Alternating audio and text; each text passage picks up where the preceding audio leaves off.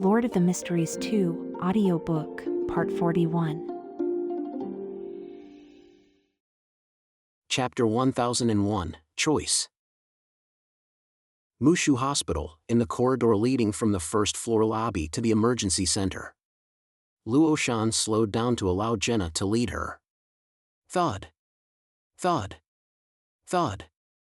Jenna ran quickly, finally seeing Zhou Mingrui wearing a loose sky-blue t-shirt. At the same time, her gaze swept outside the emergency center, taking in the deep night. Jenna's footsteps suddenly stopped, and she turned sideways, moving closer to the wall area. This way, she could no longer see Zhou Mingrui, and he could not see her either. What's wrong? Luo Shan, who had also stopped, asked in confusion. It's night now, Jenna replied in a low voice. Is that a problem? Luo Shan was even more bewildered. Wasn't it established from the beginning that it was night? Otherwise, why would I be dreaming?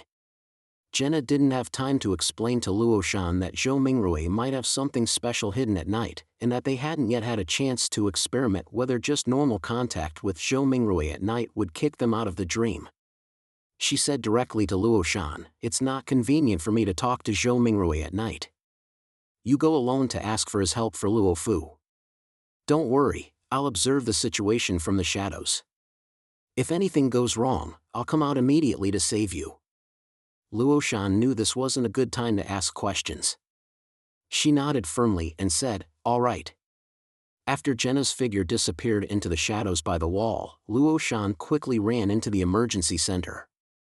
She immediately saw Zhou Mingrui approaching the exit, seemingly about to leave.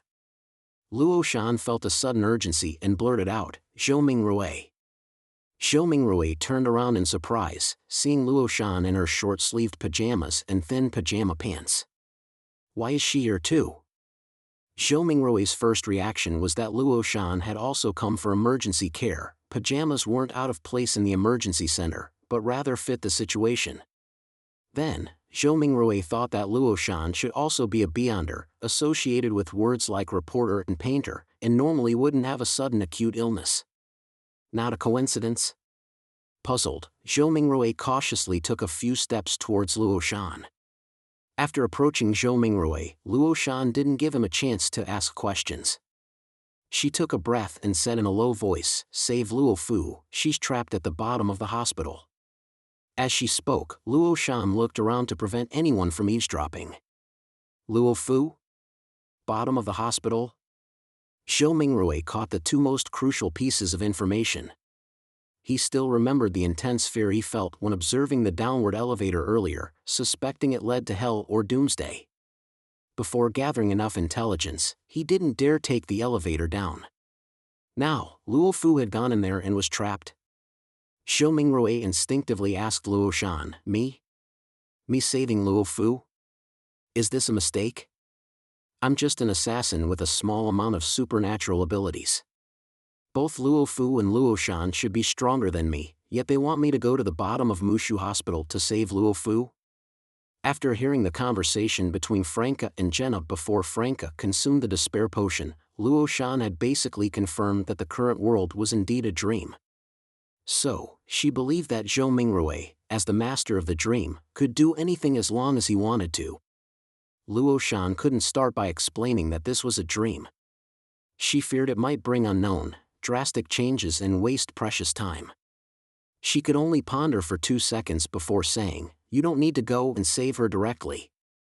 You just need to enter B2 and stand there. That should be enough." That works? Zhou Mingrui was stunned. Isn't this way of saving someone too frivolous? I just stand in the corridor of Mushu Hospital's B2, and it will allow Luo Fu to no longer be trapped, able to escape from that area that gives me a sense of hell? What's the principle behind this? Finding a male assassin to serve as a formation node? Or? Thinking of this, Zhou Mingrui suddenly had a flash of insight. Could it be that there's something special about me? In the B2 elevator lobby. To save someone from there, one can only beseech the mother's help. Lumian mulled over the words he had just heard, his gaze falling on Lu Yong'an's face. That face, like a full moon, was covered in shifting light and shadow, unclear and indistinct. Lumian looked deeply at Lu Yongin for a few seconds, then said calmly, "I have other methods. For now, I don't need to seek the mother's help. You should return to the obstetrics department. If I really need to beseech the mother's help, I know what to do." Lu Yongin didn't try to persuade him, but slightly bowed her head and said, "Yes, child of God." The next second, she turned into the emergency stairwell, heading up the stairs. Lumian didn't wait for Lu Yongin to finish climbing the stairs. He quickly turned around, took a few steps to the edge of the elevator lobby, and gazed into the dark abyss that was now within reach. He then reached into the traveler's bag and took out an item. The item was a pale yellow with red, semi-solidified candle in a glass bottle. Corpse wax candle. Lumian hadn't lied to Jenna and Lu Yongin earlier. He had truly envisioned what to do if he had to raid the bottom of Mushu Hospital and attempt sabotage, and had come up with an initial plan, though without much confidence. The core of this plan was the corpse wax candle obtained from the Tudor treasury on the Blue Avenger. Lumian had used a corpse wax candle once before, completing the corresponding secret contract, seeing a strange city and sensing an indescribable horror.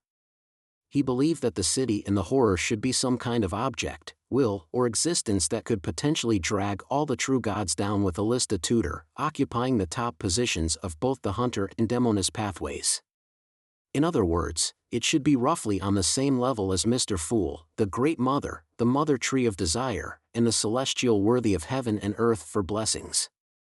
Lumian's plan was to light the corpse wax candle here, in B2 of Mushu Hospital, next to the bottomless darkness formed by the combination of the dream's subconscious psychological traumas and the abyss symbol of the Mother Tree of Desire, to complete a secret contract and establish a certain connection with that strange city or that horrifying will. At that time, that will should also be interested in the bottom of Mushu Hospital and the Dream City, and this place itself was a key node where great existences had infiltrated some of their power. Lumian smiled. He was looking forward to the chaotic situation that would follow. He wasn't so concerned about what might happen to himself. Lumian rubbed his fingers together, producing a black flame that suppressed madness and violence. Unlike last time when he chose to use the hunter's flame to light the corpse wax candle, or relying on the ritual fire produced by the friction between the demoness black flame and spirituality, this time he used the flame of destruction, a flame formed by the amalgamation of the hunter and demoness pathways. This was almost identical to the essence of the corpse wax candle. The corpse wax candle was made from the corpse oil of the iron-blooded knight, a demigod of the hunter pathway, and the demoness of despair, a demigod of the demoness pathway, blended with other substances. Using the burning flame of destruction, Lumian lit the black wick of the corpse wax candle. After glancing at the jumping, slightly black candlelight, he turned his gaze towards the dense, dark, heart-chillingly terrifying illusory abyss. With a stunningly beautiful smile on his face, he said calmly, "I'm not here to join you, I'm here to destroy this place." Franca fell deeper and deeper into the dense darkness of the boundless void, unable to find any footing. Her emotions and spirit seemed to be falling into another abyss, becoming increasingly depressed, despondent, and desperate, gradually giving rise to a touch of malice. Suddenly, a spreading mass of grayish-white fog appeared below her. This fog was in a semi-merged state with the dense darkness, indicating that it might also be a psychological trauma rather than a real object. Franca looked left and right, feeling she couldn't continue falling any further, as she sensed she was about to be bound, becoming a slave of the abyss, just like those orderlies. She no longer avoided it, falling towards that half-dark, half-light grayish-white fog, constantly muttering, "If it's fortune, it's not misfortune, if it's misfortune, it can't be avoided. If it's fortune, it's not misfortune, if it's misfortune, it can't be avoided. If it's fortune, it's not misfortune, if it's misfortune, it can't be avoided." As she muttered, Franca made contact with the grayish-white fog, penetrating into it. Soon, her feet touched soft, fluffy clouds, and she was suddenly filled with shock, sadness, despair, and pain. She knew this wasn't actually her inner feelings, but rather the intense emotions permeating this area that had enveloped her, eroding into her mind, making her feel as if she had been corrupted. Next, Franca saw a blurry, brilliant door of light tinged with a bit of blue-black. The door of light seemed to be composed of countless layers of light orbs, and each orb seemed alive, slowly writhing, some transparent, some semi-transparent. Franca also saw that black thin lines hung down from above the door of light, suspending one after another nearly transparent and invisible cocoon. Those cocoons were gently swayed by wind from an unknown source, lightly swinging, sometimes turning. Franca carefully discerned for a while and found that different cocoons contained different people. There were black people, Asians, white people, some wearing jeans, some in bright and gorgeous clothes, some in anime-style outfits, some holding phones. They all had their eyes tightly closed, as if not completely dead yet. This is very similar to the first psychological trauma we encountered in the corridor, except there was no door of light or cocoons before. Franca, still being eroded by the surrounding emotions, suddenly associated it with the hall where Huang Jiejia, AI Nana, and others were suspended, gaining some understanding but also feeling confused. She looked carefully again and noticed that 3 of the cocoons were empty. They had split open, and the people inside were nowhere to be found. Were they sent out? Where were they sent? Franca vigilantly guarded against possible details, instinctively moving a few steps to the side. Another invisible wind blew past, and those cocoons swayed again, some turning towards Franca. Franca's gaze swept over them, her pupils suddenly dilating. She saw a familiar figure. It was a man standing upright inside a transparent cocoon, his head slightly bowed, wearing clothes belonging to the protagonist of Assassin's Creed 2. It was herself. It was him before the transmigration. Chapter 1002, The Answer to the Questions. Looking at her past self suspended in the transparent cocoon, Franca's mind buzzed with many thoughts, like boiling oatmeal. What exactly is this place? Is this Mr. Fool's or the Celestial Worthy's psychological trauma? Was I like this, enclosed in a cocoon hanging above the door of light, from losing my memory until completing the transmigration? Are the other cocoons containing other members of the research society? What do those 3 empty cocoons represent? Who hung us up? This is very similar to a manifestation of the high-sequence seer pathway. Did the Celestial Worthy do this? So, is this Mr. Fool's psychological trauma? Just as these thoughts flashed through Franca's mind, behind the brilliant light gate, some of the gray fog dispersed, revealing a sphere. It was a view of the planet from the moon, from space. Franca then saw the northern and southern continents, the western continent covered in a layer of grayish-white mist, and the eastern continent sunk in darkness. At the same time, a voice with a hint of solemnity echoed in her ears. This place has an ancient name, called Chernobyl. This place has an ancient name, called Chernobyl. As the voice echoed, Franca stared blankly at the familiar yet strange planet in the depths of the gray fog, at the 4 continents, east, south, west, and north, which had changed somewhat but were still recognizable. She was as if struck by lightning. Suddenly, she understood many questions, ones she couldn't find answers to before or had avoided certain answers while seeking other explanations. Why does this world also have 365 days in a year, with an extra day every 4 years? Why does this world also have 24 hours in a day, 60 minutes in an hour, 60 seconds in a minute? Why the human body structure in this world was identical to Earth's, and corresponding relationships can be found in most elements? Why was Mr. Fool's dream a modern city? Why was Mr. Fool's marionette town called Utopia? Why were Mr. Fool's avatars called Gehrman Sparrow and Merlin Hermes? Franca stared blankly at the strange yet familiar planet, at the 4 continents and dreamlike blue oceans in her memory. Salty, wet tears had unknowingly fallen down her face. Her mind was telling her the answer, but her heart was refusing to accept it. This world might just be Earth. Franca's vision was already blurred, but she dared not close her eyes, afraid to see those images that always appeared before her in midnight dreams. Her heart burst with intense shock, sadness, and immense despair and pain, almost identical to the intense emotions pervading the current area, indistinguishable and seemingly merging. Perhaps we never left, but we can never go back. Trier, inside a luxurious villa. In Franca's room, Madame Judgment, Madame Magician, and Madame Justice had gathered by the bedside. "She's crying," Madame Judgment, who had been observing Franca's condition, suddenly said. The corners of Franca's eyes in her sleep had mysteriously become wet, with traces of tears extending to both sides, disappearing into her flaxen hair that had darkened considerably. She seemed to be having an extremely sad dream. At this moment, Madame Judgment and Madame Magician couldn't quite understand why Two of Cups would silently cry while dreaming. They had anticipated what changes might occur in Franca's expression in reality, whether it be twisting in pain, exaggerated in madness, or falling into extreme pleasure, all of which were predictable possibilities. But why would she cry? And the tears shed were dominated by sadness and despair. Could one of her companions have met with misfortune? Madame Magician cast her gaze towards the other rooms, finding that Lumion, Jenna, Anthony, and Ludwig were all still alive, though the first two, one with an icy expression, the other unable to hide pain and urgency even in dreams. "Aren't you going to placate her?"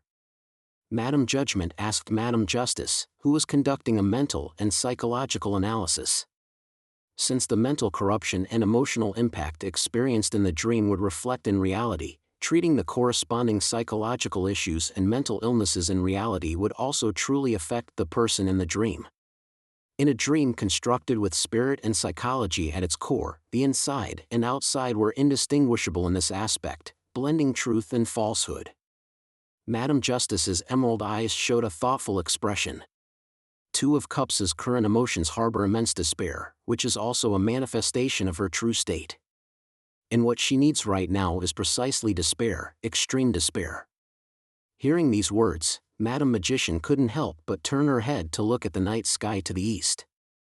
She said in a low voice, "Yes, Two of Cups has already forcibly advanced by leveraging the uniqueness of the dream. What she needs most now is despair, intense and immense despair. This can help her quickly digest the potion. I'm not sure exactly what she's seeing or experiencing now, but from the current situation, the making oneself despair part should be enough. Later, we need to find an opportunity to make others despair. Madame Justice nodded slightly and said, "Once Two of Cups' current despair subsides somewhat, I'll provide psychological treatment. Now, she might need other help." As this major arcana card holder wearing a green dress with white patterns spoke, Madame Magician half opened her arms. In front of her, points of starlight gathered, condensing into an illusory but brilliant double door. This door slowly opened, revealing a thin layer of grayish-white fog inside. That represented the Dream City. As an angel of the door pathway, Madame Magician had no problem opening a door and forcibly entering Mr. Fool's dream if she really wanted to. Of course, whether such a forceful entry would result in her being instantly observed, losing control, or unknowingly becoming a marionette of the celestial worthy remained unknown. In this matter, the unknown referred to which of the two outcomes would occur, not whether these two outcomes would appear. According to Madame Magician's astromancy results, there was only a very small chance that she would encounter nothing, and this was based on Mr. Fool having a certain advantage or the two great existences happening to be in a phase of intense mutual combat. What she was about to do was certainly not to barge in and rescue Franca, but to open such a door, establish the corresponding channel, and assist Madame Justice, who was a dreamweaver. Originally, Madame Justice could only monitor changes in part of the dream situation, and that was in a vague perceptual way.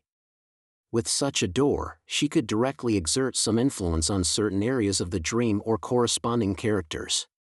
In this situation, she, who had been kicked out of the dream 3 times, couldn't do much, but what they wanted to convey to Franca was just a brief sentence. As the door to the Dream City opened, Madame Justice closed her emerald eyes that seemed able to reflect the human soul, raised her right hand, and began to sketch dreamlike, unreal symbols in the air. Mushu Hospital, B2, edge of the elevator lobby.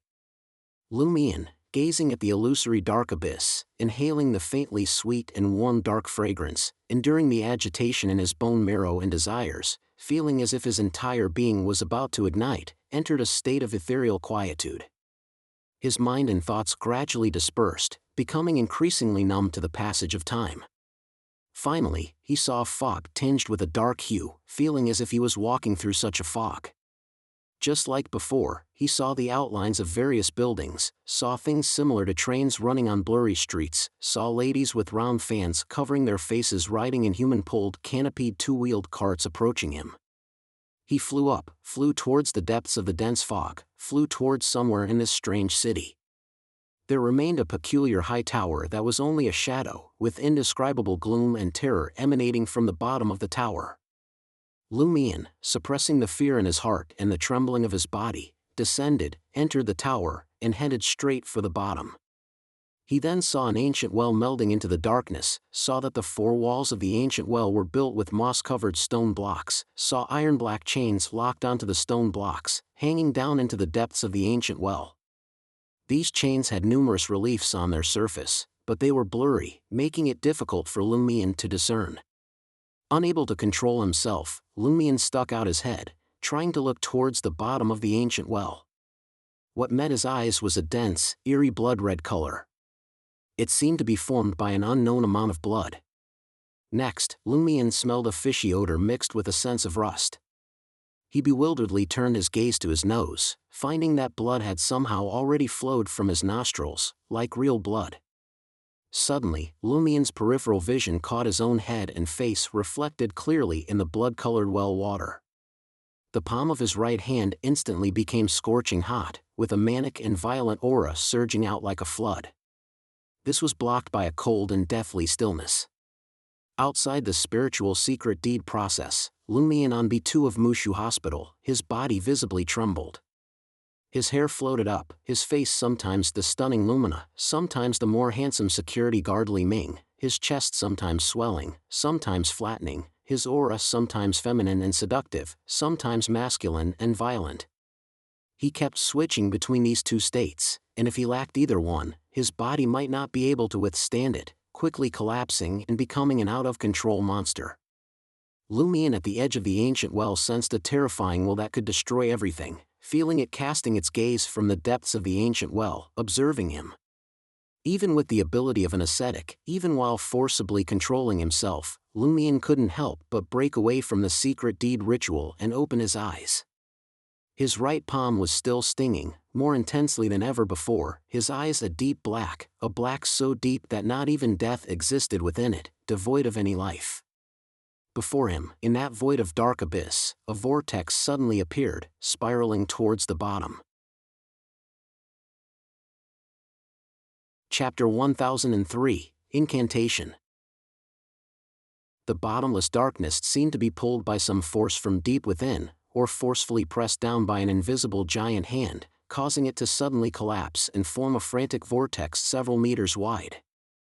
This vortex kept spinning towards the end of the darkness, getting deeper and deeper, like an ancient well. At the same time, all the mirrors on Lumion's body shattered with a series of cracking sounds, and the metal elevator doors were suddenly covered with a grayish-white layer, as if they had been abraded by sand. Immediately after, Lumion took a step forward and jumped into the vortex. With the appearance of the vortex, he vaguely sensed his mirror substitution left with Franca.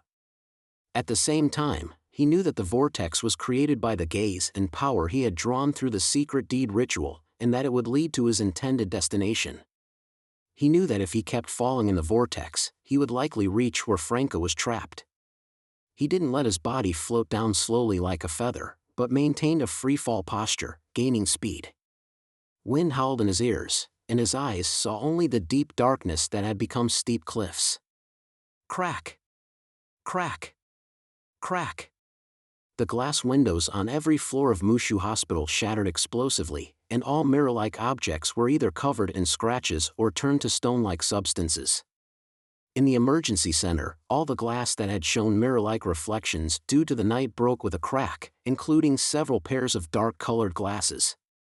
Xiaomingruei and Luo Shan were startled too, feeling as if a huge explosion had occurred nearby. However, they didn't hear any corresponding sound, nor did their ears ring continuously. In the environment were patients, nurses, and doctors had all suddenly become panicked. Zhou Mingrui had a sudden flash of insight and said to Luo Shan in a low voice, "The anomaly from underground?" "Possibly, I'm not sure either."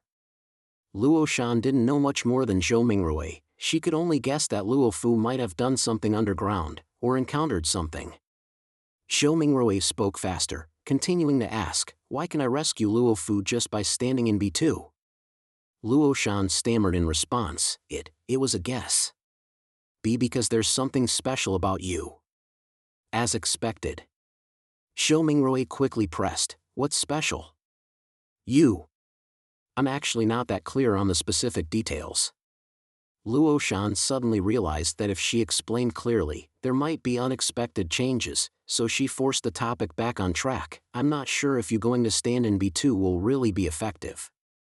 If nothing changes, then that's all we can do. If there are changes, but not enough for Luo Fu to escape, then maybe you'll need to do something more. What exactly to do depends on the actual situation. At that time, you can choose not to do it, but if you're willing, I will walk in front of you." Zhou Mingrui looked at Luo Shan deeply, and after a few seconds of silence, said, "Okay." Luo Shan, who had planned to continue pleading, was stunned. "Let's go now." Zhou Mingrui ran towards the corridor leading to the nearest elevator. Nothing is more important than saving a life. Luo Shan hurriedly followed, easily taking the lead in front of Zhou Mingrui. Their actions were not at all conspicuous in the emergency center where the chaotic state had not yet completely subsided. Seeing this, Jenna, hiding in the shadows, quietly let out a sigh of relief.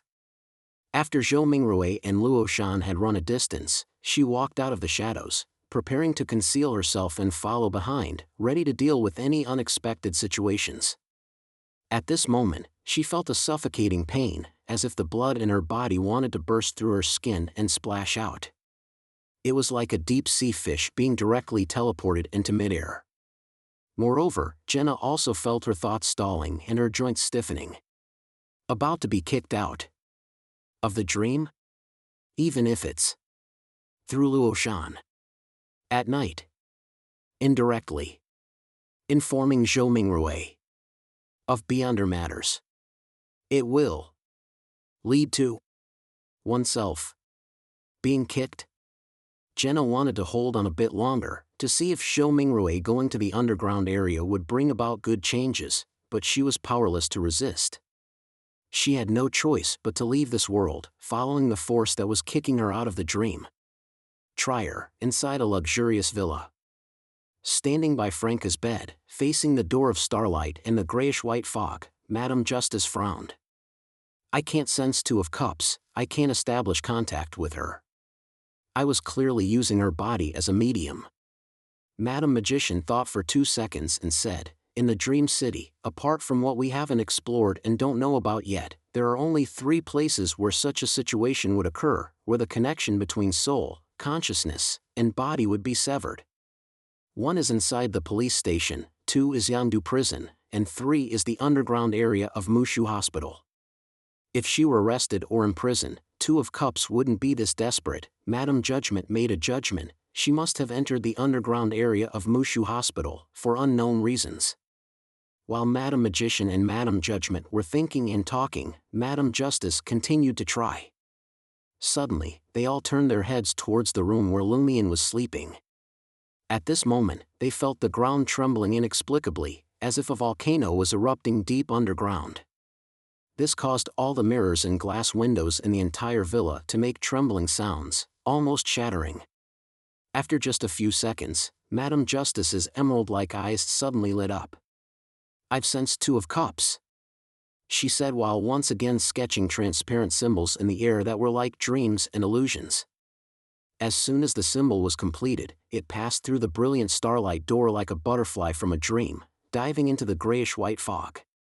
After doing this, Madame Justice said to Madame Judgment and Madame Magician, 7 of Cups has been kicked out of the dream, we can have her come over to tell us the specific situation." In the grayish-white fog where a brilliant door of light and an illusory planet stood tall, echoing with words like Chernobyl. Franca gazed at everything before her, her whole being seemingly numb, only her vision becoming increasingly blurred. unable to clear up no matter what. At this moment, she heard a voice so distant it seemed to come from the edge of the sky, belonging to Madame Justice. "Shout Leotero in ancient Hermes." Franca suddenly awoke, as if she had just had a long nightmare that she dared not and was unwilling to recall. Her mouth trembled, not making a sound, as if she wanted to sleep here forever. After several seconds, Franca finally called out in a low voice, "Leotero." Above that grayish-white fog, Lumien's feet stepped on the surface of the thin gas-like clouds, but he couldn't penetrate through to enter inside. He felt that this fog was highly similar to the fog that sealed off the Samaritan women's spring, and believed that if he still had Mr. Fool's seal on him, he would definitely be able to fall directly inside, rather than being blocked outside. After trying 2 methods and failing, Lumien turned his gaze to his right palm. The Blood Emperor brand on his palm had undergone some changes when the secret deed ritual was forcibly completed. Its color had become deeper and blacker, no longer like dripping fresh blood, but closer to the dark red of oxidized blood. And this dark red seemed to have subtly merged with the paleness covering this patch of skin. Lumien wasn't yet clear on what such changes would bring. He just wanted to use this brand and the corpse wax candle to quickly perform another secret deed ritual. Suddenly, in the night sky of the Dream City, clouds piled up in layers. Countless small electric snakes jumped and gathered between these clouds, quickly forming a huge, tree-like lightning bolt. As soon as this lightning appeared, it crossed the distance between heaven and earth, illuminating the entire city. It passed over numerous lightning rods, struck into Mushu Hospital, and drilled underground. The hair on Lumien's body stood up uncontrollably, and he instinctively took 2 steps back. Almost simultaneously, a bright light flashed before his eyes, making him unable to see the deep darkness and grayish-white mist anymore. The afterimage of a silver-white tree-like lightning remained in his pupils. When his vision recovered, Lumien found a slowly healing hole had appeared in the grayish-white fog. He didn't hesitate, took a step forward, and jumped in. He passed through the outer fog and landed in front of the brilliant light door, seeing Franca staring blankly at him, with the hair on her skin and some of her head standing up. Franca's eyes reflected Lumien, whose gender was constantly switching, but the speed was slowing down, gradually fixing towards the female form. "Let's go." Lumien didn't say much, grabbed Franca's arm, and directly activated the black mark on his right shoulder. Spirit World Traversal. With the vortex still existing, Lumien could sense some areas of the outside world. The figures of the two immediately disappeared from in front of the brilliant door of light, with the hole above getting smaller and closer to disappearing. Lumien, carrying Franca, traveled through the spirit world layered with various color blocks, heading towards the predetermined safe location.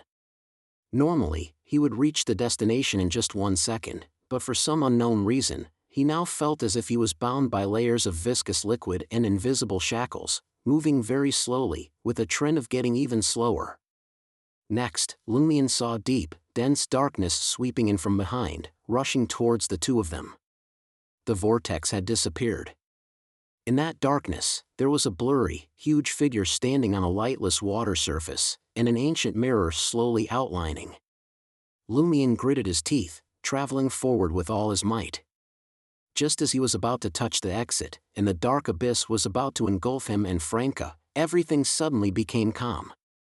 Lumien suddenly felt at ease, like a criminal who had escaped from prison, instantly passing out of the spirit world and arriving in a shadowy corner of the emergency center at Mushu Hospital. His spiritual intuition told him that Jenna was here. Mushu Hospital, B2. Zhou Mingrui and Luo Shan, having overcome their intense fear, walked out of the elevator together.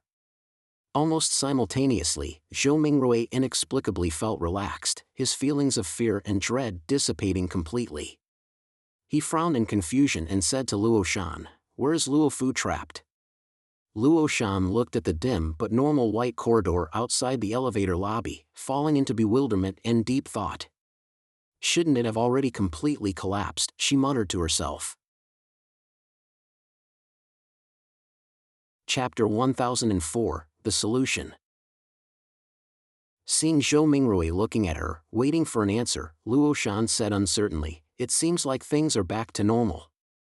She had thought Zhou Mingrui wouldn't believe her judgment. After all, they hadn't encountered anything or seen any signs of danger, and they still didn't know if Luo Fu had been rescued. How could she say everything was back to normal? To her surprise, Zhou Mingrui nodded thoughtfully. I think so too. After a couple of seconds, Zhou Mingrui asked, do we still need to look for Luo Fu? I'll take another look. Luo Shan cautiously walked to the edge of the elevator lobby and peeked out. She looked around and felt that aside from being too quiet with no one passing through, there wasn't much difference between this underground area and any other hospital basement. Emergency center, in a shadowy corner. Lumian and Franca simultaneously saw Jenna, dressed in a nightgown, her eyes dazed and unsure of what to do. She's been kicked out of the dream. Both Lumian and Franca quickly came to the same conclusion. At that moment, Jenna also spotted Franca and Lumian. The tension and worry in her heart suddenly eased. Without saying much, Lumian grabbed Jenna's arm with his other hand and disappeared with her into the edge of the shadows. The three of them soon returned to room 2303 in Dequan Garden. After checking the room's condition, Lumian said to Jenna, everything's fine now. Get some rest. He wasn't sure how the dream Jenna would rationalize what had just happened, so he kept his explanation vague to avoid any cognitive conflict. As for the teleportation, it was impossible to hide it any longer. After all, Zhou Mingrui had already become deeply aware of the supernatural powers at play, and there were indeed quite a few Beyonders active in the Dream City. Jenna, surprised, glanced around the familiar environment and obediently replied, okay. After she entered the room and lay down on the bed, Lumian closed the bedroom door for her, then turned to Franca and said, let's go back to Mushu Hospital now. We'll talk about what happened once we're there. Franca didn't ask why and slowly nodded. Using teleportation, Lumian took Franca to the greenery outside Mushu Hospital and turned his gaze towards the emergency center and the hospital building. Seeing the shattered glass and the scorched parts of the walls, Lumian finally said to Franca, I think what happened today was too much of a coincidence. Zhou Mingrui came to investigate the situation at Mushu Hospital, and at the same time, you ended up in the underground area. What exactly happened? Hearing the word coincidence, Franca's emotions wavered slightly. She pulled herself together and recounted how she and Jenna had found themselves in the underground of Mushu Hospital after falling asleep, how they encountered Luo Shan, her suspicions, and the psychological traumas they later encountered. At the time, the corridor started collapsing. Franca stopped speaking and fell silent again. Lumian glanced at her but didn't press for details. Instead, he mused aloud, it really was a coincidence. If you look at the events separately, it's logical that Zhou Mingrui, prompted by my warning during the day and his own initiative, chose tonight to investigate Mushu Hospital. Similarly, it's plausible that the force lurking in Luo Shan's room or nearby, taking advantage of her psychological traumas and the dream's nature, brought you into the hospital's underground. Both seem reasonable and could have happened naturally. But the fact that these two things happened at the same time and influenced each other makes it obvious that something was off. And at the same time, I received a tip-off from Lu Yong'an and followed Zhou Mingrui to sneak into Mushu Hospital. Franca instinctively said, but who could set up an arrangement for Zhou Mingrui? They didn't need to arrange him. Arranging us was enough. Lumian, still in his demoness of despair state, let out a cold laugh. When Zhou Mingrui would investigate Mushu Hospital was uncertain, but once he was spotted, they could trigger the other side. The force lurking in or near Luo Shan's room must have been there for a while. Why didn't it act sooner or later? Why tonight? Franca fell silent for a moment, as if she had finally regained her ability to think, and said, was Lu Yong'an arranged as well? Not necessarily. It's possible they discovered my problem as a child of God and knew something would happen tonight, so they lured me in, using their predicament to force me to become the true child of God. After thinking for a few seconds, Lumian added, it's also likely that Lu Yong'an isn't like Grimm, a dream persona influenced by the Great Mother. She has an external consciousness. At this point, Lumion paused, his gaze cold as he muttered to himself, a guardian for women and children. Inside Mushu Hospital, the power system of the building hadn't been affected by the lightning strike. Only the ground separating the upper and lower floors showed a very obvious charred area, and one of the elevators had stopped functioning. Lu Yomin walked down the dimly lit corridor and reached a certain room. A wooden sign hung outside the door, with Chinese characters written on it, Dean's office.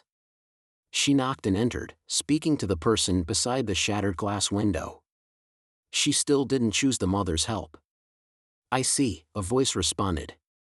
Try her, inside a luxurious villa. Jenna observed Franca's sleeping state while recounting their ordeal and Franca's decisions to Madame Judgment, Madame Magician, and Madame Justice. After she finished, Madame Magician nodded thoughtfully and said, "It's still unclear what exactly we were supposed to gain from tonight's events, or what the true purpose was." Before she could finish her sentence, Madame Justice, looking at the sleeping Franca, said, "Two of Cups has left the underground area of Mushu Hospital. I can now sense her and her surroundings." Upon hearing this, Jenna's body swayed slightly, as if she had lost the strength to even keep herself upright due to a sudden sense of relief. Her breathing became heavy, and after a few seconds, she asked, "It's over?" "Not entirely," Madame Magician said, taking her gaze off the sleeping Franca. Jenna seemed to realize something and asked, with deep concern, "Right, she held the ritual in the dream, cleverly advancing to sequence 4 and becoming a demoness of despair. It's unknown how long it will take her to fully digest the despair potion, and..." Jenna suddenly stopped, unable to finish her sentence. What she had been about to say was, "And our goal is to awaken Mr. Fool as soon as possible, to end this dream, but that would conflict with the conditions for Franca's survival." In front of the Tarot Club's major arcana card holders, she dared not utter those words, fearing the brutal answer she might receive. "I understand your concern, but that's not really an issue. Or, to put it another way, it's not as serious as you think." Huh? Jenna was surprised, both delighted and bewildered. Madame Justice maintained her soft smile and explained, "First, Two of Cups has already made considerable progress in digesting the despair potion. She's completed the part about making herself despair. The next step is to find opportunities to make others despair. If she can refine her acting principles further during this process, the digestion will go even faster." Jenna blinked, confused. "She's already digested nearly half of the despair potion, right after advancing?" "Yes," Madame Magician agreed, her tone carrying an understanding note. "It's quite similar to Lumion's situation at the time. Except Lumion quickly made 2 Boon demigods despair." "Exactly," Madame Magician continued, nodding knowingly. "Given the nature of your circumstances and how things unfolded, it was almost inevitable that people would fall into a state of despair. Mr. Fool's psychological traumas may also contain elements that push Franca into complete despair, things that sever her hopes and desires entirely." Jenna's eyes moved slightly, and she muttered, "Quite the coincidence." Madame Justice sighed with a smile. "Yes, that's one reason. But the other reason why I said that Two of Cups' dream advancement isn't too serious is because, given a little time, just a few minutes, she could return to reality without dying, though there would be other costs." "Really?" Jenna was both surprised and confused. Madame Justice chuckled lightly and explained, "While we're limited in what we can do, there are still many things we're capable of. For example, a sun pathway unshadowed can extract Beyonder characteristics, even from a Beyonder, layer by layer, from high to low." Though Two of Cups advanced in the dream, her reality also advanced, which is why she can't leave the dream before fully digesting her potion.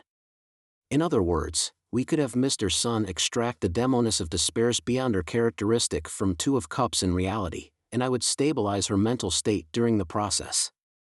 Once her body in reality regresses to the level of a demoness of affliction, there would be no more concern about her losing control upon leaving the dream.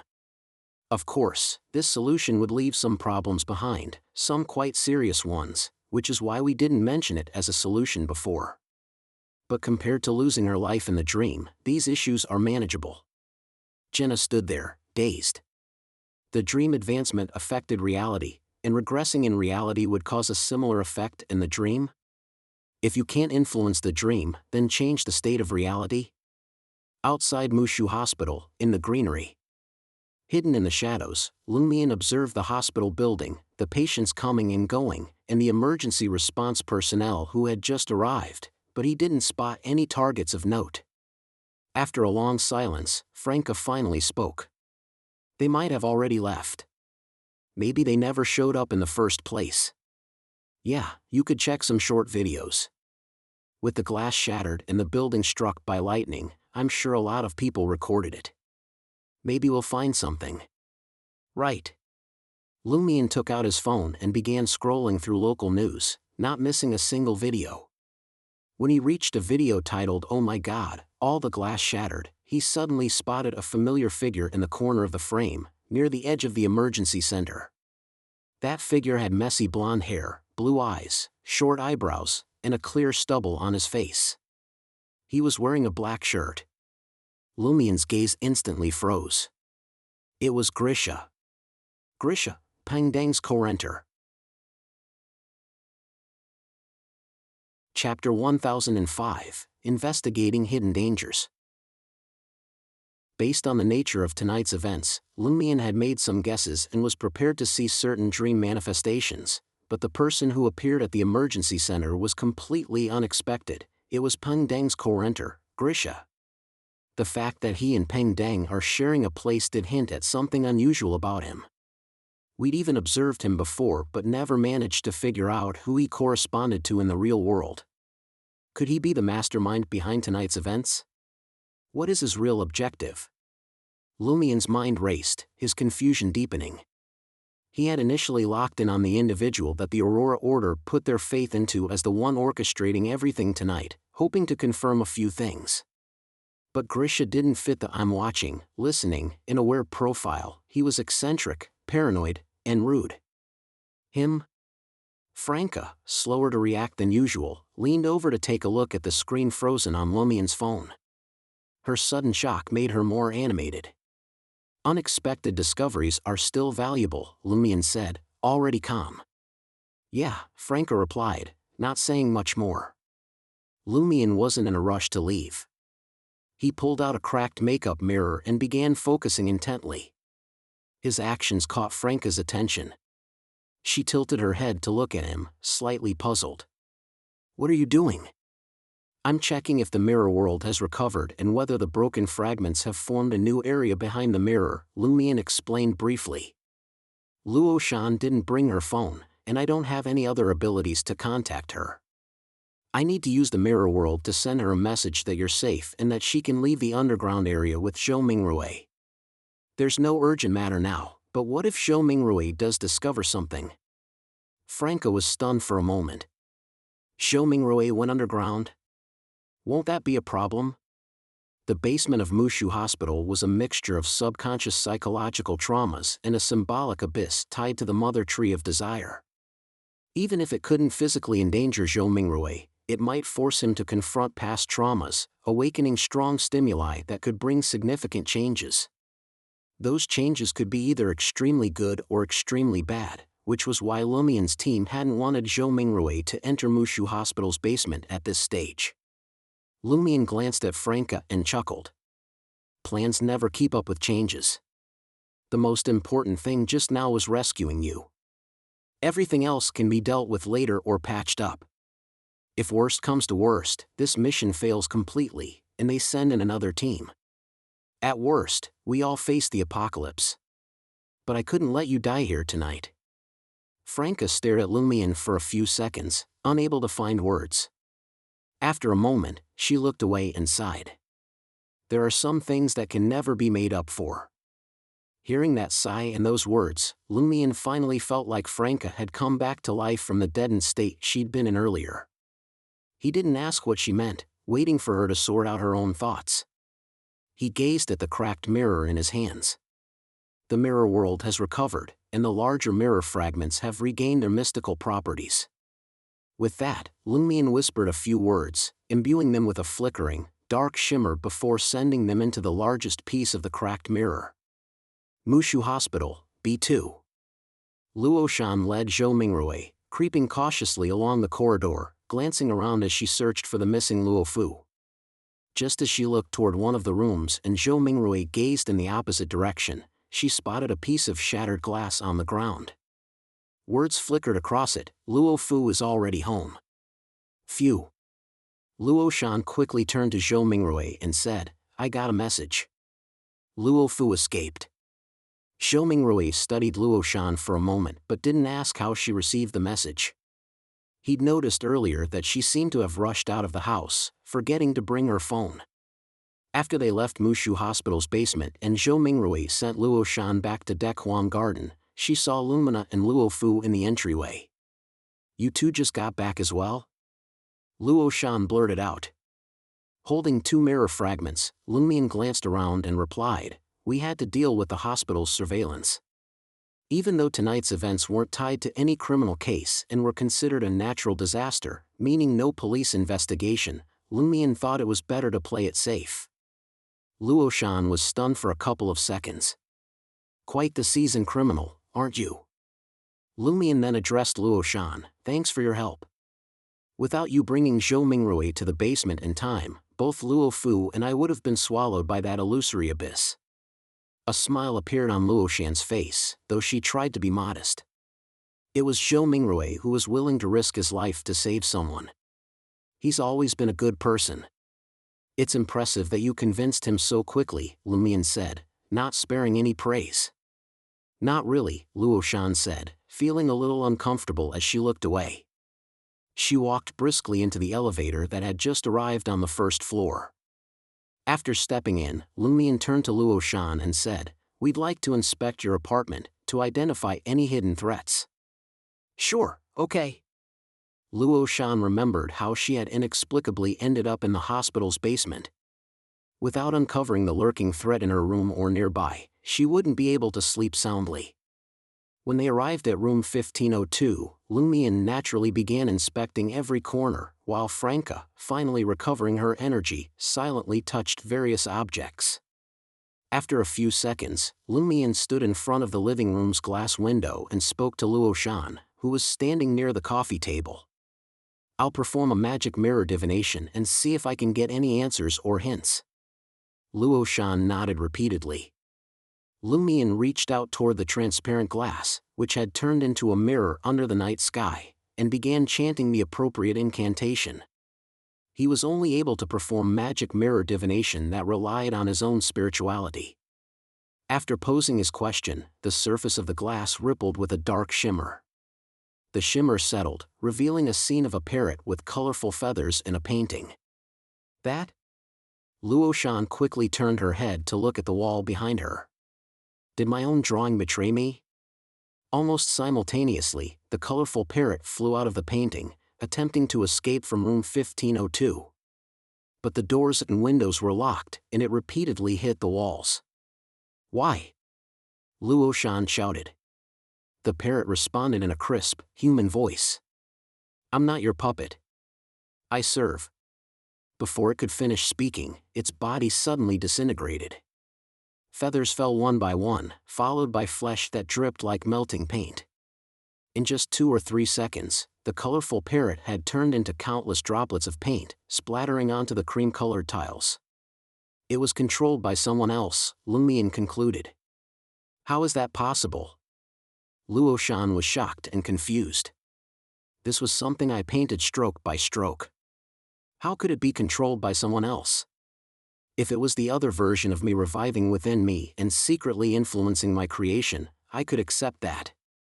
But an outsider? How?" Lumian glanced at Luo Shan. "Never trust anything completely.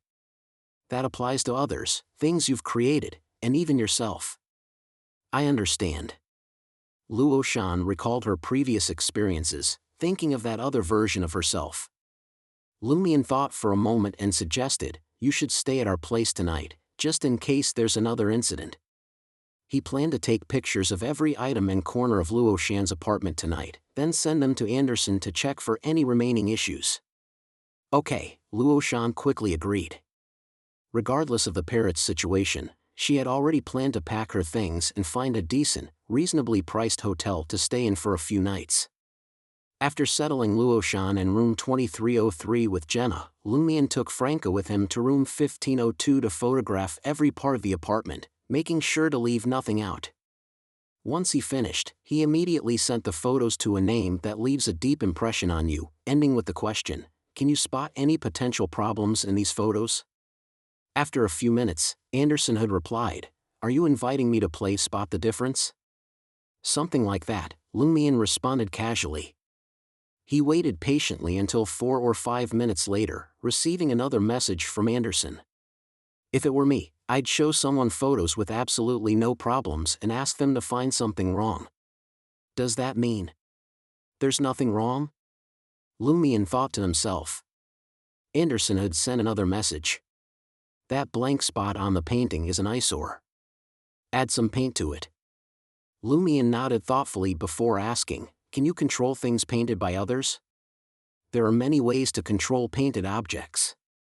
One is to become a symbol within the painting's world. Another is to give them a more complete life. A third is to imbue them with humanity.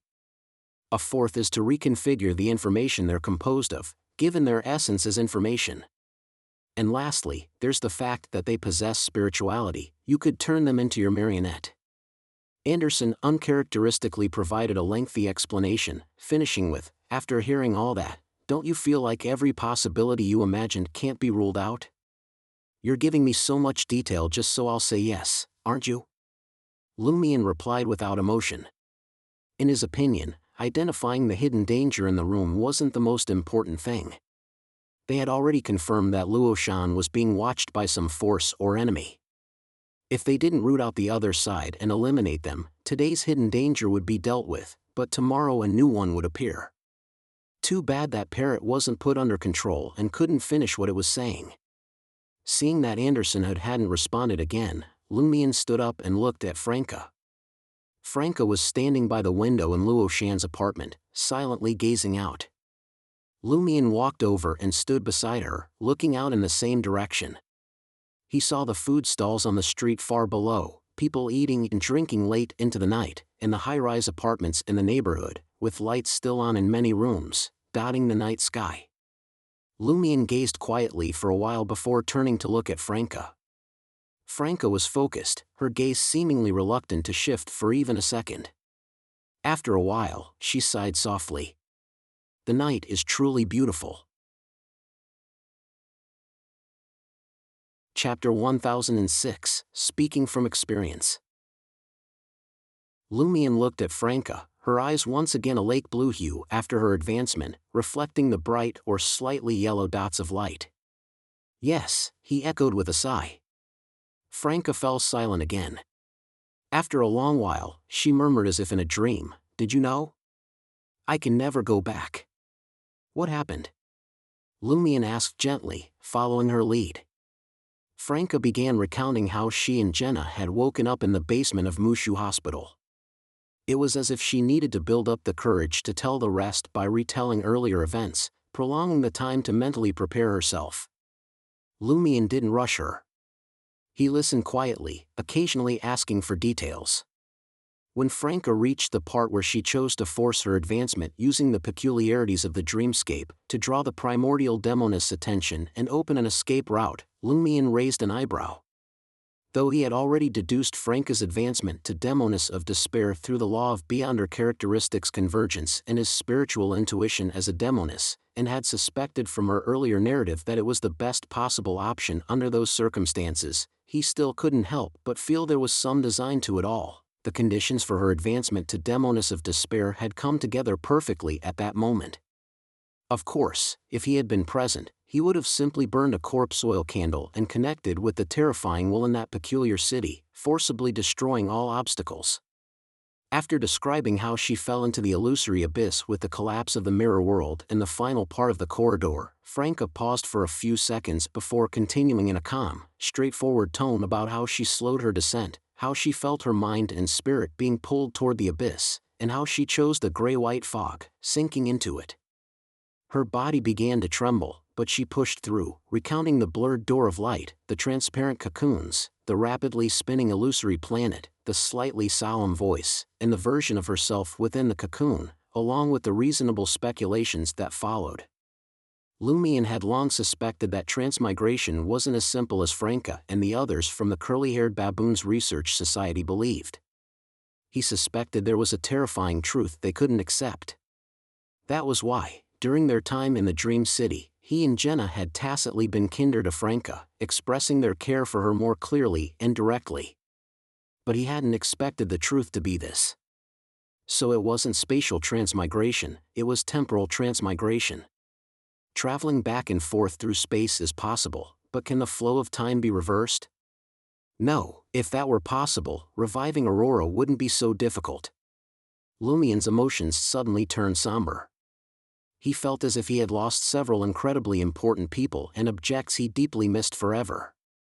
The sorrow, melancholy, regret, and pain were like sharp chisels engraving an epitaph on his soul. At that moment, he understood that these were Aurora's feelings. Her soul fragment had resonated with Franca's story and intense emotions. Home, forever out of reach. That's basically it. I suspect the Western continent is where the underworld Taoist and the celestial master reside. It's the world thousands, maybe tens of thousands, of years in the future from my homeland. Franca's body was still trembling slightly. Lumion closed his eyes for a moment, then deliberately chuckled and said, "I guess I'm pretty lucky. At least I still have hope of reviving Aurora, but you all don't even have that anymore." Franca's mouth opened slightly, and she was momentarily stunned. Infuriated, she burst into laughter. "Damn it! Do you hunters ever say anything nice? How can a human mouth spew something so venomous?" "I thought you'd send me flying with a kick," Lumion said, showing a deliberately punchable expression. Franca suddenly understood his true intention and snorted. "I had the impulse. You'd make a great punching bag right now." She paused, her gaze returning to the window. Looking out at the warm, tranquil night, she said, "When you said earlier that, in the worst-case scenario, the mission would fail, they'd send in another team, or we'd all face the apocalypse together, but you couldn't let me die in Mushu Hospital's basement.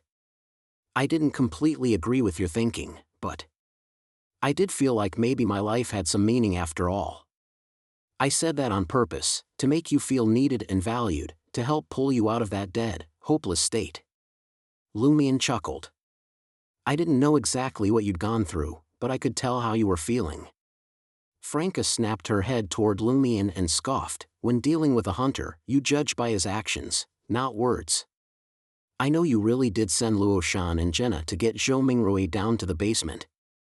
Before Lumion could respond, Franca, now more curious than before, asked, "How did you get into that psychological trauma?" "That was near the bottom of the illusory abyss." Smiling, Lumion replied, "When I reached B2, I ran into Lu Yong'an. She must be an external consciousness brought in by some method, unlike Grimm, who had been corrupted and influenced into becoming a dream manifestation. So when she saw me in Crimson Moon Hospital, she most likely realized I was a fake child of God but still went along with my actions. Heh, maybe to the Great Mother, whether I'm the real child of God or a fake, as long as I bear that title, I'll eventually become real, and this time was her chance. Lu Yong'an told me at the time that to save someone from the illusory abyss, I could only rely on the Mother's help." "You didn't actually pray, did you?"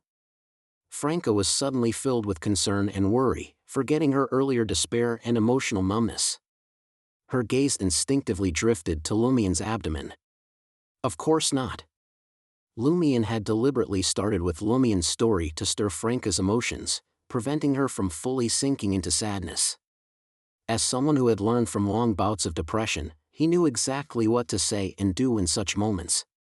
More importantly, he was also a demoness of despair, having gone through the experience of perfectly matching the acting method right after his advancement, digesting the part of the potion that made him feel despair.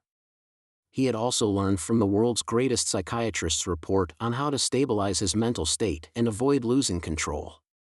That was why he was comfortable telling Franca his true thoughts and feelings before he saved her. He intended to be her most solid anchor. After all, how many hunters would openly reveal their innermost thoughts? Franca let out an uncontrollable breath of relief. Then how did you destroy the illusory abyss and open the path? Lumion chuckled. Corpse wax candle. As he spoke, he took out the bottle of semi-solid yellow-red wax and sighed.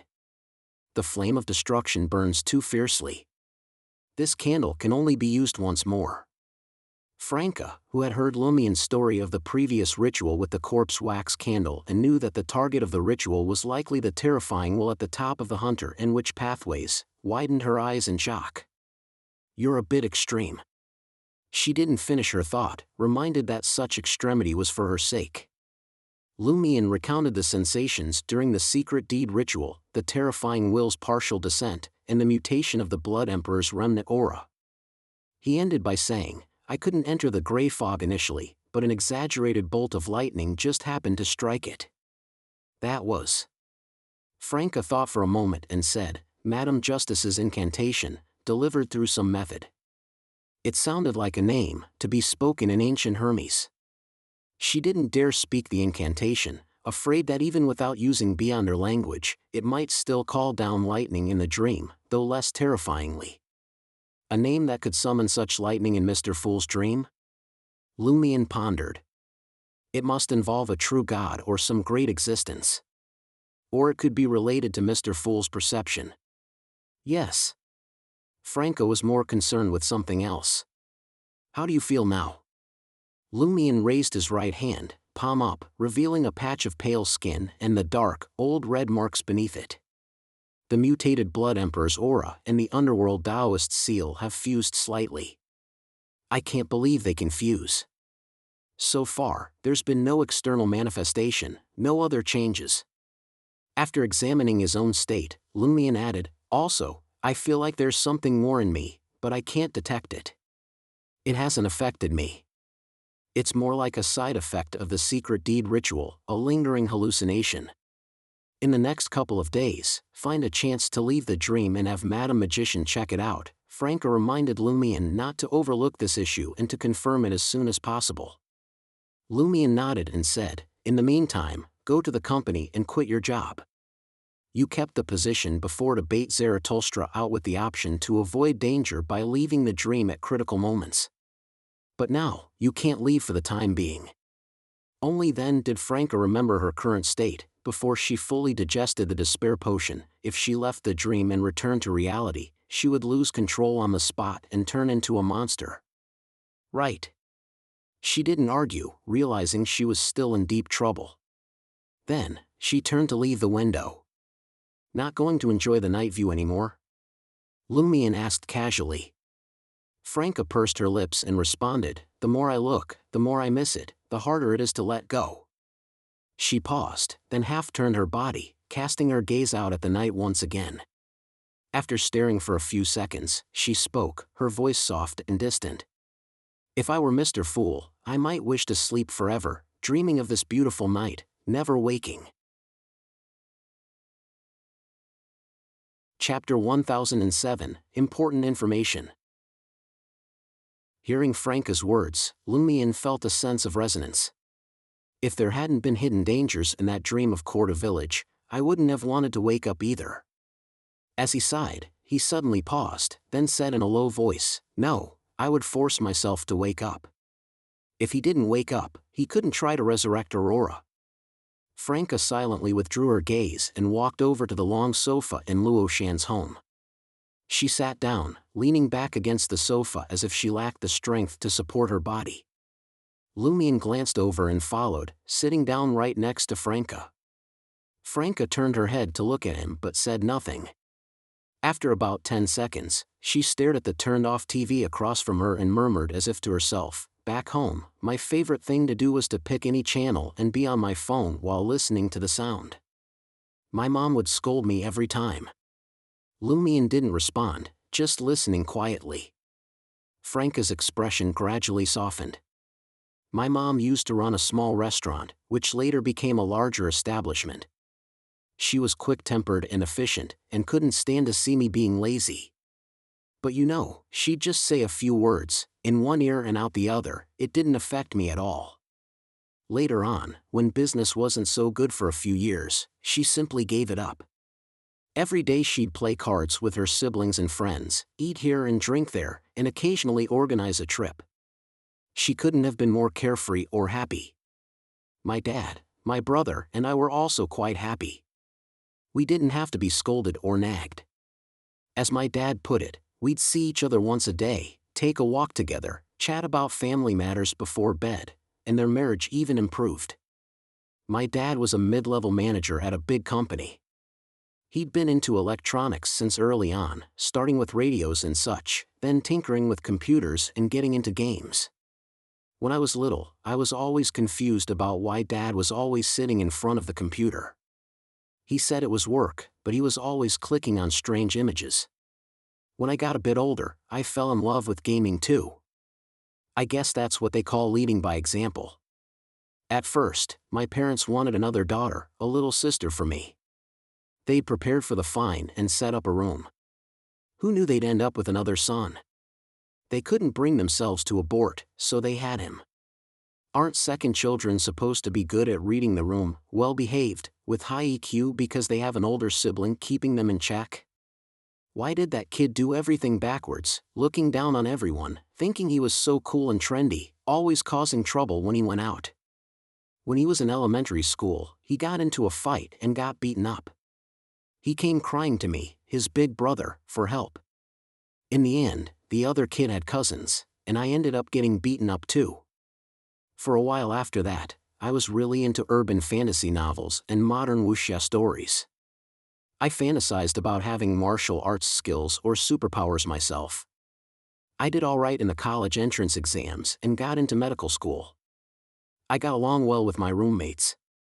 Everyone said I had a good personality, wasn't petty, was cheerful and optimistic, and generous with money. I guess I looked okay. I even had girls chase after me. But at the time I was busy playing games and going to comic conventions, so I didn't have the energy for dating. Of course, it was also because their looks and personalities weren't my type. After rambling on like this, Franca paused and said, "Apart from worrying about having to do hard labor in the future, I had no regrets, nothing I wanted to change." Lumian turned his head to look at Franca and saw that as she leaned against the back of the sofa, her eyes were vacant, unfocused, with glistening tears silently sliding down her face. Lumian didn't try to comfort Franca with words. He simply extended his left arm and quietly put it around her left shoulder, letting her lean against him. Franca instinctively struggled for a moment, but quickly chose to give in. Leaning against Lumian, she continued talking to herself. "I had originally planned to practice driving my mom's car during the holidays, find a chance to meet up with some online friends in Shanghai, and have fun for a week.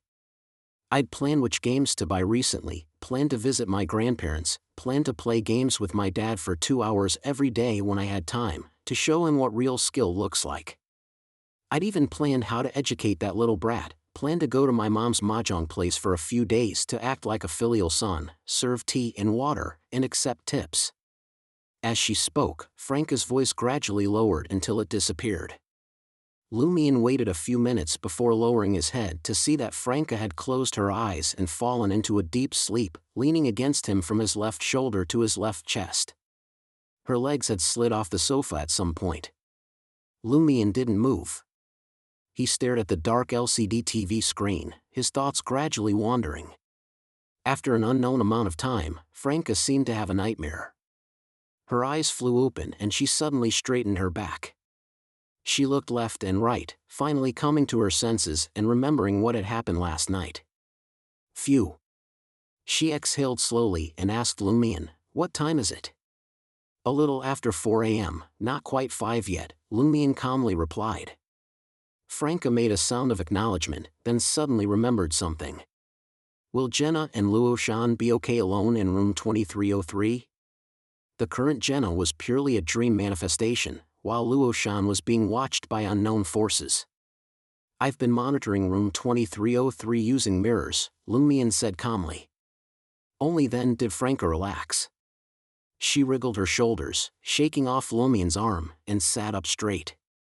"Damn, I actually cried earlier, and you saw it." A real man shouldn't shed tears so easily. Only because the saddest part hasn't come yet, Lumion replied. Hearing this, both Franca and he fell silent.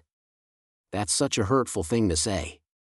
After a few seconds, Franca grumbled, I can't believe you could respond so smoothly. After learning the truth about transmigration and resonating with your emotions, Aurora's soul fragment seems to have become a bit more active. Lumion said with a hint of joy. Franca bit her lip, unable to speak. She then began rubbing her cheeks. I can't continue in that state. We need to get down to business. What business? Lumion asked. Franca thought for a few seconds and said, according to what you said before, tonight's events seem to have been arranged, presumably pushed by Peng Deng's roommate Grisha behind the scenes. If this is true, what was their goal? It couldn't have been just to force me to advance in the dream and quickly find a way to digest the despair potion, could it? Is it simply good people doing good deeds? Lumion understood that Franca was trying to distract herself from her inner sorrow and despair by focusing on important matters, so he nodded cooperatively. From Luo Shan's feedback, Zhou Mingrui wasn't additionally affected by this incident either. He only confirmed that he has some special qualities and that there are major issues with the underground area of Mushu Hospital. The illusory abyss in the underground area of Mushu Hospital also hid itself in time, avoiding an encounter with Zhou Mingrui, and remained almost intact. Was the real purpose to have me use the corpse wax candle and complete a secret deed at the bottom of Mushu Hospital? And for us to find important intelligence through those psychological traumas in the underground area of Mushu Hospital? Franca nodded slowly. Yes, I can now almost confirm one thing, Mr. Fool is also a transmigrator, like me and Emperor Roselle. As she spoke, Franca suddenly gave a self-mocking laugh. No, not a transmigrator, an ancient person. You mean those 3 empty cocoons correspond to the 3 previous transmigrators? Lumion understood what Franca was saying. Yes, ancient sun god, Emperor Roselle, and Mr. Fool, Franca elaborated. Mr. Fool should have also progressed step by step from a mortal body to become a true god and then a great existence. Klein Moretti, Sherlock Moriarty, Gehrman Sparrow, these are probably not his incarnations, but different identities at different stages of his growth. These names all come from the entertainment works of our world, no, the ancient world. Utopia too. Well, the identity of Gehrman Sparrow became the angel of redemption, with people believing in and worshipping him, perhaps making him quite different from the other identities. Lumion mused aloud, so Zhou Mingrui is Mr. Fool's real name, his identity before transmigration? It should be so, Franca shared her speculation. That's why Zhou Mingrui is the core of the dream, the subconscious self-image of Mr. Fool. All important dream images are distributed around him, while identities like Sherlock Moriarty are scattered throughout the dream city, lacking special significance. The only one among them that's different is Gehrman Sparrow, who is widely believed in. The dream city originally didn't have such a manifestation, not even a story. It was entirely created out of thin air by Madame Magician, Madame Justice, and the others, becoming a classic character. This also indicates that the world Gehrman Sparrow might indeed have special symbolism or significance. Lumion pondered for a moment and said, the identity of Klein Moretti is also very special. It doesn't exist in the dream city either. Franca tried to put herself in that position and said slowly, the personal relationships corresponding to Klein Moretti do exist in the dream city, but they point to Zhou Mingrui. Klein Moretti was Mr. Fool's first identity after transmigration, gaining his recognition. Did their self-perceptions merge? So, Zhou Mingrui is also Klein Moretti, and Klein Moretti is equally Zhou Mingrui, indistinguishable from each other. That explanation does make sense, Lumion agreed with Franca's guess. At this moment, Franca suddenly furrowed her brow. Bring out that whiteboard, the one with photos of important figures in the dream city and observation results. Without asking why, Lumion took out the whiteboard made of frost and placed it opposite the coffee table. Franca stared at the photos, sketches, introductions, and observation results on the whiteboard, her eyes constantly moving left and right. After a while, she spoke in a grave tone. If Mr. Fool is indeed a transmigrator, these dream manifestations hide a big problem. Without waiting for Lumian to respond, Franca explained, except for Ping Deng and Zhang Yuqia, the childhood friend who only sent back postcards, all the important dream manifestations here have nothing to do with Zhou Mingrui. They all come from Klein Moretti, from Sherlock Moriarty, from Gehrman Sparrow and Mr. Fool's other identities, from the current world. Not a single one originates from before the transmigration, not one is an ancient person. Why is that? Chapter 1008, Dawn. Lumian easily understood Franca's meaning. The dream city itself was constructed based on Zhou Mingrui's memories from before his transmigration, but none of the relatively important dream manifestations close to Zhou Mingrui came from before the transmigration.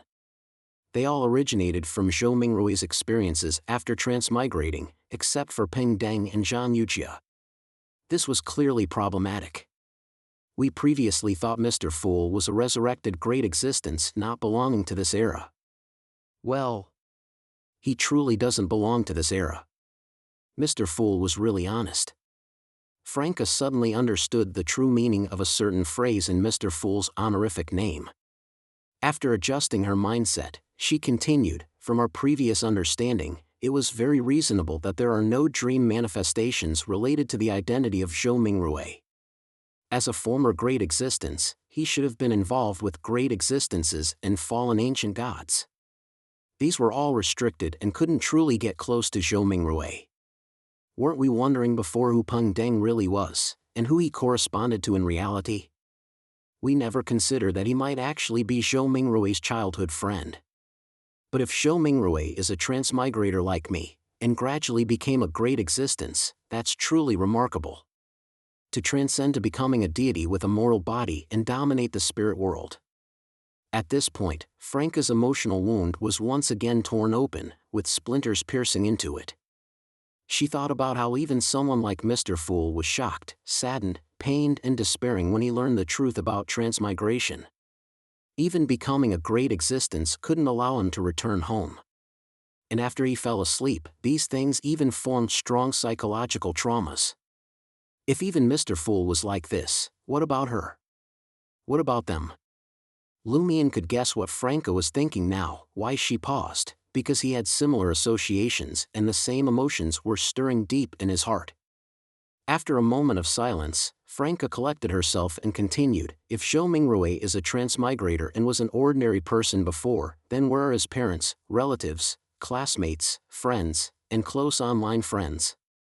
Lumian looked at the ice board covered with photos, sketches and notes, and said thoughtfully, in the dream, Zhou Mingrui has parents, but they're not in Yangdu. They live in a hometown that only exists in descriptions. Zhou Mingrui hardly contacts them, only conveying his greetings through Benson Zhou. Moreover, the setup of the dream parents clearly comes from Klein Moretti's parents. Similarly, the real-world prototypes for brother Benson Zhou and sister Zhou Sasa are Klein Moretti's brother Benson Moretti and sister Melissa Moretti. Among other relatives, friends, classmates, and online friends, perhaps only Ping Deng and Zhang Yuqia are truly Zhou Mingrui's childhood friends. Zhang Yuqia was a mutual middle school and high school classmate of Zhou Mingrui and Peng Deng, and currently also worked in Yangdu. She came from a well-off family and often traveled. She was currently on a so-called European trip. In the memories of the major Arcana card holders, Zhang Yuqia had never truly appeared. If not for her often sending postcards to Zhou Mingrui and Peng Deng, and occasionally chatting online, she could have been treated as a background figure like Zhou Mingrui's parents. Franca concurred succinctly, now there are two issues. First, why have Zhou Mingrui's true relationships disappeared? Did Mr. Fool deliberately hide them himself, or did the celestial worthy tamper with them? If it's the former, why would Mr. Fool want to hide them? Is this a key point? If it's the latter, does this represent that the celestial worthy fears something? Second, given that other figures related to Zhou Mingrui haven't appeared in the Dream City, the existence of Peng Deng and Zhang Yuqia is even more suspicious. Adding to that, we previously saw Peng Deng's roommate Grisha appear at the emergency center. I think we need to shift our focus towards Pengdeng for now. Lumian put himself in Mr. Fool's position and thought for a while. If I were Mr. Fool, and this dream city was the battlefield of my consciousness against the celestial worthy, my subconscious wouldn't want my real parents, relatives, classmates, and friends to be involved, even if they were just false dream manifestations, just my memories. Given the logic that Zhou Mingrui and Klein Moretti's cognitions have merged, the dream manifestations corresponding to Benson and Melissa shouldn't appear either. Franca joined the brainstorming session. Lumian smiled. Who says they were woven by Mr. Fool's subconscious? What if the celestial worthy deliberately created them? The celestial worthy knows Mr. Fool's experiences after transmigration, but has no way to investigate his relationships before transmigration. Franca had a new guess based on Lumian's rhetorical question. So, the dream manifestations corresponding to Benson, Melissa, and Danitz had to appear, but some were arranged outside the dream city, and some only have a very shallow relationship with Zhou Mingrui. Is this a subconscious protection of these dream manifestations, an external result of Mr. Fool's consciousness fighting against the celestial worthy? Lumian nodded. If the celestial worthy isn't really clear about Mr. Fool's relationships before transmigration, doesn't that suggest he hasn't eroded and corrupted Mr. Fool's core consciousness yet? Franca suddenly had a flash of insight. I understand now why Ciadas became Zhou Mingrui's roommate. She stood up, walked to an area near the window, and paced back and forth a few steps. We previously suspected that the elves were former transmigrators. Now it seems they're more like descendants of the Western continent bloodline who survived on the northern and southern continents and the Five Seas. For Mr. Fool, these are the descendants of his fellow countrymen, so the relationship is very close, so he places them very near him. Similarly, the Intis group where Zhou Mingrui works was founded by the transmigrator, Emperor Roselle, and the boss of the neighboring company is the heir of another transmigrator, the ancient sun god. These dream manifestations are all very close to Zhou Mingrui. The more Franca spoke, the more she believed her interpretation of these symbols was correct. She shifted her thoughts. We've cross-checked within our curly-haired baboons research society. The time we transmigrated to the current world was 1352, 7 years ago. And according to the information provided by the major arcana card holders, Mr. Fool also fell asleep in 1352. Before Mr. Fool entered his slumber and confronted the celestial worthy, did he release all of us from the cocoons? It should be so. Lumian felt Franca's reasoning was sound. He also stood up and said thoughtfully, we'll leave the matter of contacting Pengdeng to Anthony. He can make more aggressive probes now. If we can figure out Pengdeng's true identity and the meaning of his existence, perhaps we can find a way to weaken the celestial worthy and awaken Mr. Fool. At this point, Lumian paused, his eyes narrowing slightly. If there are no major errors in what we just discussed, then Zhou Sasa coming to Yandu for university probably has strong symbolic meaning, and not a good one for Mr. Fool. Logically, Zhou Sasa should be outside the Dream City, not involved in this battlefield. Franca was suddenly alarmed. When is Zhou Sasa arriving? Wednesday, Lumian answered in a low voice. It's already Monday now. Franca hissed and said, before Zhou Sasa arrives in Yandu, there must be substantial progress on both Pengdeng's side and in Xiaoyan's side. Lumian nodded and said, yeah. The two discussed this matter for a long time. You should actively leave the dream and return to reality in the morning to inquire about more detailed intelligence from the ancient sun god and that individual from the Aurora Order.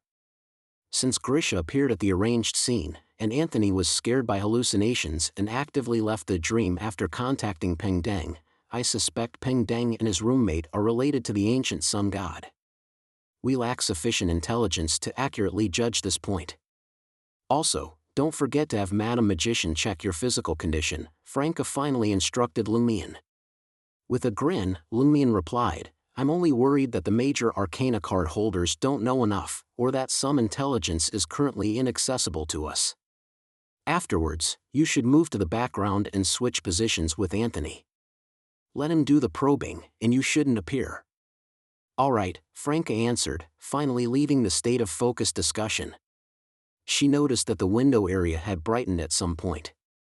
Outside the glass, the morning sunlight fell, carrying a hint of golden yellow, clarifying the entire sky and tinting the green leaves of the trees. Birds chirped as they flew by, and occasional human voices could be heard, relaxed and soothing. Morning had arrived. The sun had risen. Daylight had come. Franca stared at this morning scene, almost silently murmuring to herself, "It's beautiful." Sunlight penetrated through the glass, shining on her and Lumian, as if a great existence was gently comforting their hearts. After Lumian returned to Xinhong District to tell Anthony about probing Peng Deng, Franca took the elevator to the 23rd floor and entered the apartment she and Jenna were renting. As soon as she opened the door, she saw that Jenna was already awake and busy getting herself ready. "So early?" Franca blurted out. "It's not early. I need to carefully do my makeup. I have to walk around the company today. Who knows, I might be spotted by some film crew," Dreamscape Jenna said without turning her head. "Oh right, it's Monday, Jenna has to go to the Hall Film Company. But she's a dream manifestation now, will there be any slip-ups?" Franca couldn't help but worry a little. At this moment, Dreamscape Jenna went into the bathroom, and Luo Shan walked out of the bedroom, still sleepy-eyed. Seeing Luo Fu, she greeted, "Nothing happened, right?" She thought Luo Fu and Lumina stayed overnight at her place to personally confirm if there were any hidden dangers. "Everything's normal, for now," Franca said, half reassuring and half stating facts. She then told Luo Shan, "I'm going to resign." "Huh?" Luo Shan was stunned. Franca showed a gentle smile. "I have to move to the background now, because if I get kicked out of the dream now, I'll truly die." Luo Shan suddenly remembered the conversation between Luo Fu and Jian Na she had overheard last night. Some words she couldn't understand at the time now finally made sense.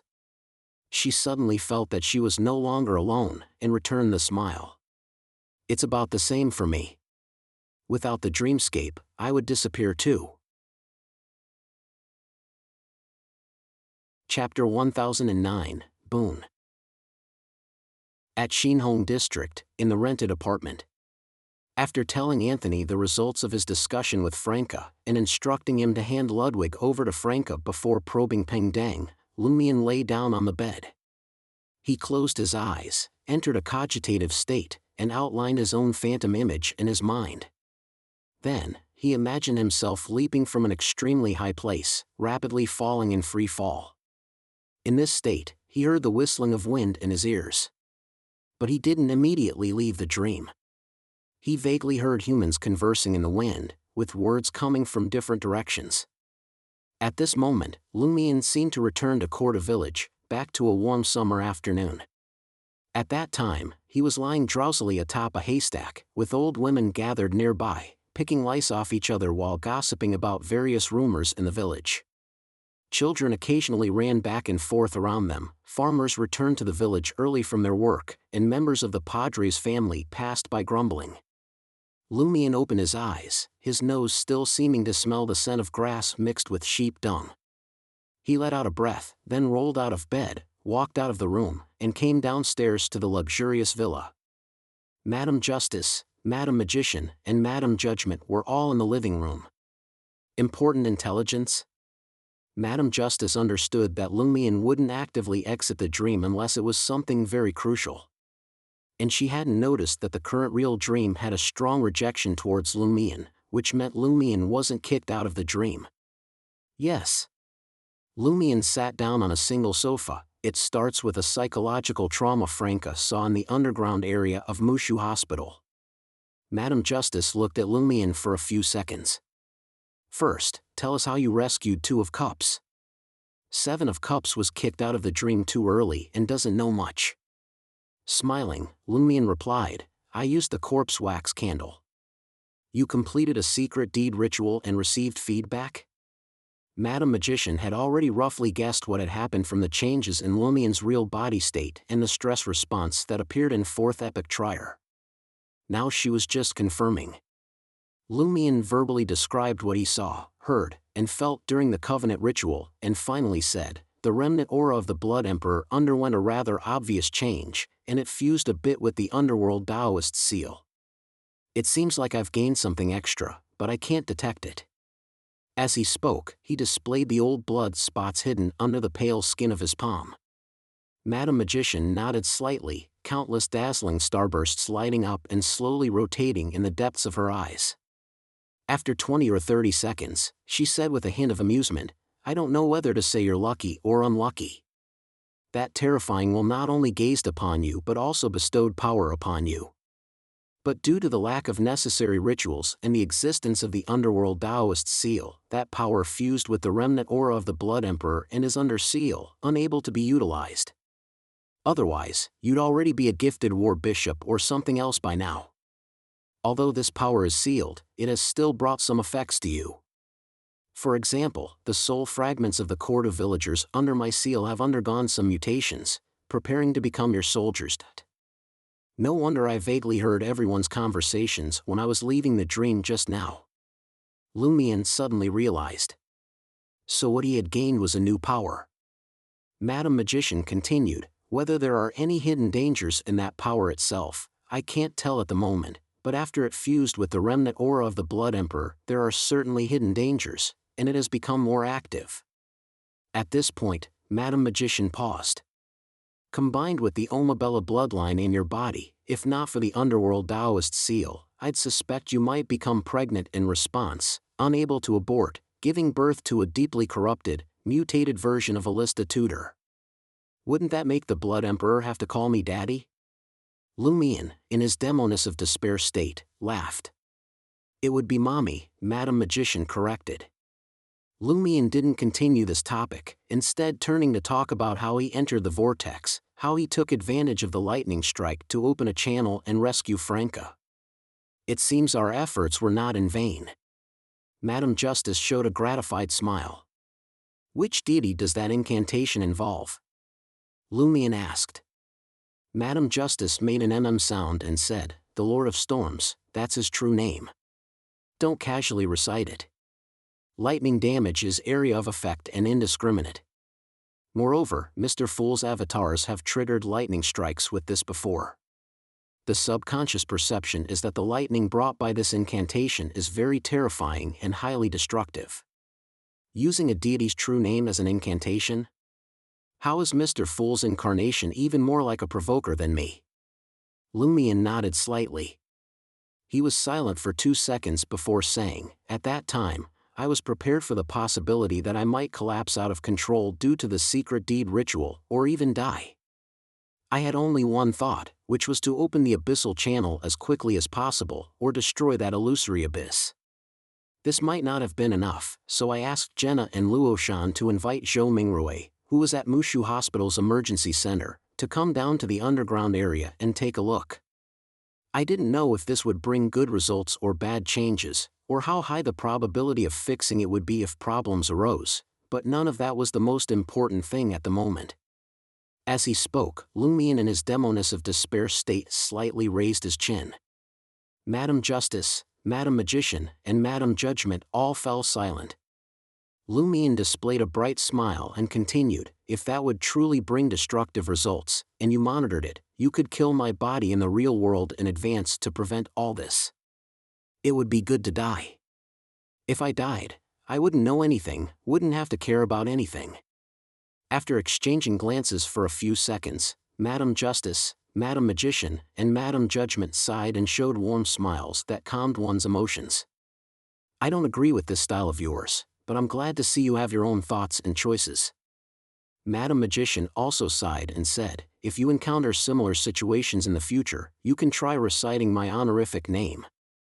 The power sealing those soul fragments in you comes from me. I can use them as a medium and, through the connection created by the honorific name, exert some influence, but success is not guaranteed. Also, if you're willing to pay the price of being permanently kicked out and unable to re-enter the Dream City to escape a predicament, I can give you better incantations." Lumion's straightened back relaxed a bit, and his chin was no longer slightly raised.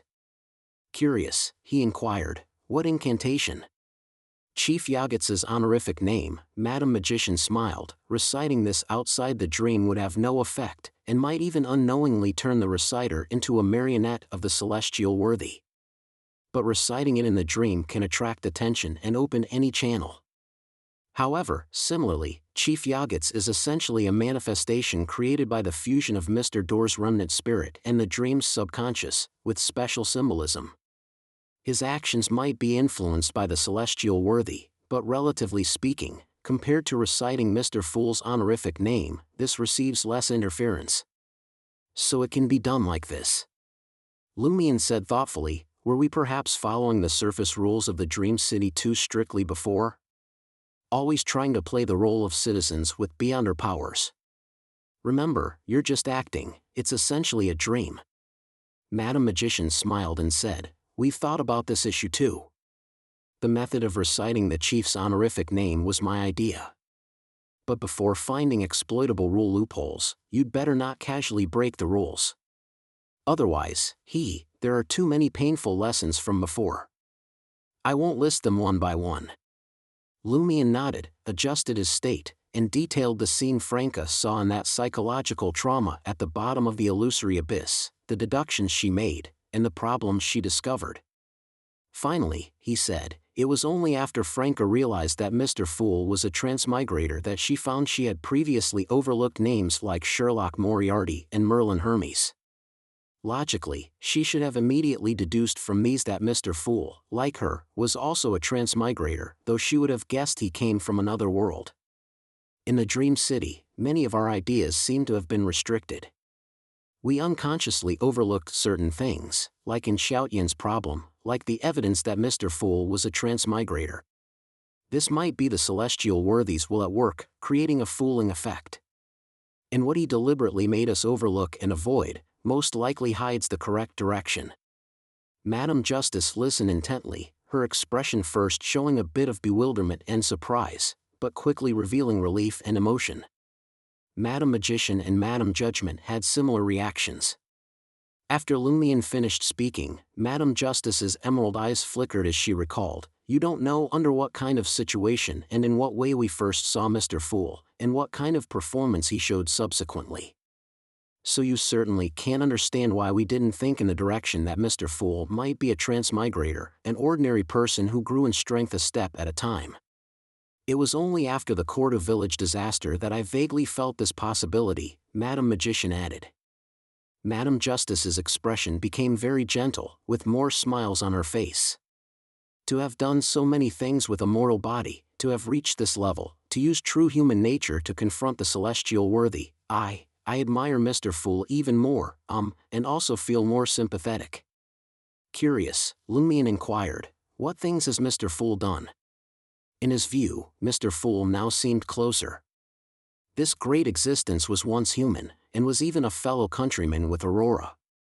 And Lumion only knew about things related to Gehrman Sparrow and what was told in the Bible. We can tell you about it properly, but now let's first discuss the key issues you've discovered, Madam Justice said with a smile. Chapter 1010, Interpreting Symbols. Lumion organized his thoughts and explained about the manifestations possibly being an identity, Zhou Mingrui's identity lacking corresponding interpersonal relationships, Peng Deng and Zhang Yujia's existence seeming more special, and Peng Deng's roommate Grisha appearing in the emergency center of Mushu Hospital. From a transmigrator's perspective, there are indeed problems with the corresponding details. Zhou Mingrui seems to be just a name, while the person who shares an apartment with Ciatas and others, works at the Intis Group, and has a brother named Benson and a sister named Sasa is more like Klein Moretti. Madam Justice nodded slowly. Except for the Dream City itself and Peng Deng and Zhang Yujia, no other important figures originate from the first epoch or before. She temporarily treated the super-ancient era mentioned by Two of Cups as history from the first epoch or before. So far, the Tarot Club had almost no understanding of events before the second epoch. As she spoke, Madam Justice fell silent, seeming lost in thought. Madam Magician glanced at her and said to Lumion, since Peng Deng and Grisha may involve the ancient sun god, let me first tell you the relevant information we know, of course, limited to the part you can access. At this moment, Jenna sensed the activity in the living room and came down from the second floor. She looked around, quietly found a place to sit down, and joined Lumion in listening to Madam Magician talk about matters related to the ancient sun god. Madam Magician considered for a moment and said, "I've told you before that the source of all supernatural powers can be traced back to the original creator." Lumion and Jenna nodded simultaneously. Madam Magician continued, "The original creator created this world, and at some point disintegrated himself, splitting into the beyonder characteristics of different pathways.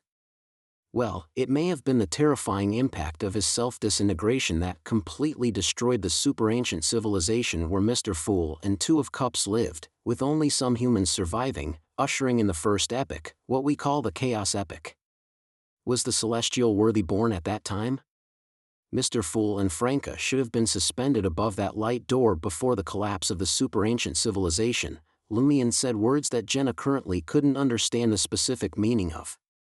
Madam Magician pondered for a few seconds and said, "Based on the knowledge we currently possess, the final creator simultaneously had tendencies towards separation and convergence. Before he completely disintegrated, there should have already been a split in his personality, or rather, his divine nature. The celestial worthy may belong to one of the divine natures that split off, so the celestial worthy's spiritual imprint, like that of the original creator, cannot be erased and will always exist within the corresponding beyonder characteristics." Jenna understood this part and blurted out, "Then doesn't that mean Mr. Fool can never truly defeat the celestial worthy? He can only both merge and oppose, gaining some advantage over the long course of time," Madam Magician said with a bitter smile. "There's a saying in the Dream City that makes a lot of sense: in the long run, we all die." Lumion, Jenna, and the others fell silent. Madam Magician composed herself and said, "Other divine natures also split off at that time, one of which you can call God Almighty. The history of the first epic might be the history of God Almighty opposing the celestial worthy. This is our only understanding of that period of history, and we can't guarantee its accuracy. Anyway, at the end of the first epic, something unknown happened, and both fell simultaneously. The beyonder characteristics split more thoroughly, and the first blasphemy slate was left behind in some secret place. The first blasphemy slate that recorded the 22 paths of the divine. Did God Almighty occupy the pathways of spectator and secret suppliant?" Lumion roughly understood what Madam Magician wanted to say. Madam Magician nodded and said, "The 5 pathways of spectator, secret suppliant, reader, sailor, and bard, symbolizing omniscience and omnipotence. 5 pathways." It wasn't Lumion or Jenna who marveled, but Madam Justice. Of course, Lumion and Jenna were also shocked. The celestial worthy in Mr. Fool only occupied 3 pathways. The number of pathways isn't the key to how powerful these great existences are, Madam Magician briefly explained without going into detail. The ancient sun god became a deity based on the bard pathway, collecting the uniqueness and the minimum required sequence 1 beyonder characteristics of the corresponding pathways. Later, he was betrayed and fell, splitting apart. But various signs indicate that before his fall, he had actually encountered what Mr. Fool experienced. God Almighty had revived within him. After the ancient sun god fell, his legacy was divided into 5 parts. One part he had pre-divided to the angel of imagination, another part nurtured the true creator in the second blasphemy slate on his remains, and the remaining 3 parts were divided among the 3 kings of angels at the time. Madam Magician didn't say what happened to those 3 kings of angels later, but Lumion and Jenna vaguely guessed something. A few years ago, that angel of imagination became a god and obtained, well, I don't know if it was the second or first blasphemy slate. Anyway, he used it to go to the forsaken land of the gods and merge with the true creator. That's roughly how things are. I can't guarantee the accuracy of the specific details, Madam Magician finally said. As soon as she finished speaking, Madam Justice emerged from her contemplation and looked at Lumion and Jenna, saying, "I have a guess about the identities and symbolism of Peng Deng, Grisha, and Zhang Yujia. In the Dream City, inside a coffee shop." After handing Ludwig over to Franca, Anthony used the pretext of continuing their previous consultation to arrange a meeting with Peng Deng. He was prepared to rent an unfurnished apartment and pay a renovation deposit. After all, Zhou Shasha would arrive in Yang City the day after tomorrow, and they might not even have a chance to spend the remaining money they had. Seeing Peng Deng put down his black laptop backpack and sit across from him, Anthony smiled and greeted him. "I have a friend who knows Zhou Mingrui." "I heard you're Zhou Mingrui's childhood friend." Anthony wasn't worried that this statement would trigger too obvious a change, as it was a common negotiation tactic, drawing closer to get a better price. After placing his phone to his right, Peng Deng raised his head. A smile appeared on his unremarkable face. "Yes, I'm not only Zhou Mingrui's childhood friend, I'm also other people's childhood friend." Childhood friend of others. Why specifically emphasize this? Whose childhood friend is he besides? Anthony's mind suddenly tensed. Trier, inside a luxurious villa. Madame Justice stood up and used her right hand to draw a semi-transparent, dreamlike wooden board. Peng Deng once made Four of Swords have hallucinations due to his own fear, causing him to actively leave the dream, Madame Justice said while making Peng Deng's photo in this sentence materialize virtually and stick to the wooden board. Next, she outlined Grisha's portrait. This is Peng Deng's roommate, who appeared in the emergency center of Mushu Hospital last night. This is Niezhin, Peng Deng's girlfriend. After adding Niezhin's illusory photo, Madame Justice paused and said, "This is the boss of Aurora Company. An Aurora Company corresponds to the Aurora Order in reality. Their boss most likely symbolizes that true creator, closely related to the ancient sun god." As she spoke, Madame Justice also pasted the photo of the half-naked body of Aurora Company's boss onto the dreamlike wooden board. After 2 seconds, Madame Justice continued in a slow voice, "Zhang Yuqia once sent Zhou Mingrui a postcard with an image of Sedlec ossuary. For a long time, the Sedlec ossuary was the iconic possession of the Angel of Imagination. After Zhang Yuqia's file photo was also pasted onto the illusory wooden board, Madame Justice smiled and said, when the spectator pathway reaches the sequence of Dreamweaver, one can split off past identities or personalities, turning them into seemingly real people who can sleep normally, eat normally, socialize normally, and work normally. Now, there are a total of 5 people listed on the blackboard, and there are 5 pathways related to omniscience and omnipotence. Before Madame Justice could state her conclusion, Anthony suddenly came down from upstairs. Seeing Madame Magician, Lumian, and the others, he explained, after interacting with Peng Deng today, I was kicked out of the dream. This time it wasn't because of fear. However, I gleaned some information from Peng Deng's hints. Seeing everyone's eyes turn to him, Anthony paused, then said solemnly, Peng Deng is not only Zhou Mingrui's childhood friend, he's likely also the celestial worthy's childhood friend. Hearing this, Madame Justice's lips curved slightly, revealing a smile. She pointed at the illusory photos on the semi-transparent blackboard and said, it's the same for Peng Deng, and the same for Zhang Yuqia. Peng Deng's girlfriend Niezhin and his roommate Grisha, as well as the boss of Aurora Company whose origin is easiest to discern, all point to the same symbolism. The celestial worthy's childhood friend is God Almighty? Lumian roughly understood what Peng Deng specifically symbolized.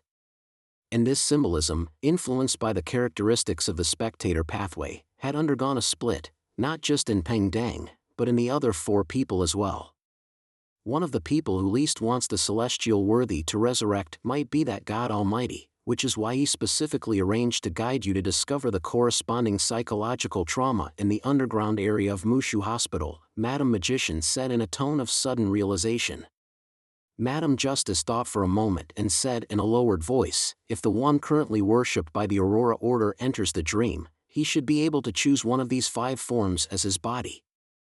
It could be Peng Deng, it could be Niezhin, it could be Grisha, it could be Zhang Yuqia, or it could be the boss of Aurora Company. Madame Magician suddenly had a new idea. Peng Deng and Grisha are roommates, and Niezhin is about to move in with them. Does this symbolize that the Trinity is merging? Does moving out represent separation and opposition? Chapter 10-11, Re-entering the Dreamscape. No one could answer Madam Magician's question, as it involved matters at too high a level and they lacked sufficient background information. Lumion used this as a basis for his thoughts and said contemplatively, if the symbolic meaning of being roommates and moving out is really this, can we assume that one of Peng Deng, Grisha, and Nyezhin is the one currently worshipped by the Aurora Order? If he has entered the Dream City. This was because the one currently worshipped by the Aurora Order was already the result of the merged consciousness of the visionary and the true creator, and he seemed to want to merge with even more. We can preliminarily assume so, but he might randomly use one of the three forms of Peng Deng, Grisha, and Nyezhin. Madam Justice confirmed Lumion's guess. Lumion mused aloud. The first time we observed Peng Deng, the car broke down, and we happened to meet that person from the Church of Steam nearby, who quickly helped us repair it. We also took the opportunity to establish a connection with him. Was this a coincidence manufactured by Peng Deng?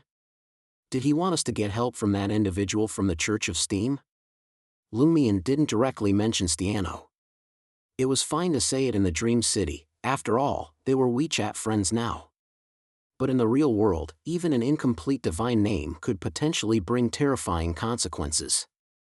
It should be. Madam Justice pondered for a few seconds. At this point, Jenna, who had roughly understood the situation, raised a question. Did God Almighty arrange for Franca and me to suddenly enter the underground area of Mushu Hospital in order to let us grasp important intelligence, discover previously overlooked key details, and thus interpret the remaining symbols, finding the correct direction to weaken the celestial worthy and awaken Mr. Fool? Is Franca becoming a demoness of despair and quickly digesting half of the potion in advance payment? But this contradicts the motives of the one currently worshipped by the Aurora Order. We previously speculated that he would prefer to maintain a balanced situation until he achieves his goals in the real world, only then allowing Mr. Fool to wake up, to avoid Mr. Fool interfering with his plans. In a brief silence, Lumion turned to Anthony. Tell us in detail about how you were kicked out of the dream. Anthony recalled and said, after Peng Deng hinted that he was also the childhood friend of others, we didn't delve into the details of this aspect. We simply talked about the renovation, agreed to find a time to view the house in person, signed the contract, and then left the cafe separately. As soon as I was out of Peng Deng's sight, I felt like I was being kicked out of the dream and rapidly turning into a marionette. I calmed myself, eliminating the fear, but still couldn't shake off that state. I could only stop resisting and leave the dream. Madam Justice's eyes moved slightly as she said, in other words, Peng Deng is being closely watched by the dream subconscious. If he is truly one of God Almighty's corresponding dream forms, he would indeed be treated this way. Only he is worthy of such treatment by the dream subconscious. So, Peng Deng doesn't meet Zhou Mingrui at night, nor has he made any other attempts. Under such close monitoring, he simply can't. There's also a reasonable explanation for his renting of the magic mirror. The birth of that magic mirror is suspected to be related to God Almighty. Similarly, there's now enough reason for why the Star Dream Provisions store was willing to rent the mirror to him. Madam Justice looked at Anthony. The first time you contacted Peng Deng, you had hallucinations due to fear and actively left the dream.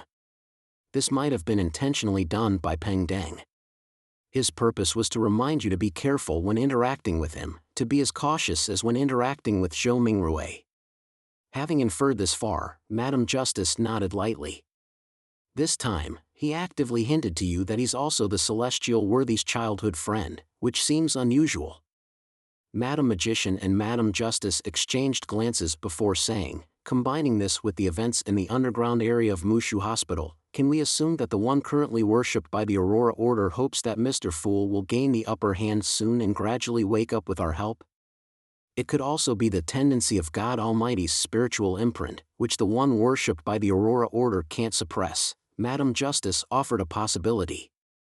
Lumion thought for a moment and showed a slight smile.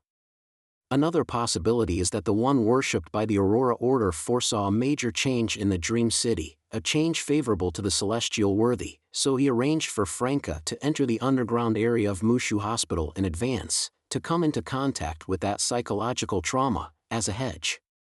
It's also possible that some problems have arisen in the real world, such as hidden dangers left by the last vortex incident, forcing the one worshipped by the Aurora Order to start the plan to weaken the celestial worthy and awaken Mr. Fool ahead of schedule. Haha, is the sky about to fall, urgently needing tall people to prop it up? Hidden dangers. Madam Magician seemed to have guessed something. She said to Lumion, regardless of which possibility it is, things seem to have become urgent. From the key information that Mr. Fool is a transmigrator, we can deduce the issues with Peng Dang, Zhang Yujia, and others, and the special nature of the identity of Gehrman Sparrow. The former currently seems like allies, while for the latter, the temporary breakthrough point is only in Xiaotian. Madam Magician looked at Madam Justice and Madam Judgment, then said through gritted teeth, "We allow you to use Li Keiji's mushroom to treat in Xiaotian." Lumion offered a curt acknowledgement. Okay. Jenna nodded along, then raised a new question, but the voice Luo Shan heard in her dream was the celestial worthy of heaven and earth for blessings, and the power that teleported us to the underground area of Mushu Hospital doesn't seem like his. Lumion chuckled. I've already guessed who did it. Who? Jenna was quite surprised. He had already guessed? Lumion chuckled and said, Mr. Huang Tao.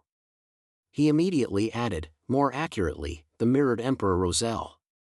Madam Justice and the other major arcana card holders nodded slightly.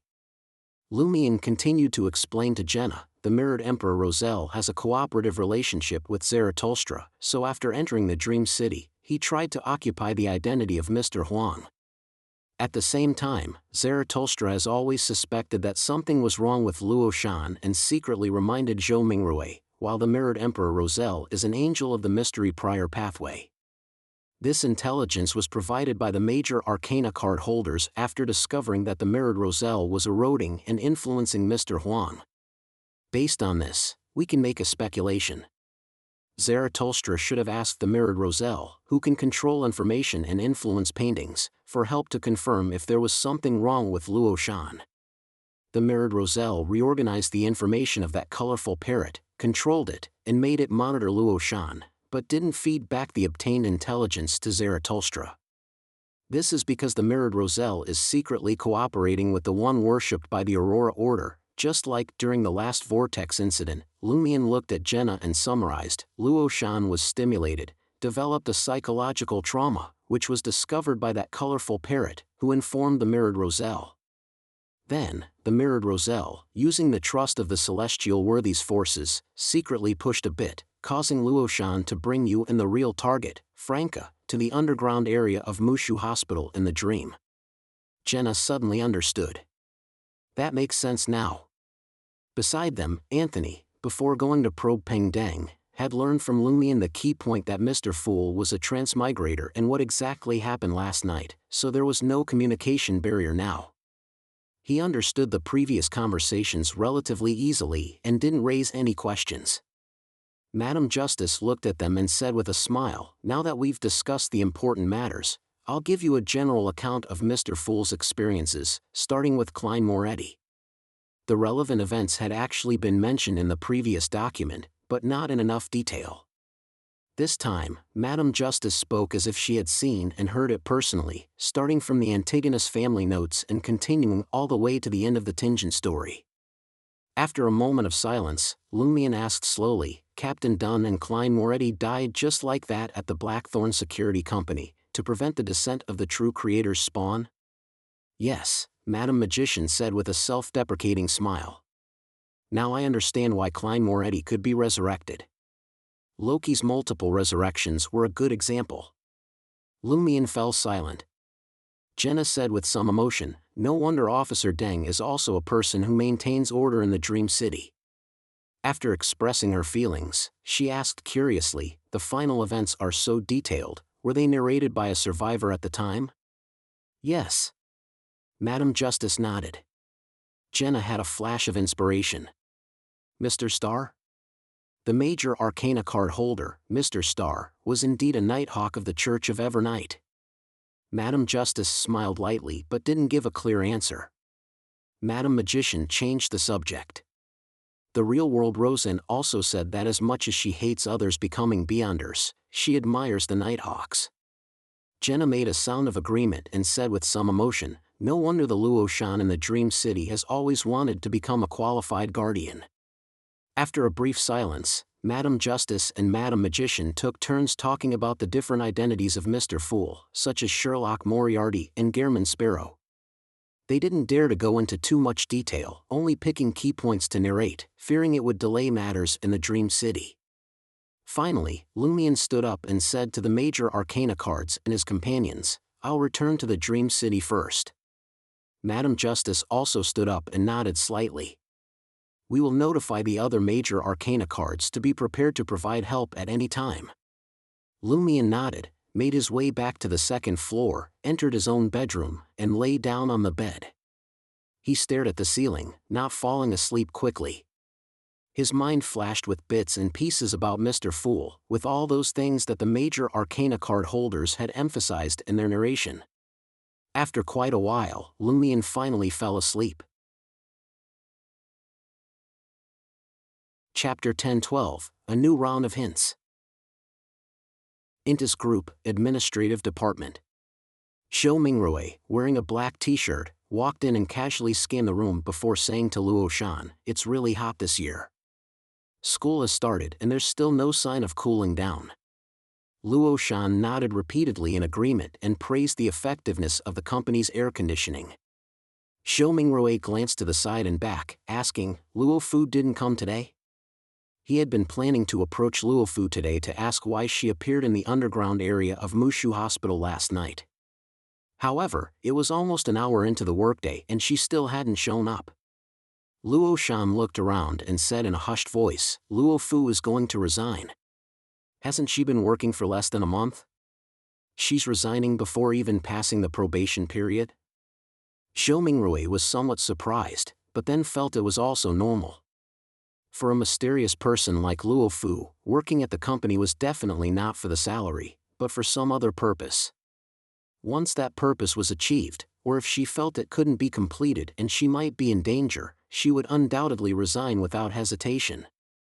Yes, there's something going on at home. Otherwise, who would give up such a good job? Luo Shan spoke sincerely. Luo Fu has already submitted her letter and will come tomorrow to go through the procedures. Luo Fu's resignation made Luo Shan feel that she herself probably wouldn't be fired in the short term. She'll come tomorrow? Shou Mingrui nodded thoughtfully. He could foresee that Luo Fu's resignation wouldn't go smoothly. Someone who had just been hired leaving before completing even a month, wasn't that a slap in the face for the recruiters? Moreover, it would affect the HR department's performance evaluation. Shou Mingrui then turned to Luo Shan and asked, how is Luo Fu doing now? Why did she go to Mushu Hospital last night? He spoke with a tone of concern for a colleague. She's doing fine now, just hasn't fully recovered emotionally. Without receiving any instructions, Luo Shan didn't dare reveal too much. She directly skipped over the latter question. Seeing this, Shou Mingrui politely smiled and said, slacking time is over, I'm going back to work. Bye-bye. Luo Shan waved habitually. Shou Mingrui turned and walked towards the exit of the administrative department. Luo Fu's resignation made him more acutely aware of the undercurrents lurking beneath the surface. This female colleague seemed to have joined the company specifically for him.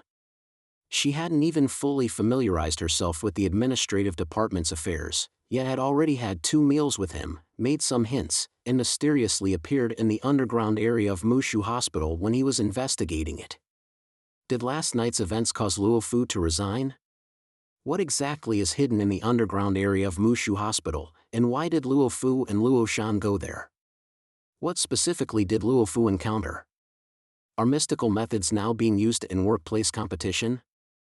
Amidst his lampooning, Shou Mingrui increasingly wanted to find Luo Fu and ask her face to face. He felt that the things around him were getting stranger and stranger. Luo Fu and Luo Shan too, they clearly showed goodwill and provided effective hints, so why don't they just tell me the truth about what's going on?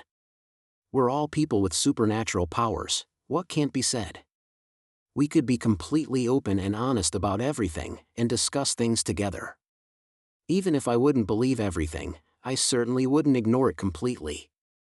I'd remember the key points and verify them one by one in subsequent developments. If they don't explain anything clearly, how am I supposed to help them? Are we filming a TV drama here, where one misunderstanding can be dragged out for 20 episodes? Is there a reason they only hint at things instead of speaking directly? Is some force preventing them from telling the truth about what's happening? Are there others monitoring me? Zhou Mingrui unconsciously raised his head and looked around, but didn't notice anything unusual. Does the monitoring power come from a supernatural level? Can it even listen in on my private conversations with Luo Fu and Luo Shan? The first time Luo Fu showed something was wrong, Luo Shan hinted for me to wait 2 days before talking to her again. That was the day after my first meal with her, during which Luo Fu had hinted at the existence of supernatural powers and the hidden dangers of beverages after assassin. Was it because she hinted at these things to me that it led to her subsequent problems? Zhou Mingrui returned to his own workstation and sat down, staring at the screen in front of him, seriously considering how to determine if there was monitoring around him, and if so, how to avoid it afterwards, how to meet with Luo Fu and Luo Shan discreetly, and how to communicate in a safe environment. In the administrative department, Luo Shan picked up her phone and sent a message to True Hidden Blade. Zhou Mingrui came to ask about your situation. He's not unfazed by last night's events, he's just waiting for an opportunity to inquire.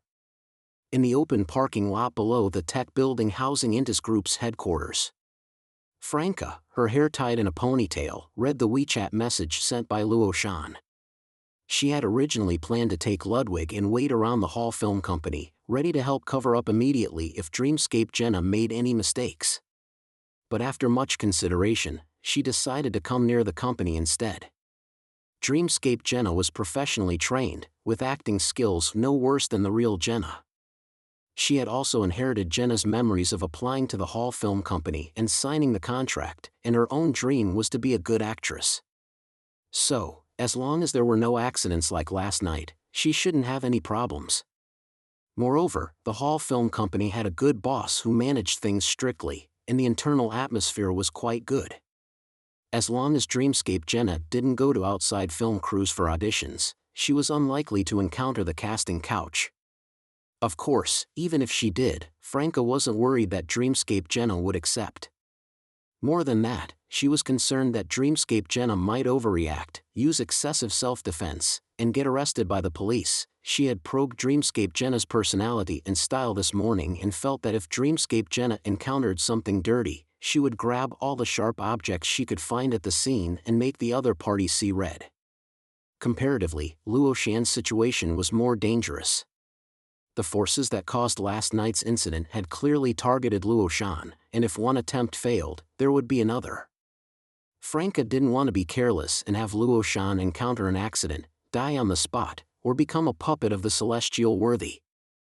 After reading the message from Luo Shan and listening to the sound of Ludwig eating, Franca pondered for a moment before typing out a response. You can recommend that Zhou Mingrui watch the Terminator series of films. Luo Shan was suddenly stunned when she received the reply.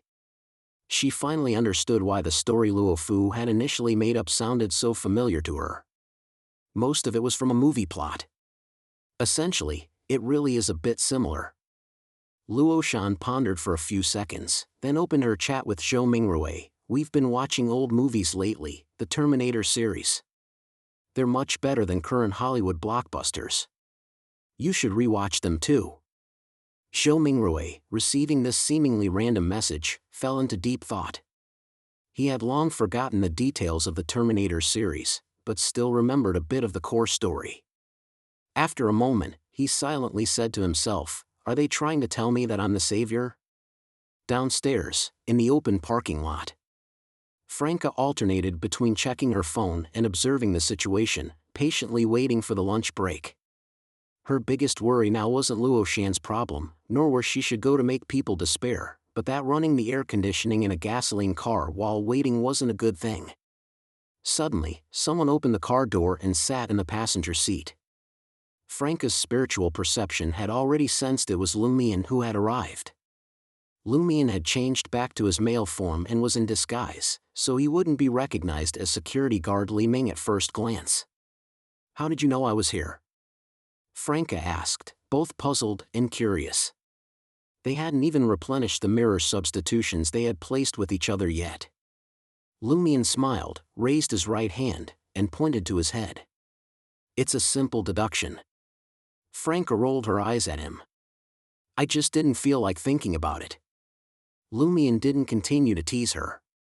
He summarized the key points of what he and the others had discussed with the major arcana card holders, as well as Mr. Fool's past experiences. That's truly legendary. Franca sighed sincerely. Lumion nodded. There's another detail. At the time, I was the one who told Jenna and Luoshan to ask Zhou Mingrui for help, to make a trip to the underground area of Mushu Hospital. On the way, Jenna remembered it was late at night and worried that directly contacting Zhou Mingrui might cause worse things to happen, so she let Luoshan go alone. Zhou Mingrui agreed to help, and after he ran out of the emergency center, Jenna was immediately kicked out of the dream.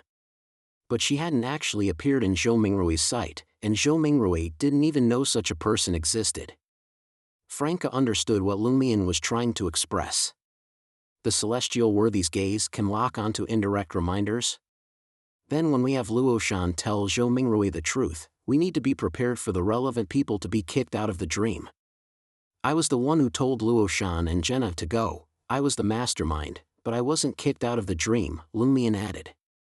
Either there's a range or some other limitation on locking onto indirect reminders, or it's because you were already at B2 of Mushu Hospital at the time. Can that place affect or interfere with the celestial worthy's gaze? Franca proposed two possibilities. Lumion smiled. If the underground area of Mushu Hospital can indeed interfere with the celestial worthy's gaze to some extent, we might be able to use that at a critical moment. This was a collection of details. They might be useful, or they might have no effect at all, but without collecting them, there wouldn't even be a chance to test them. Franca tersely agreed and picked up her phone again, saying, I should let Queen Mystic know about the Mirrored Emperor Roselle, and remind her to pay attention to Mr. Huang's contradictory behavior.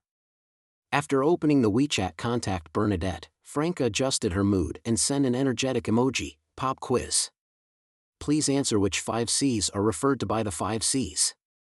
She wasn't sure if the person on the other end of WeChat was currently Queen Mystic Bernadette or Miss Bernie Huang, so she first sent a question whose answer only an outsider would know to verify the other party's identity. After a moment, Bernadette responded, the Sonia C., the Fog C., do I need to continue? Congratulations, you got it correct. Only then did Franca briefly mention last night's events and the possible role played by the Mirrored Emperor Roselle, as well as the reasons they had speculated. After some time, Bernadette replied, I'd like to discuss this matter in detail. Let's meet at 2 p.m. at the book warehouse at 15, Jinhua Street. Chapter 1013, The Queen's Request. Franca showed Lumion Queen Mystic's reply and asked for his opinion, should I go? Lumion replied without hesitation, I'll go. All right. Franca understood Lumion's meaning. She now had to completely switch to behind-the-scenes support, and should avoid meeting important people unless she found an opportunity to make others despair. Sometimes, they'd rather send Ludwig. Franca considered briefly, then quickly typed on her screen, I have an important matter this afternoon. Can Luminar replace me to meet with you? After sending this message, Franca glanced at Lumion and added, she knows more details about the relevant matters than I do. That's fine. Queen Mystic quickly replied. Only then did Franca say to Lumion, go meet Queen Mystic in your female form. Don't reveal your identity as security guard Li Ming. Although Queen Mystic is our ally, we can't let her know everything, especially identities that still need to remain undercover. The last time they cooperated with Queen Mystic to deal with Zarathustra, Lumion had also transformed into a demoness of despair. Lumion raised an eyebrow and said teasingly, it feels like your IQ has increased since you fell into a situation where you'd lose control and die if kicked out of the dream. Franca was used to trading barbs with Lumion, and retorted, what does that prove? It proves I'm inherently smart, I just usually can't be bothered to think. Anyway, you're not stupid either, so you can do the thinking for me. Ludwig, who had finished his burger in the back seat, raised his head in agreement. That's right, that's right. This made Franka fall silent. Somehow having the child Ludwig agree with her didn't seem quite right. I'll go buy you lunch, then scout out the location and wait to meet Queen Mystic, said Lumion, once again stirring up Franka's emotions and making her feel more alive. He opened the car door and got out. 2 p.m., 15, Genoa Street. Lumion, dressed in a woman's shirt and loose pants, wearing sunglasses and a mask, used teleportation to bypass the security guard and went directly inside the book warehouse. Lumina was still a wanted person, so he couldn't openly find an excuse to enter. There was no one in the book warehouse. Lumion looked at the piles of packaged goods and tall metal shelves, walking forward leisurely. Suddenly, a lush peach forest with blooming flowers appeared before his eyes. A winding stream in the forest flowed into a towering mountain range and into a small cave. This isolated Lumion from the outside world. Then, Queen Mystic Bernadette walked out from the peach forest. Her slightly curly brown hair was simply tied up. She wore a loose white t-shirt with patterns, tied at the waist, exuding youthful energy and giving a strong student vibe. It wouldn't make anyone suspect Bernie Huang of being overly mature. Good afternoon, Your Highness Bernadette, Lumion greeted, removing his sunglasses and mask. He still greatly admired Emperor Roselle, so naturally, he was quite respectful towards Queen Mystic. Bernadette nodded slightly and said, "Good afternoon." She didn't engage in small talk and went straight to the point. "Tell me everything that happened last night, not just about the mirror people." Lumion only omitted some details about his own changes. He started from when Luo Shan used her reporter ability and suddenly heard Franka and Jenna talking, realizing she was just an illusory figure in someone else's dream. He continued up to returning to Mushu Hospital, seeing Grisha, Peng Deng's roommate, at the scene through someone else's short video, and the issue with the colorful parrot and the oil painting. Queen Mystic listened very quietly, without interrupting or asking for details. Only when Lumion finished did she ask, "Is Luo Fu a transmigrator?" Queen Mystic knows about transmigrators too. Well, transmigrators have done quite a few things over the years, possibly even helping her translate the Emperor's diary, and she can enter and exit Mr. Fool's dream city. Lumion nodded. Yes. Since Luo Fu saw her past self in those cocoons on the light gate, does she believe that everyone in the cocoons is a transmigrator? Queen Mystic further inquired. Without a doubt, that's what she thinks, Lumion replied cooperatively, although he had roughly guessed what Queen Mystic really wanted to ask. What are her guesses about the 3 empty cocoons? Queen Mystic's youthful face remained calm. Here it comes, the real question. Lumion thought to himself, then answered truthfully, she suspects they are the ancient sun god, Emperor Roselle, and Mr. Fool. Bernadette's expression changed slightly, but she showed no signs of shock. She said to Lumion, the ancient sun god may not have come from a cocoon, he has a different origin. Lumion was stunned. If it wasn't the ancient sun god, then who came out of that cocoon? Bernadette didn't explain, she just mentioned this. She said with a hint of sighing, no wonder Mr. Fool's dream contains all the fairy tales and legends I've heard. No wonder those fairy tales and legends have the power of mystical reappearance. Lumion closed his mouth, not knowing how to respond for a moment. After joining the Curly-Haired Baboons Research Society, he actually knew where Emperor Roselle's inventions, writings, and famous sayings came from. After entering the Dream City, he confirmed this even more. However, he still admired Roselle, believing that the Emperor's life journey from an ordinary person to wearing the crown and finally ascending to godhood was rare in the world, very inspiring and admirable. Moreover, the Emperor did indeed change the trends of the times, the world situation, and various aspects of the country of Entis. His legacy was still frequently mentioned today, still benefiting many lower and middle-class people, and still changing some people's destinies. Bernadette turned sideways, looking towards the brilliant and dreamy pink peach blossom forest that resembled a night sky burning with clouds, and muttered to herself, actually, he rarely told me that those fairy tales and legends were written by himself, thought up by himself. Most of the time he would say, I've organized the fairy tales I heard as a child. I'm telling you the stories that your grandmother once told me, stories that belong only to us. These are stories from my dreams that once brought me a lot of fantasy. I hope they can make your childhood colorful and dreamy too. When he said these things, it was as if he was looking through me, recalling his own childhood. Lumion suddenly smiled and lowered his head slightly, saying, my sister also told me some fairy tales. Every time she told them, I had a similar feeling. At this moment, he felt a strong resonance with Queen Mystic. One's father was a transmigrator, the other's sister was a transmigrator, and now they have both passed away, but still retain some hope of resurrection. Queen Mystic Bernadette looked back at Lumion and nodded gently. It wasn't until I entered this dream city and lived here for a while that I felt I truly understood him.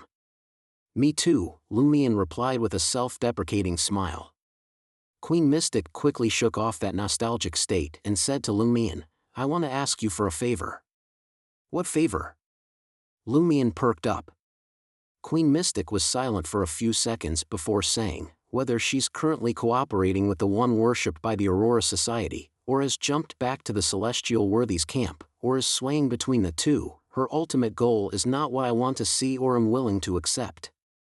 I've hesitated for a while, but today I've finally made up my mind. I want to kick her out of the dream as soon as possible, so she can't benefit from this real dream. For this, I'm willing to accept the consequence of never being able to come to this city again. You want to take action against the Mirrored Emperor Roselle soon? Lumion suddenly realized. He noticed that Queen Mystic referred to the Mirrored Emperor Roselle not with the pronoun her representing angels, but with her symbolizing females. Yes. Queen Mystic nodded almost imperceptibly.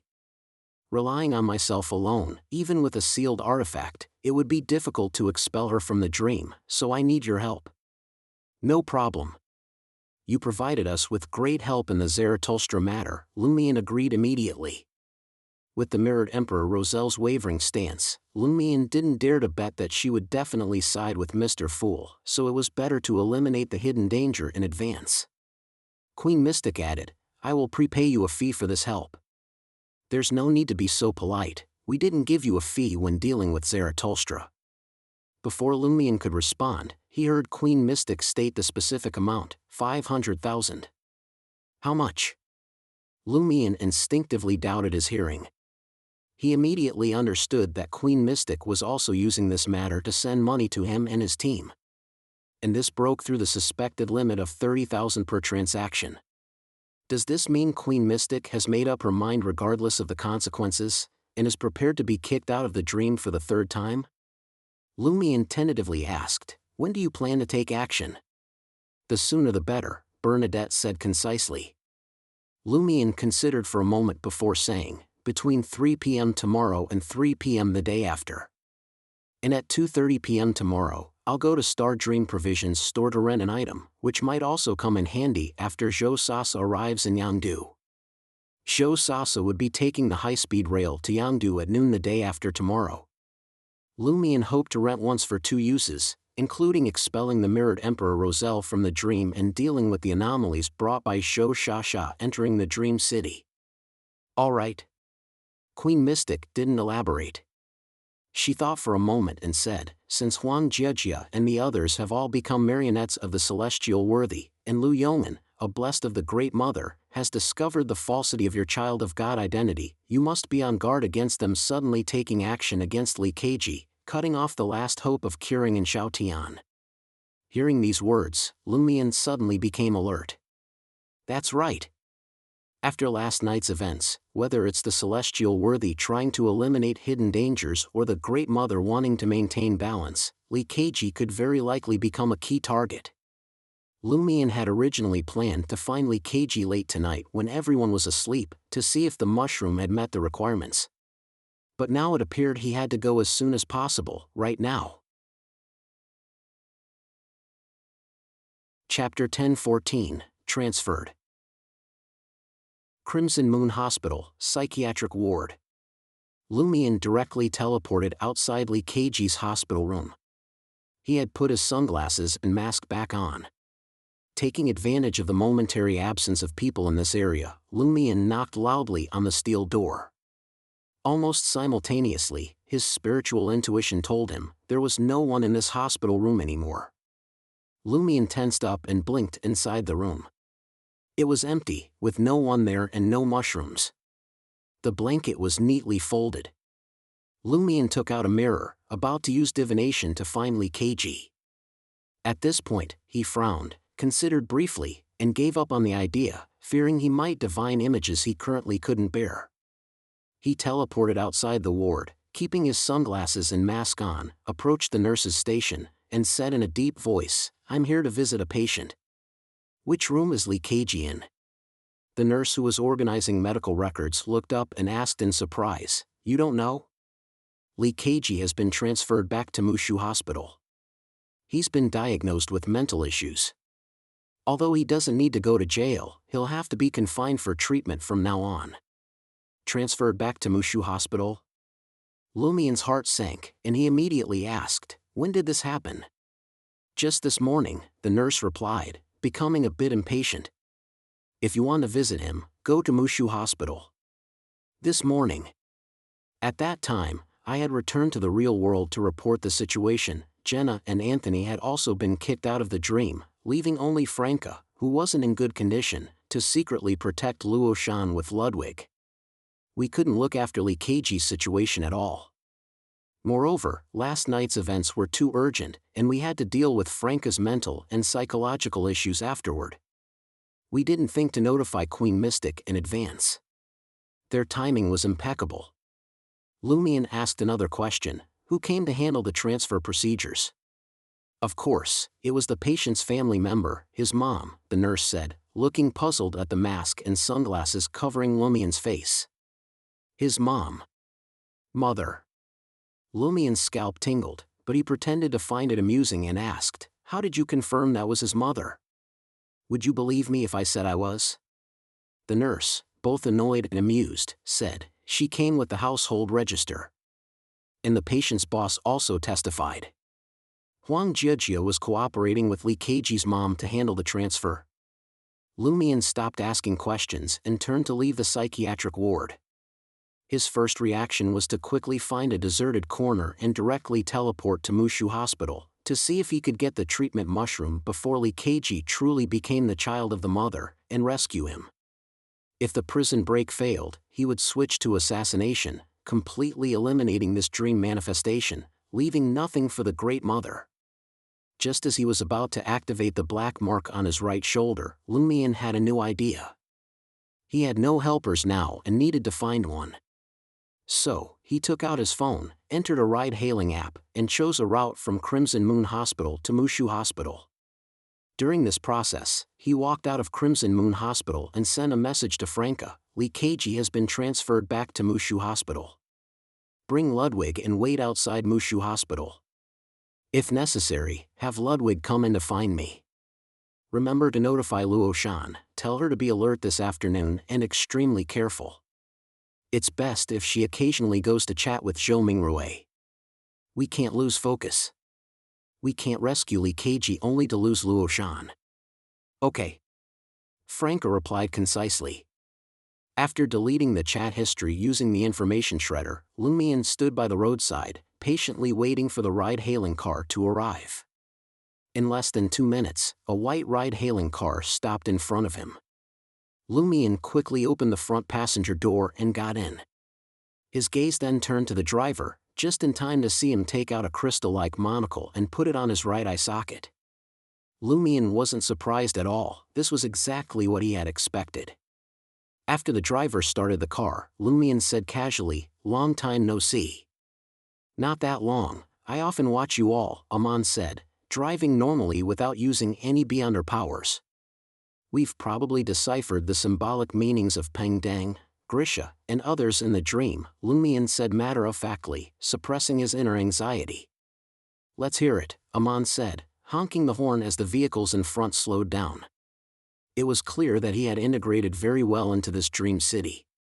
Lumian chose his words carefully and briefly described Madame Justice's conjectures. Aman laughed.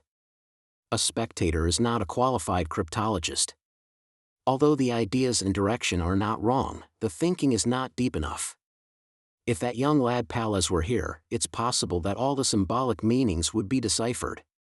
Where did we go wrong? Lumian's purpose in bringing up this topic was to get confirmation from Aman. According to their speculation, Aman and his father, for some unknown reason, no longer intended to maintain balance at present. They wanted to weaken the celestial worthy and let Mr. Fool wake up early, which meant they could be considered temporary allies. Aman turned his head to look at him and said with a smile, "The spectator herself has said that it's based on identity and personality to weave real images, not on pathways. My father, the true creator, Adam, the original God Almighty, and heaven's deputy, the left hand of God, the leader of the kings of angels, the dark angel Sasrar, how many identities is that in total?" 5, Lumian said thoughtfully. So the dark angel among the 8 kings of angels was also derived from the ancient sun god. This was intelligence he didn't have before.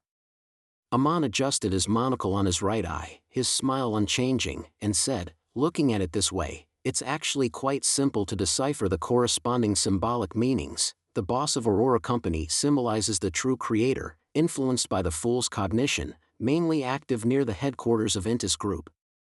Peng Dang and Grisha symbolize the one you hate most and the original God Almighty, but their specific positions are not fixed. They can swap at any time, symbolizing fusion and confrontation. Nyashin symbolizes the dark angel, representing the part that split off from my father. Adam's rib is his Eve. The true creator and Adam have already achieved consciousness fusion, so they don't need to share rent anymore. They can act under different identities through the fool's cognition, but their thoughts are interconnected. Visionary Adam?" Lumian nodded slightly and said, "Zhang Yuchia symbolizes your father, the ancient sun god. The corpse cathedral itself belongs to him. Zhang Yuchia wanders outside the dream city, symbolizing that my father has already left this stage. Now his successors and the original God Almighty are confronting each other. This is also the fool's cognition," Aman said in a slightly mocking tone. "As for the symbolic meaning of sharing rent and moving out, I don't need to explain that, right?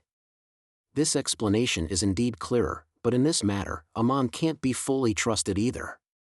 Lumian chuckled and said, "Why is your father's dream manifestation female? Is it because Mr. Fool's other childhood friend is indeed a lady, or in Mr. Fool's cognition, your father gave birth to you and the angel of imagination, and also split off the dark angel, making him a successful mother?" Aman laughed. The last guy who deciphered this aspect of symbolism mocked it the same way. "You two are indeed quite similar." "Who?" Lumian asked vigilantly. "Haven't you guessed?" Aman glanced at Lumian. "Red Angel Medici. He can also enter Mr. Fool's dream?" Lumian frowned. Could it be that the Red Angel has turned to the celestial worthy?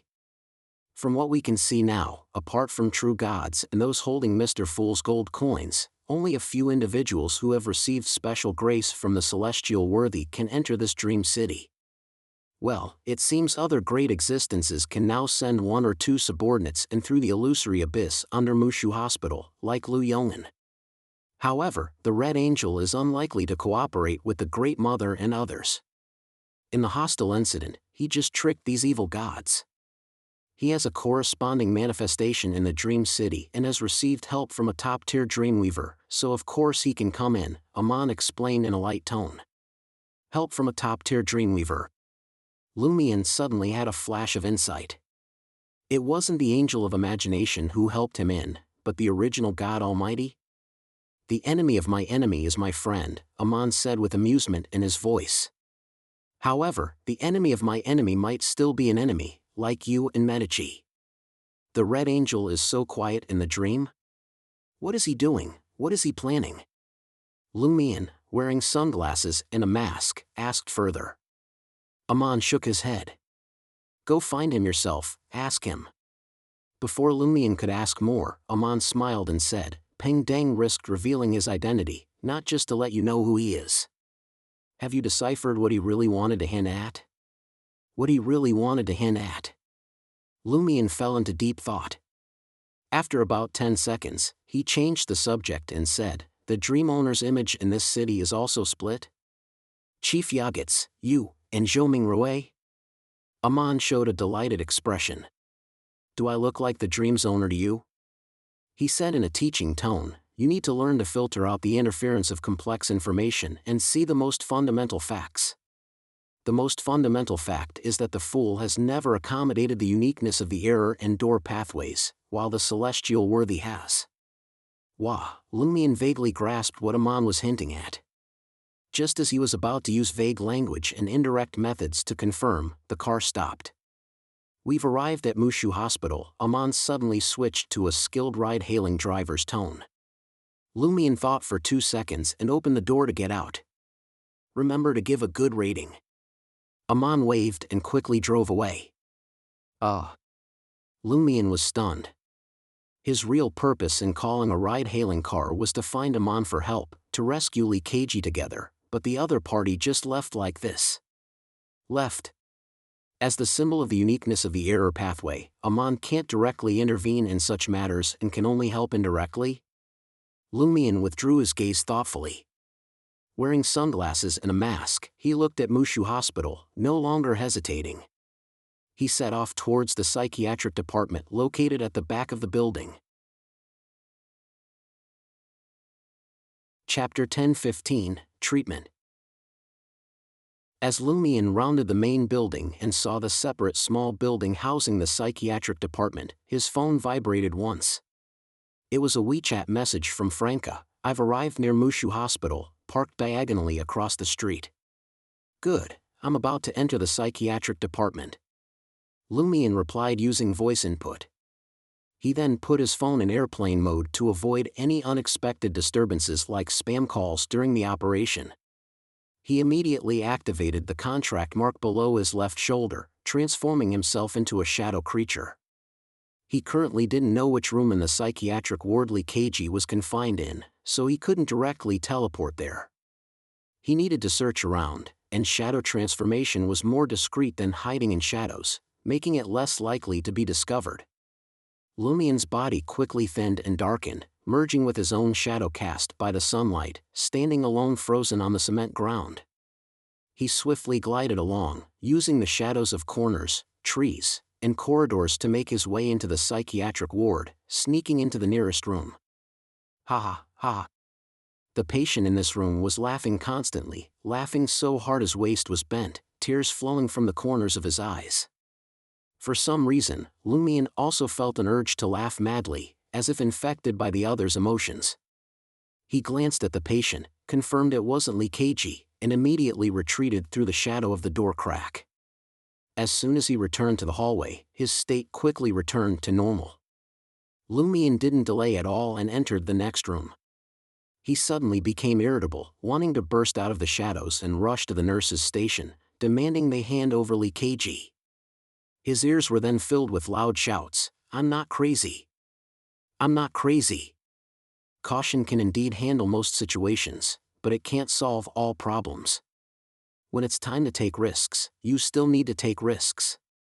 Lumion roughly determined who the patient in this room was and silently retreated to the hallway of the psychiatric ward. He glided through the shadows cast by various objects, moving into another patient room. What entered his field of vision was a patient locked to the bed, as quiet as a statue. A feeling of sadness and grief gradually welled up in Lumion's heart. He wanted to go mad, to harm himself. He maintained his rationality and didn't linger long in this room. After regaining his composure in the hallway, Lumion seriously pondered his recent encounters. As soon as I enter a patient room, I get infected by the corresponding mental patient. Mental illness has become contagious, similar to the manifestation of that humanoid sealed artifact we encountered before. I understand now, this place is essentially a dream, and the mental patients also have corresponding symbolism.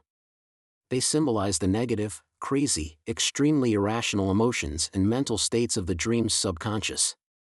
And interactions within the dream are essentially spiritual interactions, so once you get close, you get affected.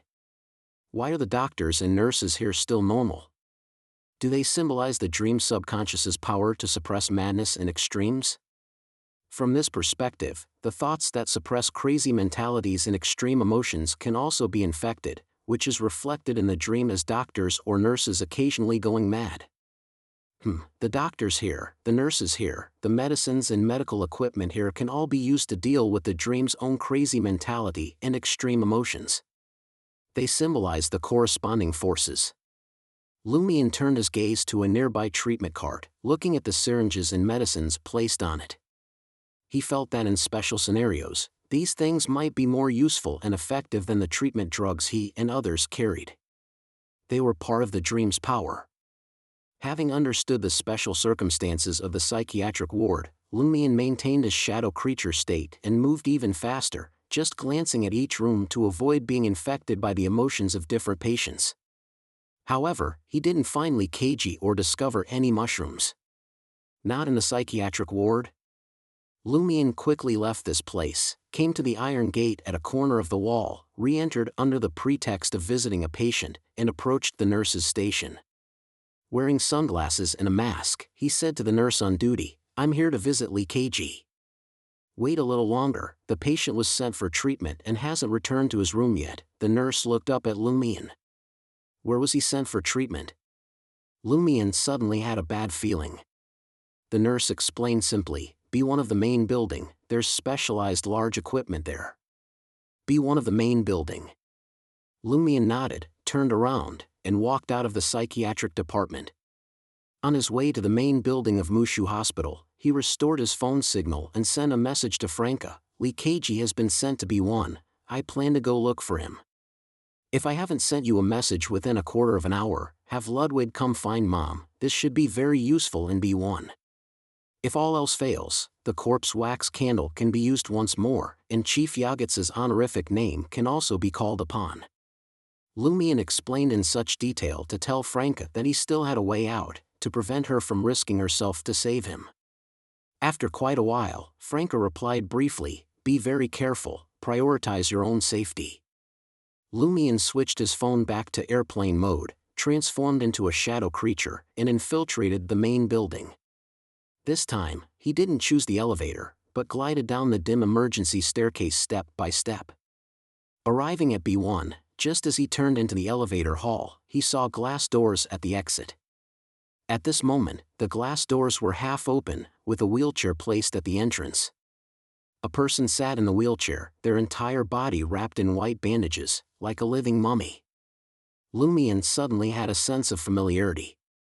His spiritual intuition told him that the person in the wheelchair was his colleague, Old Ding, who had been injured by lightning strike at work.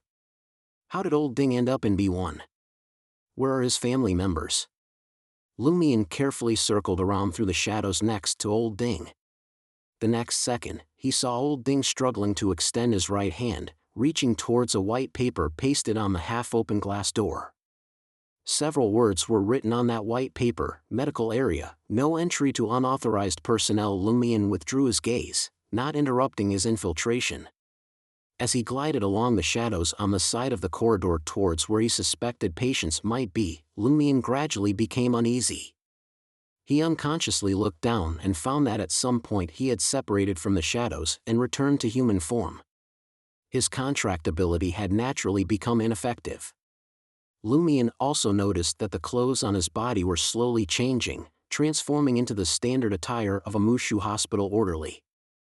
Lumion associated this with the mummy Old Ding at the entrance and that notice, thought of the illusory abyss underground and the characteristics of the Mother Tree of Desire pathway, and quickly formed a guess. There was a strong curse in this area. The content of the curse was, no entry to unauthorized personnel. In other words, unauthorized personnel who enter will become authorized personnel, becoming orderlies who frequently enter and exit this place, becoming puppets of the illusory abyss. After figuring this out, Lumion naturally understood how to break this curse. But he didn't dare to do so. His method of breaking the curse was to shout on the spot, "Mother, I am your child." The essence of this statement was to acknowledge himself as a true child of God.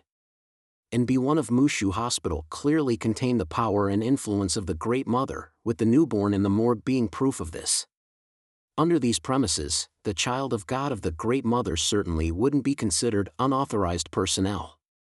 Lumion felt the abnormal changes in his body accelerating, and for the moment he couldn't think of any other way, so he had no choice but to activate the black mark on his right shoulder and teleport away from this level. He appeared in the emergency stairwell on the first floor, which was empty. Fortunately, I could teleport out from B1, otherwise, I would have had to use the corpse wax candle or call upon the honorific names of Madam Magician or Chief Yagats. No, at the speed of the changes just now, the Beyonder ritual wouldn't have had time to take effect.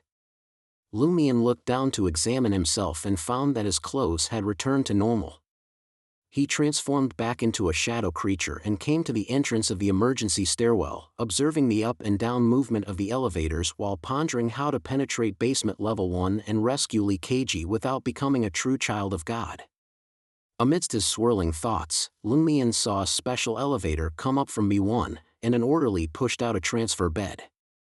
A nurse stood on each side of the transfer bed, and lying on it was a man with a thick beard, eyes tightly closed, wearing blue and white striped hospital clothes. It was Lee Keiji. Has the treatment ended? Lumion's eyes narrowed. Was I still too late after all? He watched Lee Keiji being pushed out of the elevator hall, following in the shadows all the way, out of the main building and back to the psychiatric department.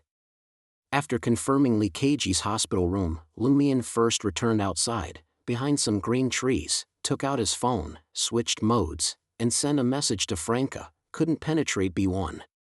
There's a curse inside, I was forced to leave early. Now, Lee Keiji has completed treatment and returned to his room. I plan to sneak in to confirm his condition. If it's unsalvageable, I'll execute the cleanup plan.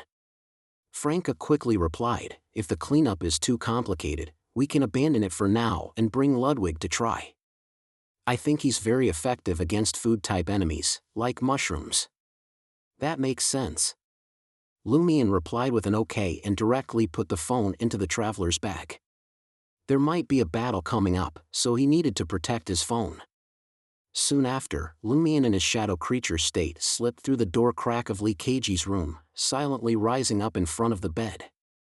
He looked around, gazed at the still sleeping Lee Keiji, and began to assess his condition. Suddenly, Lee Keiji opened his eyes and sat up.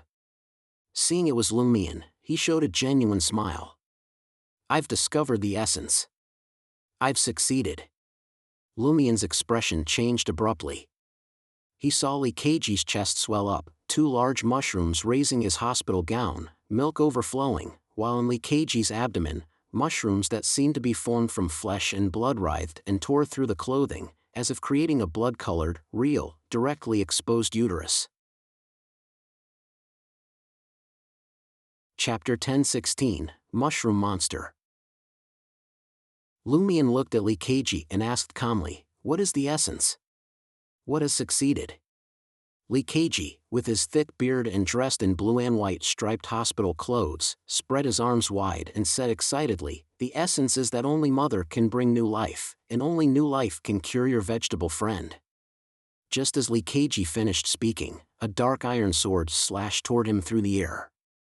The surface of the sword burned with crimson flames, which twisted into a black flame that suppressed madness and brutality halfway through. After hearing the first part of Lee Keiji's response, Lumion had already taken out the sword of courage from his traveler's bag without hesitation. He swung the sword at Lee Keiji, whose chest was swollen with milk mushrooms and whose abdomen was entangled by flesh and blood mushrooms forming a uterus. He converted the normal flames into fire of destruction. Only this fire could truly kill the Mushroom King Lee Keiji, who possessed both the unique cognition of Mr. Fool and the power of Mother's new life, preventing him from being resurrected from the ashes. Just as the black flame of destruction was about to strike Lee Keiji, the patient room vanished, and in its place appeared a wild, grassy plain. Lee Keiji had disappeared as well. The fire of destruction fell upon the wilderness of Permitha, scorching a long trench in the earth. Within the trench, no grass grew.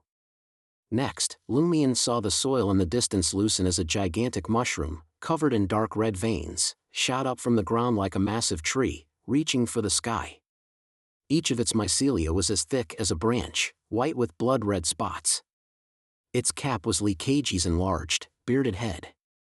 On its chest, tumor-like growths rose, oozing a milky liquid. Its abdomen was covered with a translucent membrane, and beneath it, flesh mushrooms interbred, seemingly nurturing a jellyfish-like smaller mushroom inside. Seeing this, small, dense bumps appeared on Lumion's skin, as if he had been mildly corrupted. At the same time, he felt his life force flowing uncontrollably toward the giant mushroom and noticed that the green grass across the wilderness was all bending toward Leakage, turning yellow. Leakage, serving as the mushroom's cap, spoke fervently and sincerely, "If you want new life, the current amount of life isn't enough. Give me all your lives, okay?" By now, Lumion's eyes had taken on a dark, iron-black hue, and he found the pale white mark that represented the weakness on the giant mushroom. He teleported to Leakage's side, thrusting the sword of courage, engulfed in black flames of destruction, into the giant mushroom's abdomen. Several branch-like mycelia whipped around, forming a dense net of vines that blocked the dark iron sword's path. They were instantly set ablaze, turning to ash in the rapidly spreading black flames. The giant mushroom shuddered violently, cutting off the burning mycelia from its body. The mycelia fell to the ground, failing to affect the mushroom's main trunk. Lumion followed through with a downward slash of the sword of courage. This produced clusters of burning black fireballs, which exploded immediately. Rumble! The violent shockwaves, mixed with destructive black flames, surged in all directions, engulfing both the giant mushroom that was Leakage and Lumion's own body. Lumion activated the black mark on his right shoulder, teleporting out of the explosion's range just in time. In the next second, he saw the giant mushroom ignited, swaying under the force of the shockwave. Before Lumion could launch a second attack, the giant mushroom shed all the parts engulfed by the fire of destruction as if shedding its skin, discarding them before they could reach the cap or affect the abdomen and the child inside. In an instant, a vast amount of ash floated in the air, and the giant mushroom's deeper layers were exposed, pulsing with sinews, flesh, and dark red veins wriggling like worms, exuding a strong milky scent. All of these parts were writhing and rapidly regenerating. Leakage's head, acting as the mushroom cap, showed no hostility, and he happily said to Lumion, "See? This is the final product. Come join us, and you'll also gain new life." As Leakage finished speaking, Lumion had already pulled out a mirror, reflecting the giant mushroom that had shed its mycelia and outer layer. Then, he pressed his hand, burning with fire of destruction, onto the mirror and wiped it once. Demoness curse. A curse imbued with fire of destruction. The giant mushroom jerked violently, causing all its flesh and liquid to shrink inward, wrapping its body and Leakage's head, serving as the cap, into a bloody sphere. On the surface of the sphere, clusters of smaller mushrooms stubbornly sprouted. At that moment, black flames erupted from within, engulfing the entire bloody sphere. One by one, the smaller mushrooms fell silently, while the layers of flesh rapidly carbonized. The bloody mass writhed intensely, and one side suddenly split open, spitting out a wet, newborn mushroom. This new mushroom was nearly identical to the previous giant mushroom, with Leakage's head serving as the cap, branch-like mycelia hanging down, and tumors bulging, oozing milk. Its abdomen was covered by a membrane, nurturing new life inside. The only difference was that it was slightly smaller, as if it had shrunk by a full size. Covered in greasy, gray-black afterbirth, the new mushroom shot out from the mother body's power, swiftly escaping the fire of destruction's burning area. New life. Leakage had used new life to sever the connection between the demoness curse and himself just in time. Is there still a way to escape the curse? As Lumion's life continued to drain rapidly, his mind tensed, and his gaze followed the flying, spore-scattering new mushroom. His eyes quickly turned a silvery white tinged with black. He intended to use the Eye of Calamity to search for the black thread of fate that bound Leakage, hoping to destroy this new life and finally kill the mushroom monster in front of him. Just as the mercury-colored illusory river of fate composed of countless complex symbols appeared in Lumien's vision, he suddenly felt an itch on his skin. Instinctively, he lowered his head and saw that the small bumps on his skin had grown slightly, beginning to bloom as if about to sprout tiny mushrooms. He had been corrupted by observing Lee Keiji's river of fate. Instantly, sinister and silent demonous black flames ignited on Lumien's body, consuming the burgeoning mushroom clusters without a sound. Enduring the pain, Lumien teleported to the edge of Permitha. He wanted to see if he could lure Lee Keiji to the police station and use the official forces and the power of the dream's main consciousness to eliminate this mushroom monster. Permitha did not stop Lumien, allowing him to pass through. What greeted Lumien's eyes was not the patient room of the psychiatric department at Mushu Hospital, but a spacious, dimly lit room, with half-drawn curtains, a desk, bookshelves, and a sofa set. Lumien stood at the room's entrance. From the corner of his eye, he saw that the door was half open, with a conspicuous nameplate embedded on it. The nameplate bore 5 words in the local Dream City script, Dean's Office. The Dean's Office? Lumien tensed even more and instinctively turned his gaze toward the area behind the desk. There was a leather executive chair, and leaning against it was a figure. The figure wore a white doctor's coat, had sparse eyebrows, bright brown eyes filled with a smile, and chestnut hair tied into a high bun. Her features were clean and alluring, exuding an elegant air, while she cradled a chubby, swaddled baby in her arms. Lumien was momentarily stunned. He knew this person. She was one of the few surviving villagers from Cordu, Madame Pualis. Pualis de Roquefort.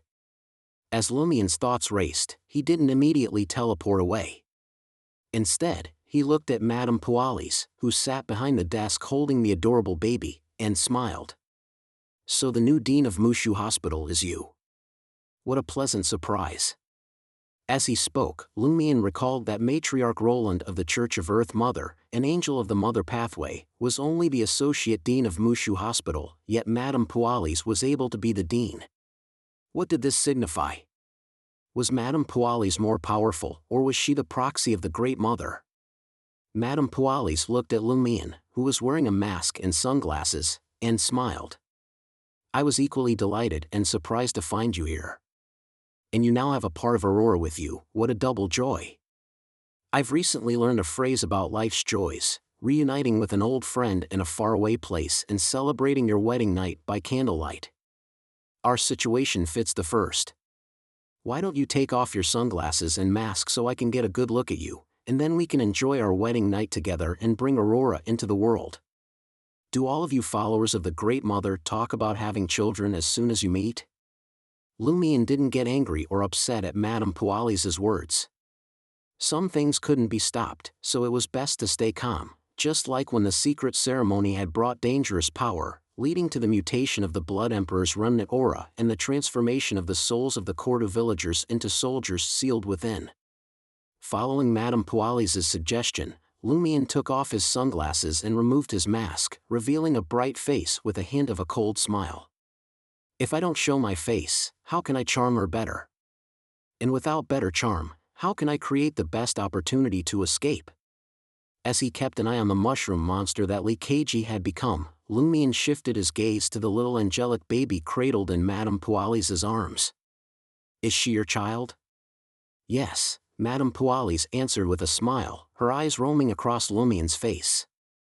Lumien instantly thought of the empty crib in the Cordu village ruins and asked, as if casually, "What's her name?" With a serene smile, Madame Pualis replied, "Omabella." Chapter 1017, Child. Omabella? She is also called Omabella? Was the mysterious baby Madame Pualis had been carrying in Cordu village named Omabella? Did that empty crib belong to Omabella? At this moment, Lumien felt as if he had been struck by lightning. Previously, Madame Magician had joked that as long as the Dean of Mushu Hospital wasn't named Omabella, it wouldn't be a problem. At the time, Lumien thought it was just a horror story, and even if the Dean was really named Omabella, it shouldn't be his biggest concern. But hearing that Madame Pualis's child was called Omabella truly sent chills down his spine. If it were just Madame Pualis becoming the dean of Mushu Hospital, or just her giving birth to a mysterious child who had shown strange qualities in Corda Village, Lumion wouldn't have been so shocked and frightened. These would have been unexpected but not unreasonable events. But the baby was named Omabella. The mysterious child Madame Pualis had carried and given birth to in Corda Village was called Omabella. If Madame Pualis wasn't lying, if that baby was truly the Omabella Lumion knew, didn't that mean he had once coexisted with the infant Omabella in Corda Village for some time? And later, he had killed another unborn Omabella, obtained Omabella's bloodline through the corresponding umbilical cord remnants, come into contact with the remains of the earliest Omabella, and encountered some things and arrangements related to Omabella. Had all this been foreshadowed in the disaster at Corda Village, rather than beginning only when he ate Omabella's umbilical cord remnants? Lumion suddenly felt as if he was back in a scene from his vagrant life. At that time, he was huddled in a corner, watching a large, slippery, ferocious poisonous snake slowly slithering past him, not daring to move a muscle. Now, he seemed to feel that cold, damp, slippery sensation crawling over him, seeping in bit by bit, silently coiling around him. If the baby Madame Pualis gave birth to in Corda Village was Omabella, then who was in Father Montserrat's belly, whom I killed? Where did the umbilical cord remnants I ate come from, and why could they help me contact the remains of the earliest Omabella? Why could they make the mother's children, who lacked necessary wisdom, mistake me for the child of God, Omabella? In the depths of the underworld, who did that egg nurtured by the ancient gods remains point to? Why could I hear the call for Omabella? Moreover, why did the followers of the Great Mother want to induce me to become the true child of God, to become the real Omabella? Hadn't Omabella already been born? What is going on? Which one is real, and which is fake? Are they all fake? Are they all real? Lumion's gaze fixed on the baby in Madame Pualis's arms. He noticed her chubby face, rosy and delicate, incredibly adorable. Oh, so she's Omabella. Who's her father? Although Lumion's inner thoughts were bubbling like boiling water in a steam boiler, outwardly he maintained a calm demeanor.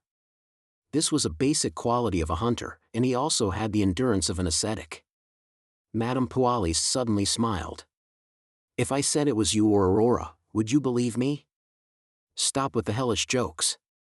We've never touched you, Lumion said, outwardly unperturbed. Yes, I regret that too. I hope we'll have a chance to make up for it in the future, Madame Pualis sighed and said, her mother is me, and also the Great Mother. As for her father, on the surface, it's the Padre, but there's someone else. Someone else. Just as Lumion was about to start eliminating the villagers of Corda Village one by one, heavy footsteps suddenly sounded behind him. He half-turned and saw the giant mushroom with Leakage's head as its cap appearing in the dim corridor. At this moment, the smile on Madame Pualis's face faded slightly. She said in a casual tone, "Come, the child needs you." As soon as she finished speaking, the baby in the swaddling clothes began to cry loudly. Hearing this loud cry, Lumion's body instinctively, involuntarily walked towards Madame Pualis, towards the baby Omabella. It was like two mutually attracted magnets finally meeting. Lumion suddenly had some realizations. Madame Pualis wants to do something with my body, which possesses Omabella's bloodline. After last night's events, Leakage was quickly transferred to Mushu Hospital for treatment, not only because the celestial worthy wanted to eliminate this hidden danger and the Great Mother attempted to balance the situation, but also because Madame Pualis planned to attract me here. I refused to seek help from the Great Mother last night to become the true child of God, so did the Great Mother and the celestial worthy temporarily reach an agreement? Lumion didn't hesitate. He activated the black mark on his right shoulder, attempting to teleport away. His figure disappeared from the dean's office, but he didn't appear at the entrance of the police station in the Dream City. He arrived in the wilderness again. In the depths of the wilderness stood a gigantic green oak tree that seemed to connect the sky and the ground. The top of the oak tree appeared to lead to heaven, disappearing into layers of white clouds. Lumion saw that the surface of the enormous oak tree that seemed to hold up the sky was marked with scorch marks from lightning strikes. Its bark was mottled, concealing vitality. His gaze followed the complex patterns formed by the mottled bark, instinctively moving upward. Near the top of the tree crown, he saw a newly grown branch. It had grown tenaciously from a charred spot caused by lightning strikes, entwined with some lush, vibrant mistletoe. At this moment, this new branch, along with the mistletoe, was grasped by a chubby, fair little hand. The hand belonged to the swaddled baby Omabella. She wore a floral crown and was dressed in a fresh green dress. Madame Pualis, whose lower body had transformed into a giant bird shape and whose back had sprouted brown wings, held her in her arms. "Come, the child needs you." Madame Pualis's voice echoed across the entire wilderness. The mushroom monster that Leakaji had become also appeared at the edge of the wild. Lumion attempted to teleport out to no avail. He immediately threw out a mirror, preparing to enter the area behind the mirror, to see if he could use the mirror world to escape this wilderness. The next second, the glass surface of the mirror seemed to come alive, softening and writhing, forming a mouth leading to a dark depth. Lumion made a quick decision, abandoning the attempt to penetrate the glass surface, letting the mirror fall on its own. Smack! The mirror shattered into multiple pieces, each mercury-coated glass shard desperately crawling away. Lumion snorted, and quiet black flames surged from within his body. Outside the black flames, thick frost quickly condensed, as if to create a coffin for slumber. The invisible spider silk that had already spread throughout the surrounding area retracted, wrapping around the frost layer by layer, preparing to form a huge cocoon. This was a demonist's strongest defense mechanism, capable of both dispelling curses and negative influences, and resisting substantial damage. Lumion's plan was to use this ability to buy time to actively exit the dream or light the corpse wax candle to complete the secret deed ritual. However, before the spider cocoon could fully form, the demonist's black flames seemed to take on a life of their own, truly burning Lumion's spirituality. The ice layer that was supposed to provide defense also began to restrict Lumion's movements. They had all come alive. Lumion immediately activated the black mark on his right shoulder. He moved to the edge of the wilderness, far from the giant mushroom man, escaping the influence of the demonist's black flames and layers of frost. Although he couldn't teleport out of this wilderness, he could still blink around within it. "Come, the child needs you." As he heard Madame Pualis's voice, Lumion ran a few steps towards the gigantic oak tree that seemed to hold up the sky. No good, in this preset battlefield, within Permitha, in front of the baby Omabella, although everyone is suppressed to the sequence 7 level, I'm still being very effectively restrained. I can't hold out for too long. Should I recite Madame Magician's honorific name or utter Liataro, the blasphemous incantation? No, I might only have one chance to recite the honorific name, and Liataro might not be able to break the giant oak tree's seal on Permitha. If we're going down, let's go big, everyone perish together. As Lumion thought, he reached into the traveler's bag and firmly grasped that special mirror world fragment. Then, he initiated teleportation again, using this to resist the invisible pull of baby Omabella on himself and her strange ability to bring things to life.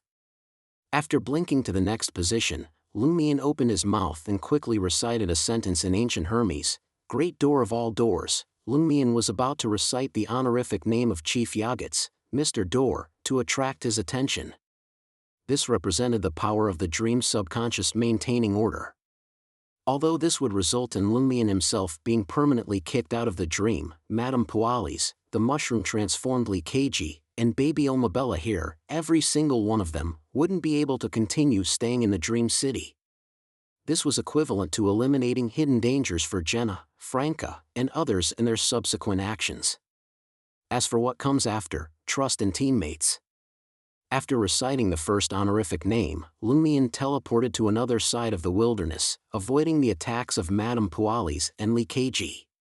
Guide of the Endless Cosmos, Lumion finished one sentence and quickly disappeared from his original spot. Seeing this, Madame Pualis opened her mouth, about to unleash a banshee shriek. At this moment, a male version of Lumion appeared in the wilderness. He was a shallow mirror image created by the mirror world fragment, very weak. He spread his arms and shouted loudly in ancient Hermes, Leotaro. This voice burst out almost simultaneously with the banshee's shriek. As the shallow mirror image shattered under the influence of the sound waves, the sky above suddenly darkened. In the darkness, dense clouds gathered, and countless silver-white electric snakes jumped to form a huge lightning bolt, striking towards that giant, sky-supporting green oak tree. Smack! A large number of small, silver-white electric snakes crawled over the surface of the oak tree, creating patches of charred marks, but it didn't completely die, still constantly regenerating. This effect temporarily paralyzed Madame Pualis and Baby Omabella. Crack! The mirror substitution Lumion, who had shattered under the banshee's shriek and the overflow of lightning, appeared not too far from Leakaji, reciting the third line of the honorific name. Key to all mysterious worlds. Chapter 10:18, Desperate Struggle. As Lumion recited the third line of the honorific name, the dark clouds and lightning in the sky suddenly collapsed towards the center, forming a huge vortex swirling upwards. It was as if a giant with the sky as its face had opened its single eye, or a strange tunnel with an unknown destination had appeared out of thin air. This vortex rapidly expanded, as if it would tear apart heaven and earth, swelling into a door. Seeing this, Madame Pualis, who had just broken free from her paralyzed state, frowned slightly. Holding Baby Omabella, she shrank into the interior of the giant green oak tree that seemed to hold up the sky, disappearing from Lumion's sight. Lumion then saw the mushroom monster with Leakaji's head as its cap standing rigidly in place, as if it had encountered some kind of restraint. Immediately after, the mushroom monster began to disintegrate from its abdomen, like a vase smashed to the ground, breaking into many large pieces. These pieces continued to break apart, and in just a few seconds, they became a pile of particles barely visible to the naked eye. The disintegration rapidly spread to different parts of the mushroom monster's body, finally reaching Leakaji's head that served as the mushroom cap. The head quickly became as if it were pieced together from fragments, but Leakaji's face showed no trace of hatred or resentment. His expression twisted uncontrollably from pain, but his eyes were unusually sincere and joyful. He struggled to say to Lumion, "I really succeeded. Join us. Let's go. Be reborn together." Before he finished speaking, Leakaji's head shattered even more severely, breaking into individual pixels. Almost simultaneously, Lumion found that the giant oak tree had suffered a similar fate. But after it disintegrated, Madame Pualis and Baby Omabella did not appear in the tree's core. They had hidden somewhere unknown, or perhaps had left the dream in some way beforehand. So powerful. Is this the power of the dream's main consciousness maintaining order? Lumion activated the black mark on his right shoulder, trying to escape the current collapse of Permitha. Although he had mentally prepared himself to be completely kicked out of the dream and never be able to return, he hadn't been sentenced yet, had he? He had to struggle a bit. What if he succeeded? Lumion's figure immediately disappeared from the spot. His chosen destination was the entrance of Yandu prison. "Yes, I've committed a crime, you can lock me up, but don't exile me." The next second, Lumion appeared in a spacious office, seeing a middle-aged man wearing a clean white shirt with black diamond-patterned police ranks on his shoulders. This middle-aged man had a rigid demeanor, with deep black hair interspersed with some white. He sat quietly behind the desk, looking at Lumion with deep brown, almost black eyes. He was clearly the chief of the Dream City's police department, the symbol of the uniqueness of the door pathway, Yagits. My teleportation destination was changed to the police chief's office. Lumion suddenly had this realization. At this moment, Yagits asked in a deep voice, "Who are you, and what do you intend to do in Yandu?" Along with the deputy chief's questioning, Lumion suddenly felt a strong rejection from the dream and his own rapid marionetization. He understood very well that if he left the dream city like this, he would never be able to return. Lumion's thoughts raced as he made a final struggle. He recalled a hint Amon had given him on the way to Mushu Hospital. The most fundamental fact is that the Fool has never accommodated the uniqueness of the error and door pathways, while the celestial worthy has. This sentence didn't mention that Mr. Door had long accommodated the uniqueness of the door pathway, and Amon had briefly accommodated it. So, the Chief Yagit's essence is a product of the dream's subconscious cognition, Mr. Door's spiritual imprint, the celestial worthy's spiritual imprint, and a bit of Amon's spiritual imprint, combined to symbolize the uniqueness of the door pathway, symbolizing the dream's main consciousness maintaining order. Chief Yagit's. Only the dream's subconscious part has a bit of Mr. Fool's spirit. To avoid being kicked out this time, or not being completely kicked out, I can only find a way to strengthen or stimulate Mr. Door's spiritual imprint. Lumion had an inspiration in a very short time and recalled Madam Magician's introduction to Mr. Door. Before his thoughts stalled completely, before the dream's rejecting force threw him out, Lumion blurted out in response to the chief's question, "I am an ally of the Abraham family." Suddenly, Lumion felt the air around him solidify. At the same time, he noticed that the chief's deep brown, almost black eyes showed a hint of confusion and contemplation. His brows furrowed unconsciously, as if trying to remember something but unable to truly recall. The force rapidly marionettizing Lumion suddenly slowed, and the strong rejection from the dream did the same. As expected, Chief Yagit's mainly embodies the conflict between Mr. Door's spiritual imprint and the celestial worthy's spiritual imprint. Just now, I was thinking that even if being completely kicked out of the dream was unavoidable, I should still tell Chief Yagit's about Mr. Door directly with the idea of mutual destruction, stimulating the corresponding spiritual imprint to make it more active. Lumion's condition improved considerably, and his thoughts were no longer so stalled. Seeing that Chief Yagit's didn't respond, he further said, "My guide is a student of a member of the Abraham family, and now she is protecting the entire Abraham family." Chief Yagit's expression grew more confused, but his face was no longer stern.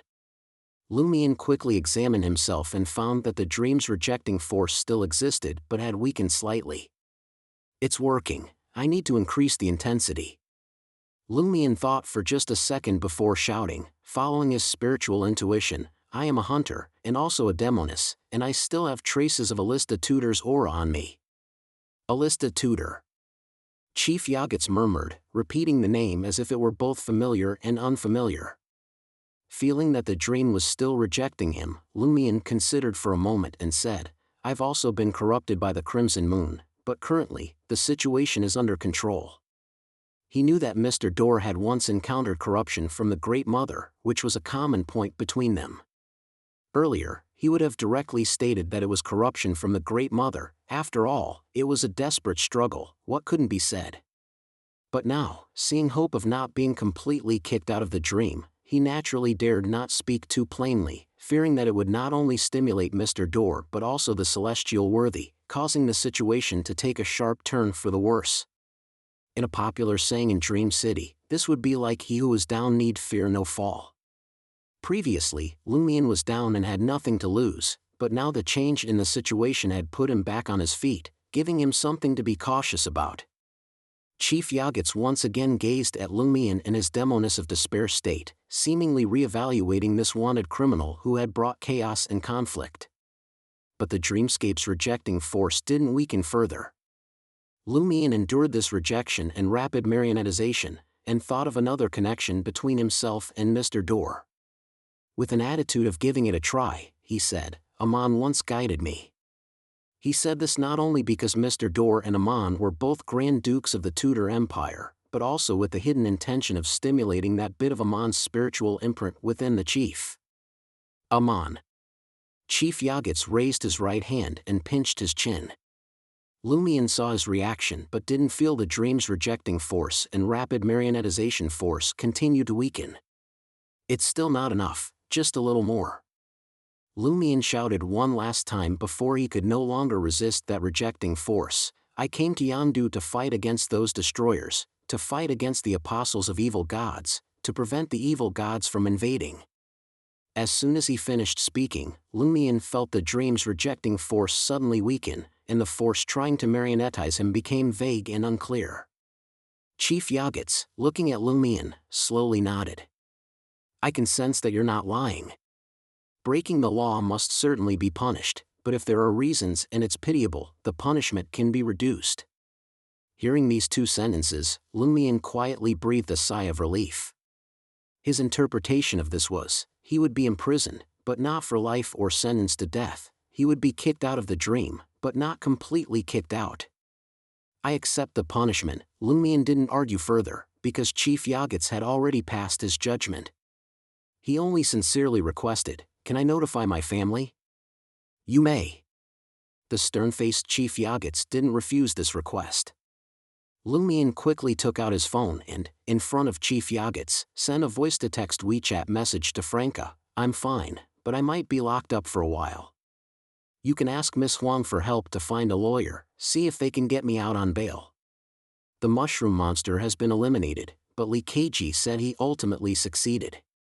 Wait for Jenna to come back, and have her take Li Lu to tour the wards in Crimson Moon Hospital and Mushu Hospital where Li Keiji was hospitalized.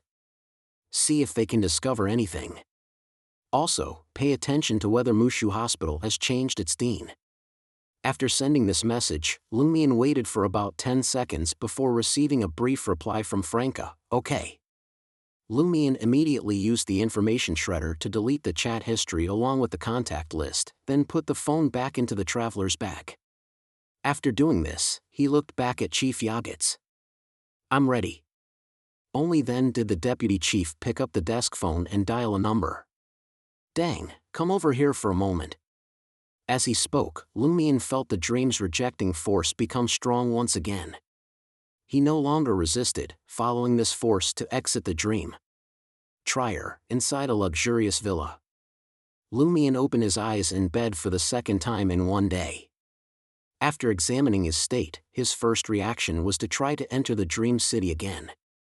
The next second, he felt he wasn't blocked, so he stopped this behavior, planning to wait 24 hours before trying again. From a timing perspective, this wouldn't affect Queen Mystic's plan to banish the Mirrored Emperor Roselle.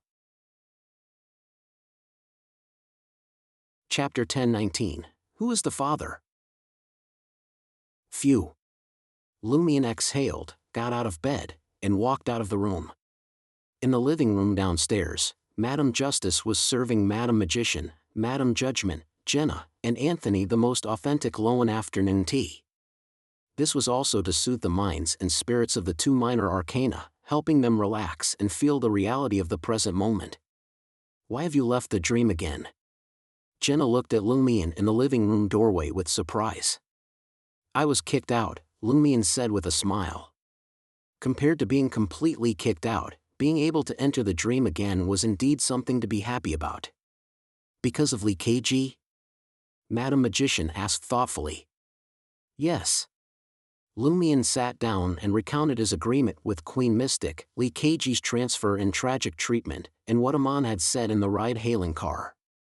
After hearing Amon's interpretation of the symbolic meanings of the dream images of Peng Deng, Grisha, and others, Madame Justice said somewhat embarrassedly, I'm really not an expert in this area. That's perfectly normal, Madame Magician said with a smile. Mr. Palais' interpretation will arrive soon, and we can compare it with Amon's. After saying this, she gestured for Lumion to continue. Lumion went on to describe Li Keiji's transformation, Madame Puali's appearance as the new dean of Mushu Hospital, the appearance of baby Omabella, and what happened after he recited Mr. Door's honorific name. Using ties worked? Madame Magician asked, both surprised and amused to hear that Lumion wasn't permanently kicked out of the Dream City and could enter once more. If she had known this earlier, she might have been able to obtain a better outcome previously. Madame Justice glanced at Madame Magician, reading her true thoughts.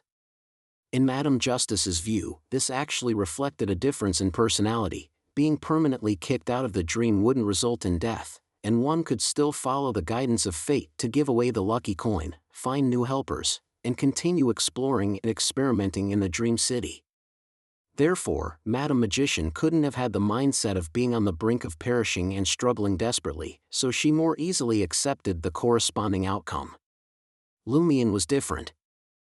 He had experienced being a tramp, and in such a life, every bit of resource and every opportunity was extremely important.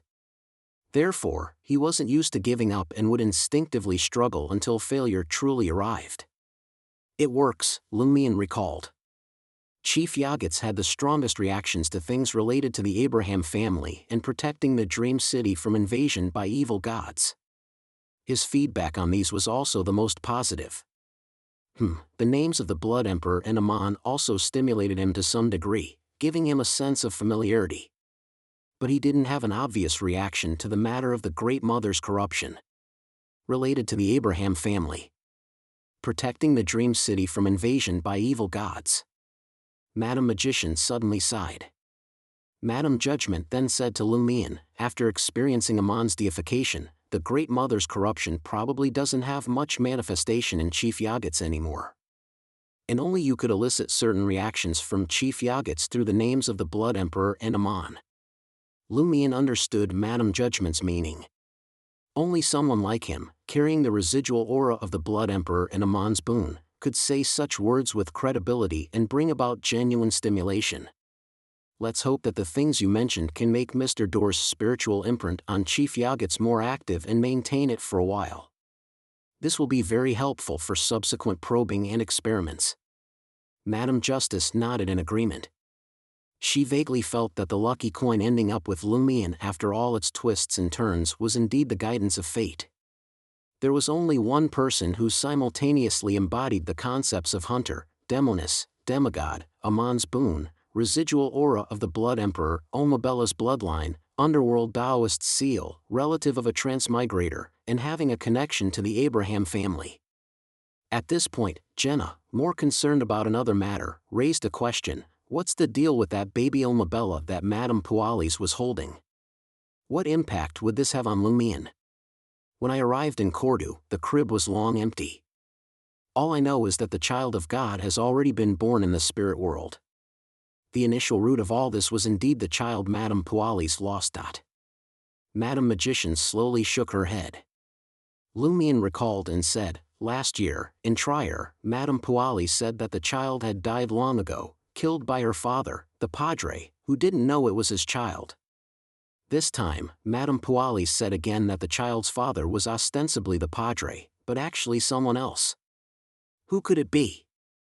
Madame Magician pondered for quite a while, then said with a slightly peculiar expression, perhaps, at that time, baby Omabella had to die because she didn't yet have sufficient conditions to truly be born into the real world.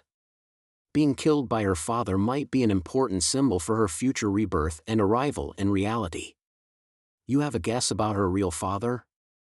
Madame Justice looked at Madame Magician, not hiding her curiosity. What kind of guess could make Madame Magician's expression change so obviously and strangely? Seeing Lumian, Jenna, and others also looking at her, Madame Magician cleared her throat and said, it's just a guess, I can't guarantee it's correct. Who? Madame Judgment asked cooperatively. Madame Magician looked up at the sky and lowered her voice. Eternal blazing sun. What? Jenna and Anthony were stunned. Madame Justice and Madame Judgment were equally surprised. Eternal blazing sun? Lumian looked at Madame Magician with only one thought in mind: how did she make that connection? Is this what it means to be a novelist? Madame Magician stood up and began to pace as she spoke. Guillaume Binet was the Padre of the Eternal Blazing Sun Church in Corda Village, essentially the representative of the Eternal Blazing Sun in this parish. Is there any problem with this statement? No. Jenna instinctively shook her head. This was basic theological knowledge. Madame Magician looked at Lumian. You saw Madame Pualis and the Padre having an affair in the cathedral at that time, right? Yes. Lumian nodded slightly. Having an affair and conceiving a child in the Eternal Blazing Sun Cathedral, near the altar, with the representative of the Eternal Blazing Sun could indeed point to the Eternal Blazing Sun as the child's father. But the premise is that the Eternal Blazing Sun himself agreed or acquiesced, which is impossible, right? Madame Judgment felt this was something a high-sequence being of the sun pathway wouldn't do. Madame Magician smiled. The eternal blazing sun certainly didn't agree or acquiesce at the time, and might not even have known about it. This is also one of the reasons why that baby had to die after being born in Korda village. The corresponding symbolism wasn't established yet. But do you remember what happened afterwards? The eternal blazing sun pretended to cooperate with the Great Mother, letting Lady Moon of the Night Stalkers conceive a child of God. Later, the birth and advent of that child of God helped Red Angel Medici successfully kill Vermonda Sauron and obtain that conqueror beyond her characteristic. Not long after that child of God was sacrificed, Madame Pualis, who entered Fourth Epic Trier, disappeared, unaffected by the subsequent cleanup. These events, when viewed separately, don't seem problematic. But when connected, they point to something. Madame Justice nodded thoughtfully. The eternal blazing sun used the Great Mother to make Red Angel Medici's plot succeed, but was also used by the Great Mother?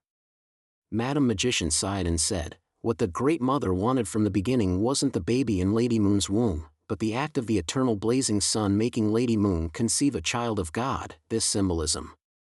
Once that child of God died, the long-deceased baby Omabella, who had the basic symbolism, inherited this relationship, gained new life, and helped Madame Pualis escape the subsequent cleanup. It wasn't until then that baby Omabella was truly born, but she wasn't complete enough yet and needed to find a medium to descend into reality. After that, whether it was Father Montserrat or that bird egg in the depths of the underworld, they were probably preparing for this. Now, I'm the best medium? Lumion suddenly understood why Madame Pualis wanted him to come over, saying the child needed him. Jenna listened in a daze, taking quite a while to sort out the relationships.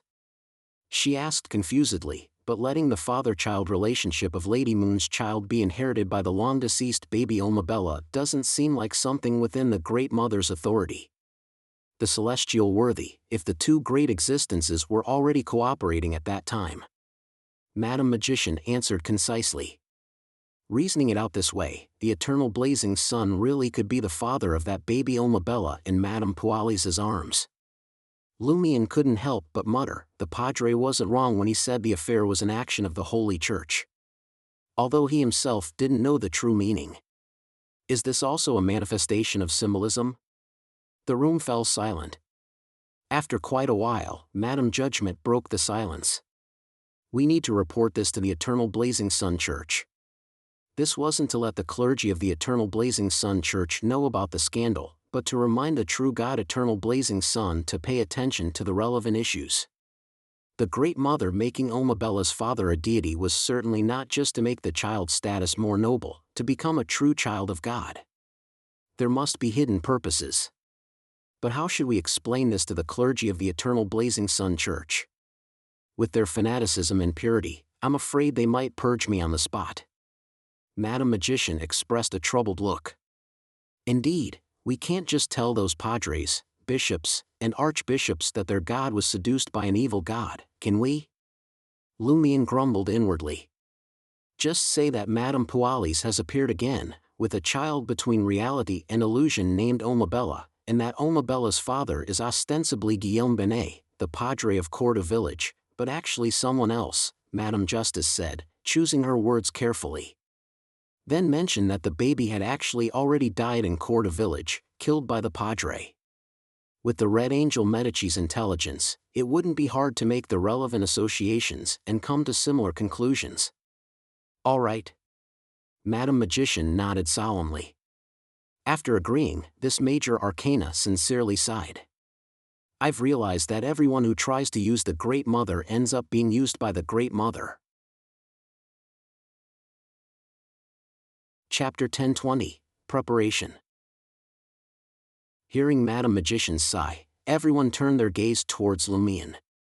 Smiling, Lumion replied, well, it's not just the Great Mother using us. When the time comes, let them decide the victor first. This was his usual attitude towards issues that couldn't be immediately resolved but weren't life-threatening. Otherwise, his mental state and emotions would have exploded long ago. But we should still be vigilant and try to stay away from the Great Mother's followers, Madame Judgment specifically reminded him. Lumion smiled wryly. Sometimes, it's not a matter of whether I want to avoid them or not.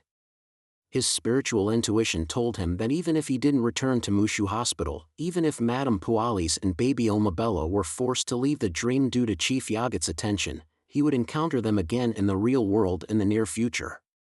This seemed to be a predestined fate, ever since he ate the remnants of Omabella's umbilical cord and truly came into contact with that bird egg in the depths of the underworld and the sealed artifact, gift of the land.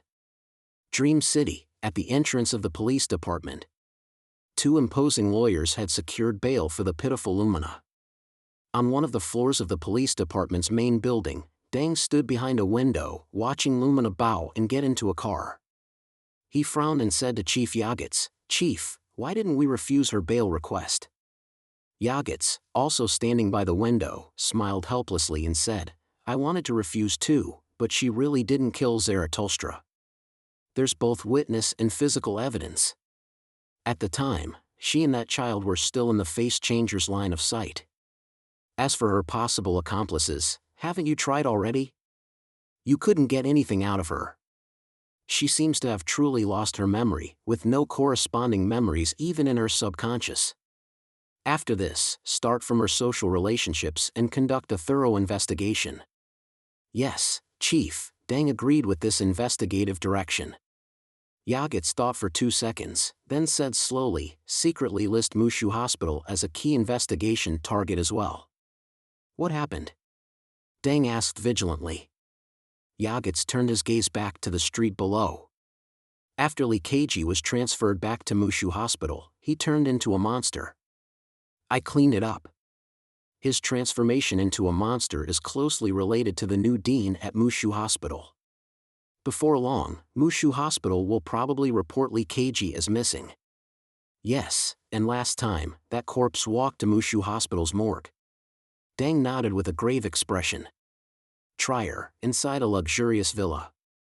Jenna pushed open the door to the top-floor sunroom and saw Lumion sitting on the spacious balcony, intently gazing at the quietly flowing Srenzo River not far away. At this time, the sun was setting, draping the classical buildings on the opposite bank in a golden-red coat, making bright, scattered spots of light race away along the dim water surface.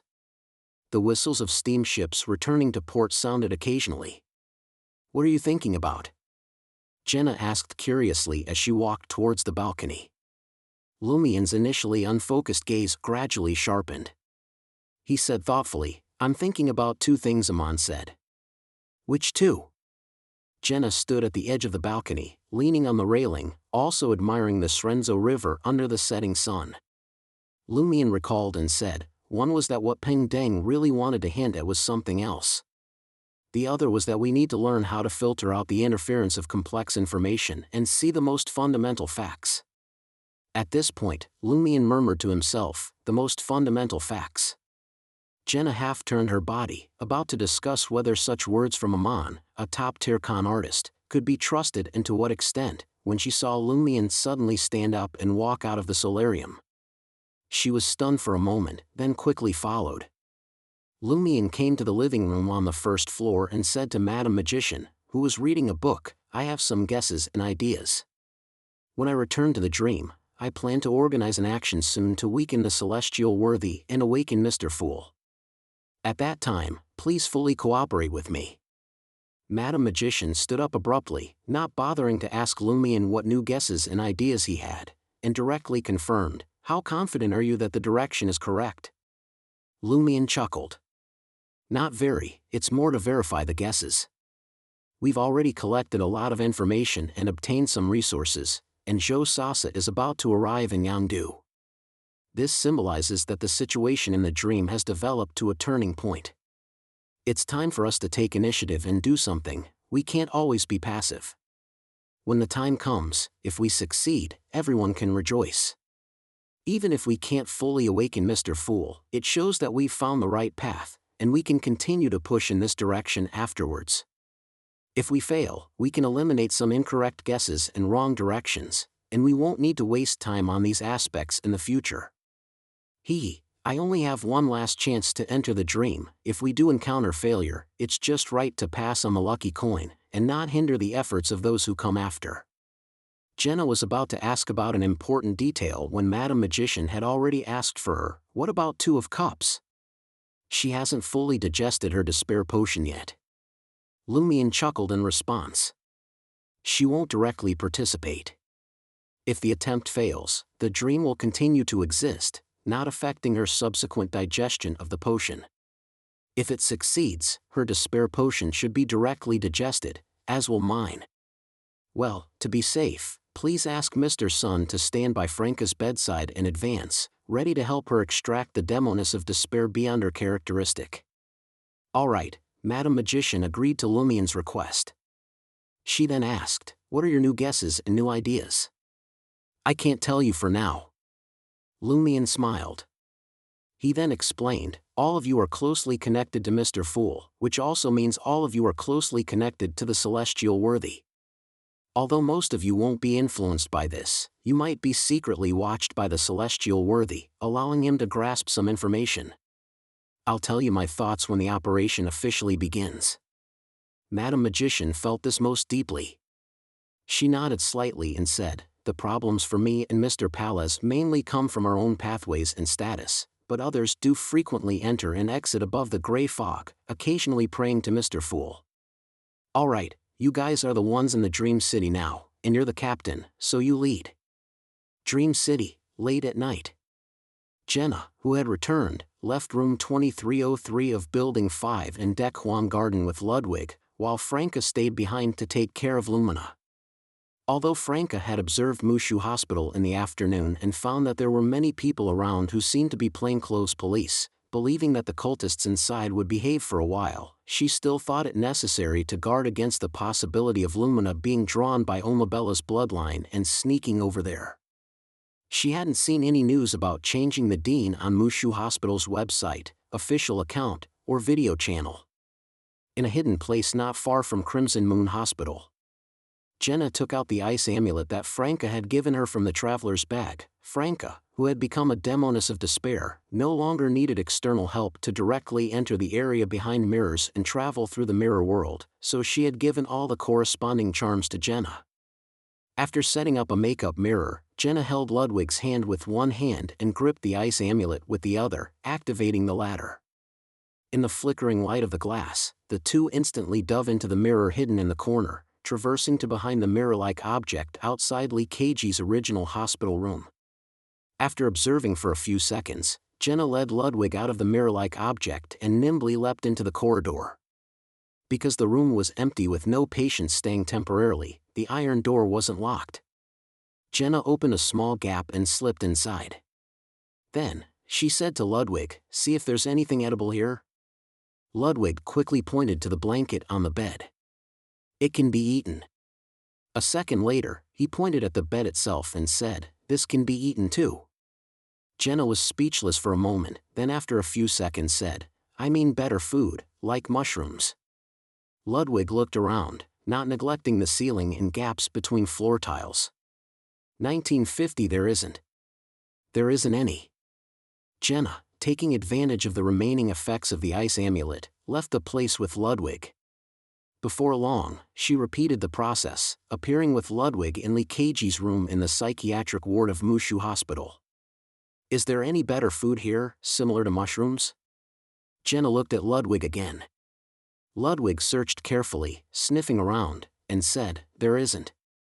Lee Keiji's final product isn't in either place." What to do now?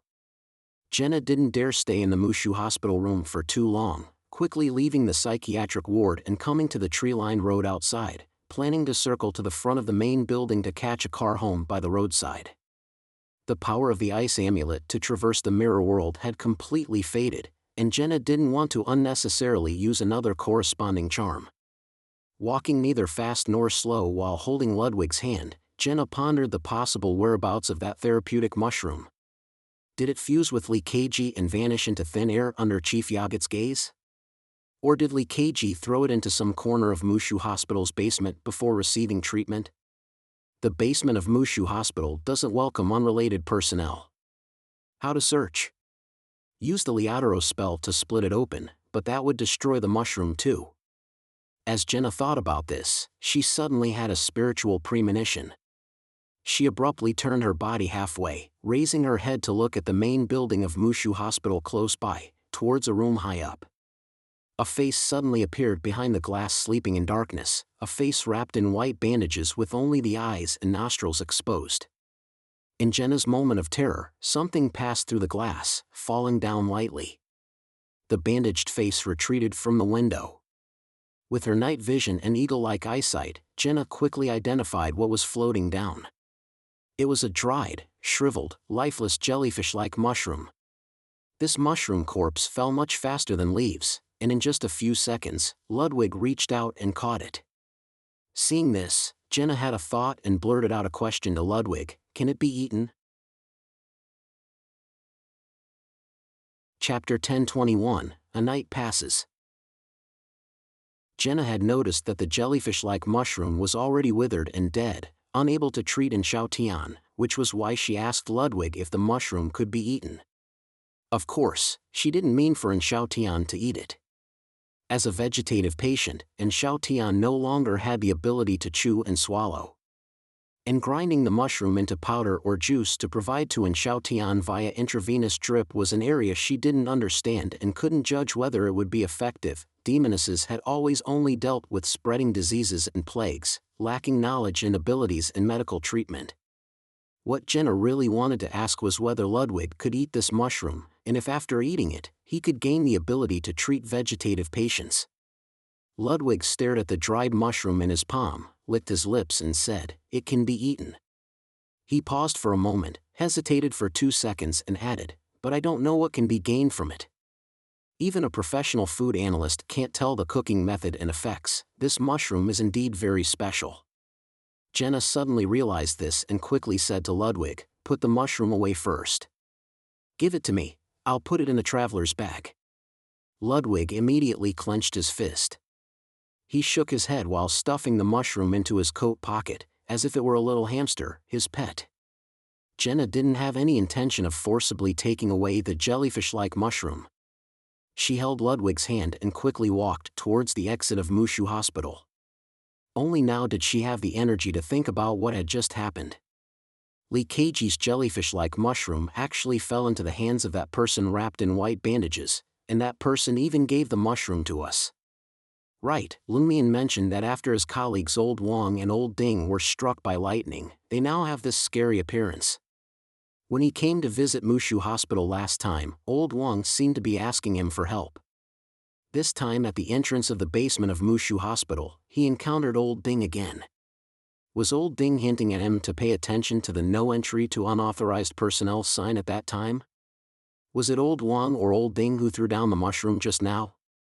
If it was Old Ding, it would make sense, as he was there when Lee Keiji was sent to the basement for treatment. But if he could stay in the basement for so long, it means he's no longer an unauthorized personnel. What exactly do the current Old Wang and Old Ding symbolize in the Dream City? Why are they helping us? I wonder if this dried mushroom is Lee Keiji's final product. Amid these thoughts, Jenna took Ludwig back to room 2303 of Building 5 in Dequan Garden by taxi. She told Franca about their encounter and asked Ludwig to take out the withered mushroom to show. Franca gazed at the mushroom, pondered for a moment and said, "My spiritual intuition tells me that this should be the final version of the therapeutic mushroom created by Lee Keiji, but its specific effects are unknown. Even divination methods won't provide an answer." This was not only because the treatment subject was in Xiaotian, but also because the mushroom itself was very special. "Should I eat it now?" Ludwig asked eagerly. He had an expression that suggested the finest ingredient should be cooked in the simplest way. "Eating it raw." Franca and Jenna exchanged glances before saying, "Wait until your godfather returns before eating it." It wasn't that they weren't worried about changes happening to the mushroom in the next dozen or so hours, but the current situation was indeed not suitable for such a stimulating experiment. At present, Lumian and Anthony were outside the dream. Lumina had been frightened and needed close monitoring, and Franca herself couldn't withstand major accidents and couldn't attempt anything too risky. So, if Ludwig ate the mushroom now and something unexpected happened, the entire situation might collapse. "Okay. Ludwig reluctantly stuffed the withered mushroom back into his pocket with some reluctance. Jenna glanced towards the bedroom direction and asked Franca in a lowered voice, "How is Lumina doing?" Being inexplicably arrested by the police, she was definitely shocked, has been somewhat dazed, and a bit overreactive. "She only truly fell asleep 2 minutes before you returned to the dream," Franca answered softly. She then said to Jenna, "You should go visit Rueda now and confirm his situation." After Anthony was kicked out of the dream, Franca had actually been worried about his dream manifestation and Rueda, but she was really too busy to observe and protect him. In the morning she had to take care of Ludwig and look after Luoshan. In the afternoon she first went to Mushu Hospital to provide support, then was busy asking Queen Mystic to help bail out Lumina. She didn't even have time to care about Jenna's dream manifestation, let alone Rueda. Alright. Jenna also had these concerns, but she had to prioritize finding the mushroom that Lee Keiji might have left behind. Since returning to the Dream City, she had been constantly on the move without rest. At Shinhong District, in a rented apartment, Jenna's figure emerged from a dark corner. She looked towards the smallest bedroom closer to the kitchen and heard relatively long breaths. Her spiritual intuition told her that the person sleeping inside was Rueda. Jenna relaxed a little and surveyed the situation in the room. She saw a wine glass on the dining table, a plate with crumbs of salted crispy peanuts, a plate of unfinished cold sliced pork head meat, and a plate with only remnants of mashed potatoes. This was consistent with Rueda's cooking level. Mashed potatoes were a delicacy both inside and outside the dream, while cold sliced pork head meat and salted crispy peanuts could be bought from street vendors outside. A scene immediately appeared before Jenna's eyes, and Rueda was in a good mood, bought himself a bottle of wine, and had a couple of glasses with peanuts, pork head meat, and mashed potatoes. Afterwards, he was a bit tipsy and decided to clean up the dishes the next day. He's quite leisurely, and Rueda knows how to enjoy life. Jenna silently marveled. She then thought, would Rueda's character prototype, Anthony, also be like this in private, without the pressure of missions? At this moment, Jenna felt that Anthony was no longer just the ever-calm psychiatrist. While marveling, she didn't let her guard down and quickly checked whether this situation was abnormal and whether the sleeping Rueda in the room had any hidden issues. After about 7 or 8 minutes, having sneaked into the corresponding bedroom twice, Jenna finally felt relieved and left. The next morning, after waking up, Jenna carefully got out of bed, afraid of disturbing Lumina beside her. Unexpectedly, Lumina was a light sleeper. She immediately opened her eyes and turned her head. Seeing it was Jenna, she visibly relaxed and revealed a still somewhat confused smile. "I had a nightmare. I dreamed that I was arrested by the police. They said I committed murder and arson, spread cults, and did all kinds of evil." At this point, Lumina suddenly froze.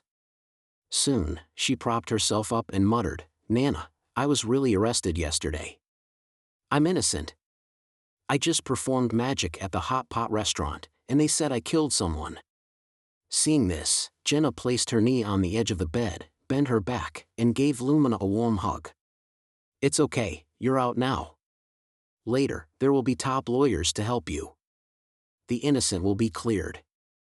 Franca, who had slept on the carpet last night and only came in when she heard the commotion, almost couldn't help laughing at Jenna's words. The innocent will be cleared?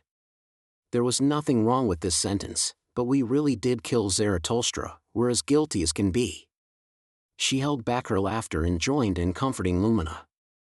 After a while, Lumina calmed down. She looked at Jian Na and Luo Fu, furtively glanced left and right, and said in a lowered voice, "I didn't mention any of you at the police station." She had a "aren't I great and clever" expression on her face. "Great job." Franca and Jenna very cooperatively praised her. Seeing that Lumina's mood had improved considerably, Franca took the opportunity to tell her, "Miss Huang will come to pick you up later. You'll stay at her place for the next couple of days." To prevent Lumina from implicating Franca and Jenna, when Queen Mystic hired a lawyer to bail her out, she had actually provided a new residence. But because Queen Mystic had to prepare for the matter of banishing the mirrored Emperor Roselle last night and had no time to look after Lumina, Franca, worried that Lumina might wander off, still took the risk of bringing her back and holding out for one night. Now, Queen Mystic finally had time. And by the afternoon, Lumion would return to the Dream City. Lumina nodded obediently. After Lumina was picked up by Queen Mystic, Jenna left for work at Hall Film Company. Anthony, who had returned to the Dream, took on the responsibility of looking after Ludwig, and Franca finally had some free time. She took a taxi to the tech building, preparing to go through the resignation process. For her, the process wasn't important. What was important was getting the salary for the half-month she had worked in the Human Resources Department. Perhaps because Miss Huang had given a heads up, Franca didn't even have a chance to take out her materials like the family surgery notice with the official stamp from Zenjinkyo. She quickly went through the process without anyone giving her a hard time. Finally, she took the certificate given by the HR department and went to the finance department to settle her wages. After various deductions, she received 3,500 yuan. Not bad. The first salary from a formal job in my life, although it's in a dream. With self-mockery, Franca left the finance department. She planned to say goodbye to Luo Shan in the administration department and then leave the tech building, completely hiding in the shadows. Just as she passed the tech department, not yet near the administration department, Franca, still wearing those old-fashioned black-framed glasses, suddenly heard a voice. Luo Fu. Franca instinctively turned around and saw Zhou Mingrui coming out of the tech department. What a coincidence, I heard you're resigning. Zhou Mingrui asked with concern. Franca noticed a hint of determination in Zhou Mingrui's eyes, as if he had made up his mind to do something. He's not going to ask about what happened at Mushu Hospital the night before last, is he? He's not going to ask about my real purpose for coming to the company, is he? Franca suddenly shuddered. Oh no, I don't dare say anything now. Chapter 1022, Preparations in Full Swing. Yes, there's been an issue at home. Franca first answered Zhou Mingrui's question, then had a quick idea and hurriedly said, I'm going to find Luo Shan. Once I've dealt with the family issue, I'll treat you all to a meal and we can have a good chat. She emphasized the words good chat. Zhou Mingrui looked at Luo Fu for a few seconds, as if weighing his options. Finally, he nodded and said, all right, we'll talk another day. He could tell that Luo Fu didn't want to say much right now, and seemed to be afraid of something unknown. Franca quietly let out a sigh of relief and waved sincerely. See you again. After turning around, she muttered silently with relief, thankfully Zhou Mingrui isn't one of those stubborn types people in Yandu talk about. He can read others' expressions and listen to what they're saying. Hall Film Company, Talent Department. During a break in her physical training class, Jenna walked out of the classroom and turned towards the public restrooms. On the way, she encountered Jianyu, who was responsible for her and the other new talents. Seeing Jianyu busy there, she asked curiously, what are you busy with? The summer season is ending, the Great Pirate 3 is about to finish its run. We need to prepare for the celebration party, subsequent development, and a series of other things. Jianyu looked up and saw it was Jenna, her attitude fairly friendly. The Great Pirate 3 is about to finish its run? Jenna was stunned for a moment. Based on the common knowledge she had learned since entering the Dream City, she thought this was a very normal thing, but it also felt ill-timed. When Lumion returns to the dream, they were planning to try letting Ludwig eat that dried mushroom to see if he could gain special healing abilities to awaken the vegetative in Xiaotian.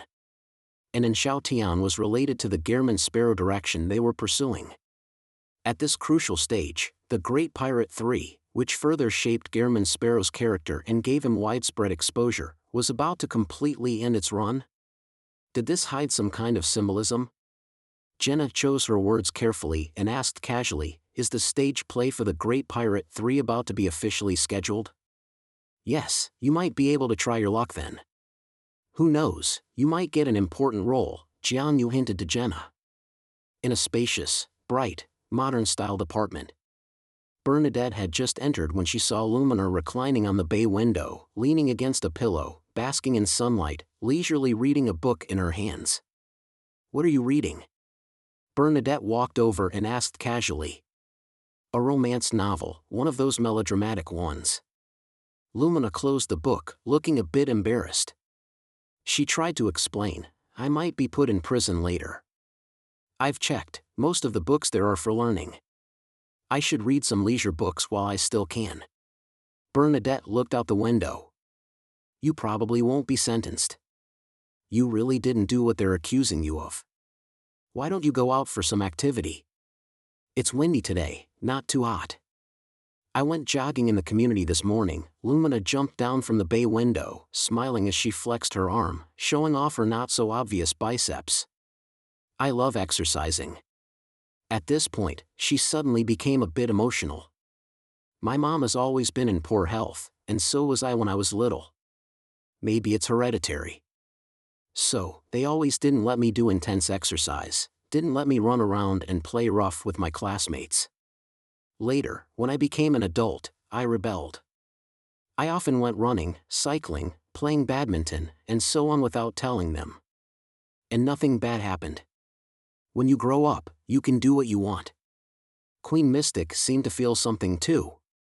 Lumina's gaze gradually became unfocused, her eyes reflecting the brilliant sunlight outside the window. "But now, I want them to restrict me again." Bernadette fell silent as well. By the afternoon, Lumion had returned to the Dream City. The first thing he did was not to look at Queen Mystic Bernadette sitting on the single sofa to the side, but to check his own condition.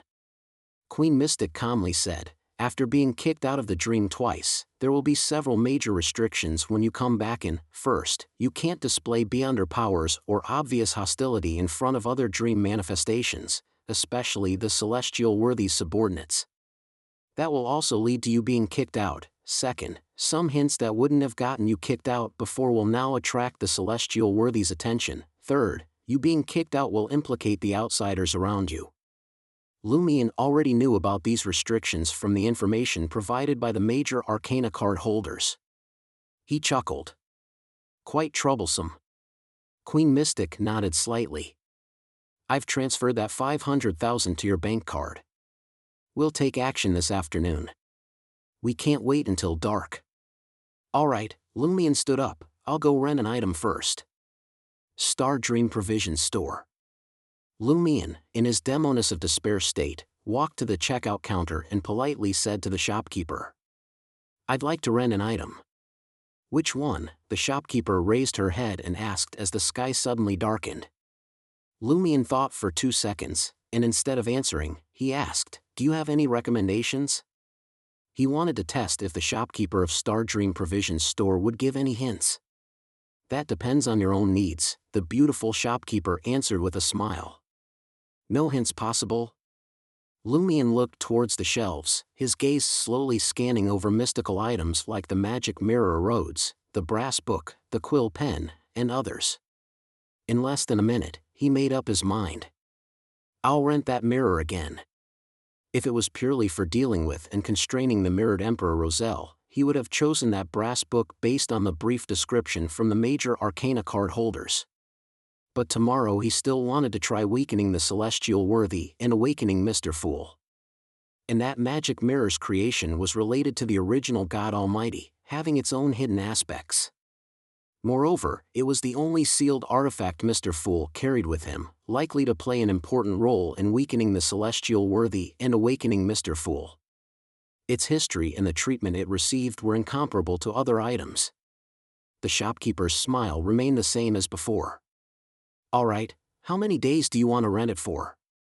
"1 day," Lumion answered without hesitation. He had enough cash on hand to rent the magic mirror roads for 2 days, but considering that his guesses, ideas, and action plans might not be necessarily correct, and the final result might not be as he expected, and after today, Queen Mystic would likely be completely kicked out of the dream, making it difficult for the team to encounter such a generous patron again, he deliberately left some money for Franca, Jenna, and Anthony. This way, even if tomorrow's operation failed, causing him to be kicked out of the dream for the third time, the remaining people would still have money to continue making new attempts. The shopkeeper didn't say anything, took out a POS machine, let Lumion swipe his card, and sign the contract. After walking out of Star Dream Provisions store with the magic mirror rods, Lumion's phone suddenly rang. It was an unfamiliar number. After using the information shredder to delete his contacts, all numbers were unfamiliar to him. Lumion chose to answer and heard an annoyed voice from the other end. "Why didn't you come for the night shift last night? Don't you know to apply for leave in advance? This is called absenteeism." So it's a call from the Intis group. Lumion quickly switched to a male voice. "I quit. Do whatever you want." The person on the other end was speechless for a moment, then after a few seconds said, "You don't want your last month's salary? Donate it to those in need, thank you." Lumion hung up the phone with a bang. He then got into Miss Huang's car parked by the roadside. Queen Mystic said while driving, "Later I'll be responsible for clinging onto her, getting kicked out of the dream together. You just need to hide in the shadows, guarding against her leaving the corresponding area in advance." For this operation, except for Jenna who couldn't get away from Hall Film Company, Lumion, Franca, Anthony, and Ludwig would all participate. Among them, Lumion would play the role that Queen Mystic had when dealing with Zarathustra, not directly appearing but interfering and exerting influence from the shadows. Franca would decide whether to confront directly based on the specific situation, with Anthony assisting her. If they could bring some despair to the mirrored Emperor Roselle, it would greatly help Franca digest the despair potion.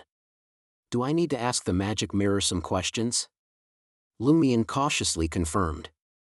He felt that the core of Queen Mystic's plan was to use the rule that the third kick-out will implicate surrounding outsiders. "No need, I already know everything I need to know," Queen Mystic then told Lumion the relevant information. She finally warned, "You can't hide behind mirrors later. She has much stronger control over the world and the mirror than you do." Understood, Lumion had confirmed this point when monitoring Zarathustra. In the time that followed, he didn't act humble or polite, but discussed the specific details of the plan with Queen Mystic and proposed some modifications. In a palace-like villa. After asking the butler, Bernadette took the elevator to the 4th floor and walked towards her father's study. The CEO, Mr. Huang Tao, had gone to the company for a while in the morning and returned home at noon. Arriving outside the study, Bernadette habitually raised her right hand and knocked on the door. When she was young, she was spoiled at home and would open any door she wanted without ever asking if the person inside agreed to her entering. But after accidentally witnessing a few things she shouldn't have seen, she learned to knock. "Come in." Huang Tao's voice came from inside the study. Bernadette turned the handle and walked into the sunlit study, seeing her father standing by the window, gazing at something unknown. This suddenly gave her a feeling of returning to the past. Back then, she didn't understand why her father always gazed out of the west-facing floor-to-ceiling window, sometimes even holding her as a child while doing so. "Dad." Bernadette instinctively called out. Huang Tao turned around, revealing a smile.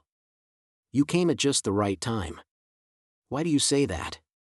Bernadette immediately raised her guard. Huang Tao smiled and said, "I'm going to leave this place." Bernadette frowned. "What do you mean?" Huang Tao sighed with a smile.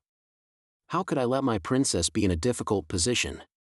Wah, Bernadette understood her father's meaning and was a bit stunned. Huang Tao looked at Bernadette for a couple of seconds, then smiled with both satisfaction and emotion. "I'm very glad that you hesitated for several days." Chapter 1023, 3 Sentences. When she heard Huang Tao's emotional and gratified remarks, Queen Mystic Bernadette's lips moved almost imperceptibly a few times, but in the end she didn't speak. She pressed her lips tightly together. Huang Tao's gaze looked out towards the open door and the corridor outside. He smiled slightly and said, "Before I leave, I'll give you all a gift."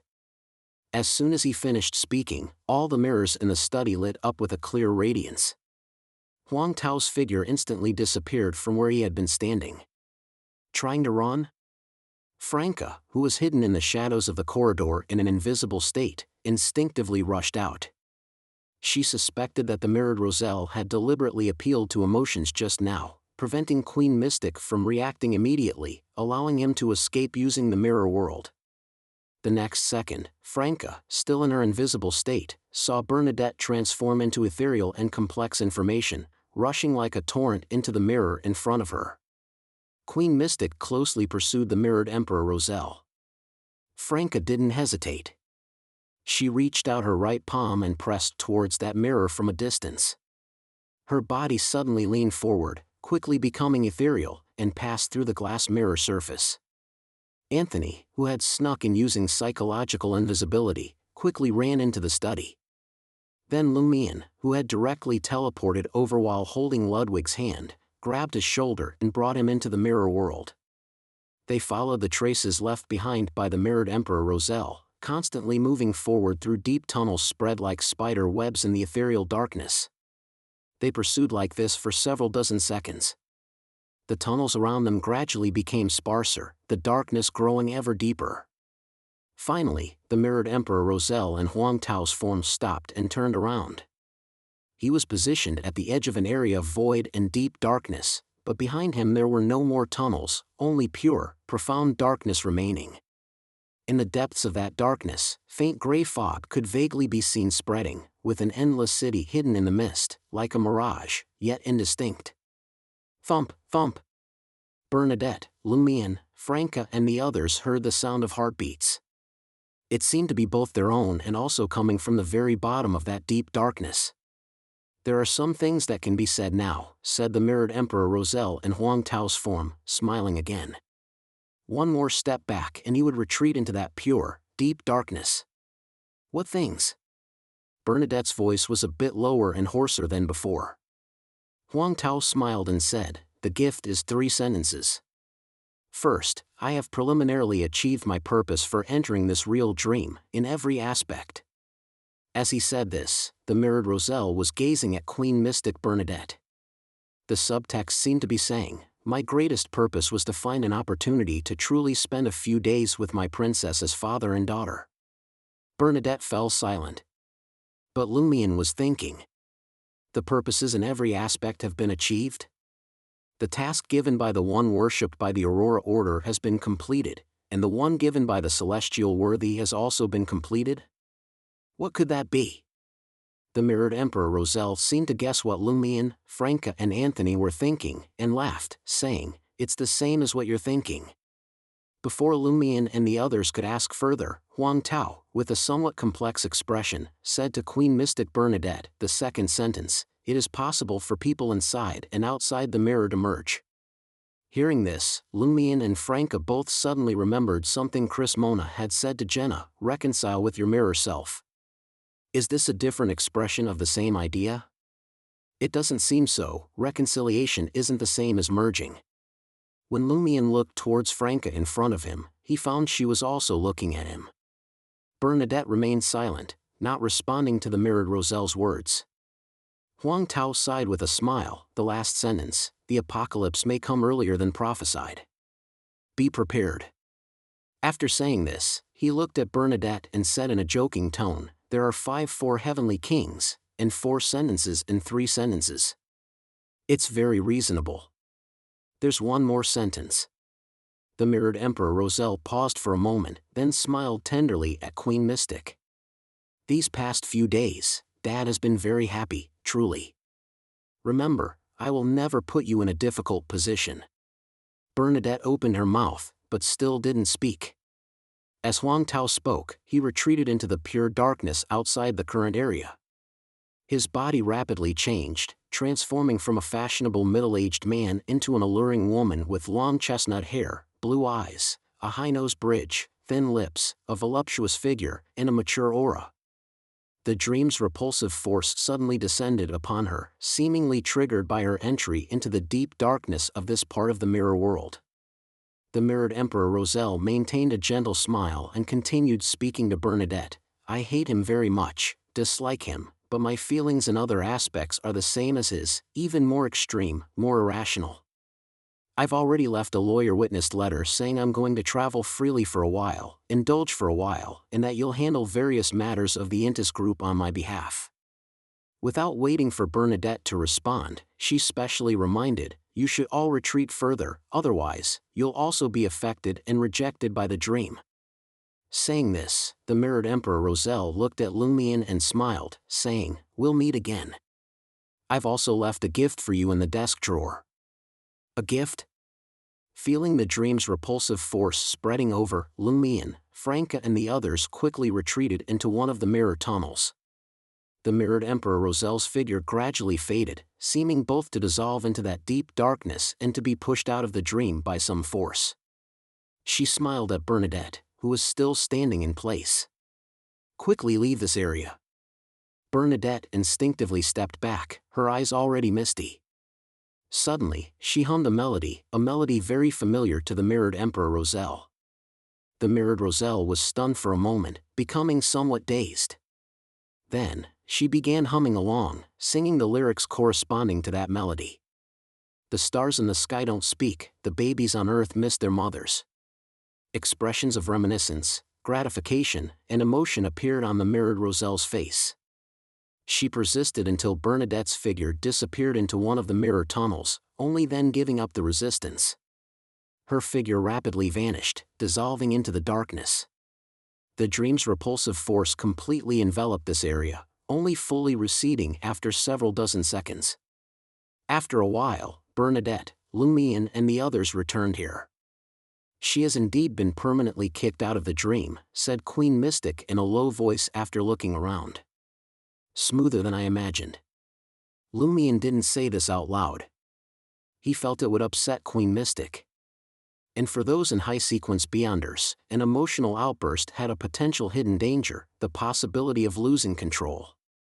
Bernadette was silent for a moment, then took the initiative to say, any thoughts on those 3 sentences just now? Lumion had already analyzed. The second sentence, about the possibility of merging between the original body and the mirror person, likely has exaggerated and false components. The third sentence aligns with some of my thoughts and guesses. It might not be false, the apocalypse may really come early. For the first sentence, I'm inclined to believe it's true. So she also completed the task given by the celestial worthy? Franca asked with considerable worry. She immediately guessed, these past few days, when we weren't paying attention, did she do something to Zhou Mingrui, laying the groundwork? No, Bernadette slowly shook her head, these past few days, I've been watching her openly and secretly. She shouldn't have had the chance to directly contact Zhou Mingrui. Lumion, looking at the pure darkness outside the area and the faintly visible gray fog and city in the depths of the darkness, said thoughtfully, perhaps her existence itself has some symbolism, enabling her to complete the task given by the celestial worthy. Before Franca and the others could ask, he pointed to the depths of the darkness and said, doesn't that look like the sealed 4th epic trier?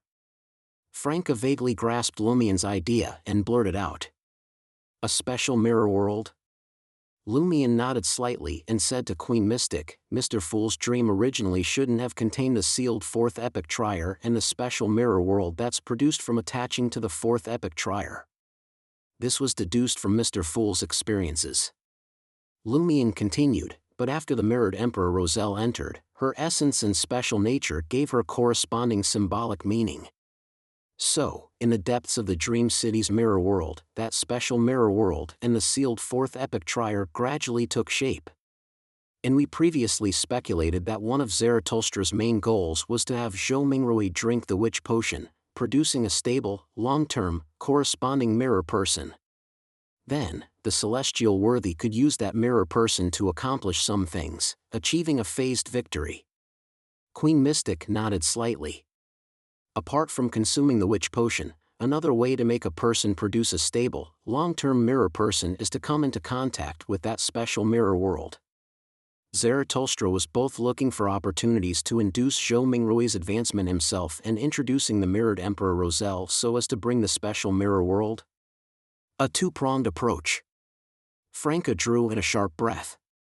Queen Mystic said in a somewhat low voice. Zhou Mingrui probably hasn't come into contact with the special mirror world yet, hasn't produced a corresponding mirror person, but afterwards, the celestial worthies side will certainly have corresponding arrangements.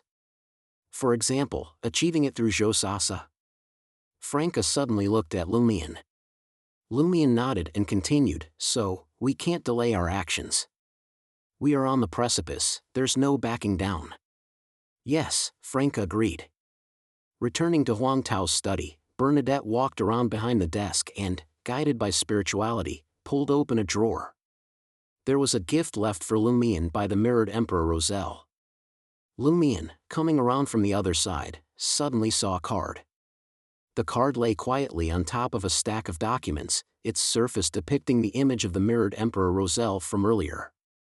Voluptuous figure, wearing a black dress, adorned with a golden crown inlaid with jewels, alluring features, mature aura, outstanding charm. In the upper left corner of this card, a line of text was condensed from Brilliant Starlight, Sequence 0, Primordial Demoness. At this moment, Bernadette's voice rang out, echoing in the ears of Lumion and the others, a card of blasphemy, the Demoness card. Chapter 1024, A Blurry Ritual. A card of blasphemy? A card of blasphemy representing a path to godhood, created by Emperor Roselle based on the second blasphemy slate and his personal experience? Lumion and Franca were both shocked. They had learned about the cards of blasphemy from Emperor Roselle's diary and various mystical knowledge they had collected through different Mu-Alpha channels. But items of this level naturally possessed anti-prophecy and anti-divination properties, so they had only heard about them and never seen one with their own eyes. Now, the Demoness card appeared before them. This was a gift left for Lumion by the mirrored Emperor Roselle. In a flash, Lumion instinctively had a thought. Is she really being so kind? At this moment, Queen Mystic spoke again. It's real. A real card of blasphemy, a real Demoness card? Franca curiously leaned in, examining this long-coveted item. Lumion remained silent for a few seconds, then chuckled and reached out to take the Demoness card. He had already accrued so many debts and had so many creditors, what was one more? Queen Mystic looked at the card of blasphemy in Lumion's hand and said after a moment of silence, the activation incantation should be my name, Inept Ancient Faceac. Name? Lumion chanted in a low voice, Bernadette. Instantly, the Demoness card generated an invisible vortex, frantically drawing in Lumion's spirit and spirituality. Soon, the Demoness card became three-dimensional, transforming into a miniature book. The book opened naturally, revealing a Roselle dressed as an Assassin's Creed character, a clean-shaven male Roselle. Next to this character image was a corresponding description in Ancient Faceac, Sequence 9, Assassin. Every assassin possesses the ability to change their body for a short time, gaining feather-like lightness to perform a leap of faith, and has eagle-like vision and night vision, excelling in combat, evasion, and concealment. Shadows are their friends and their camouflage. Once they leave the shadows, they use their agile footwork to gather all their strength for a fatal strike on their target. Potion Formula. Lumion reached out to touch the card of blasphemy that had become a miniature book, watching it continuously flip pages, seeing Emperor Roselle's image change from male to female, becoming increasingly beautiful and alluring, gradually overlapping with the appearance of the mirrored Roselle. Finally, an image of the mirrored Emperor Roselle, seemingly much younger and resembling a young girl, appeared before Lumion's eyes. The corresponding information was also revealed, Sequence 3, Unaging, Demoness of Unaging.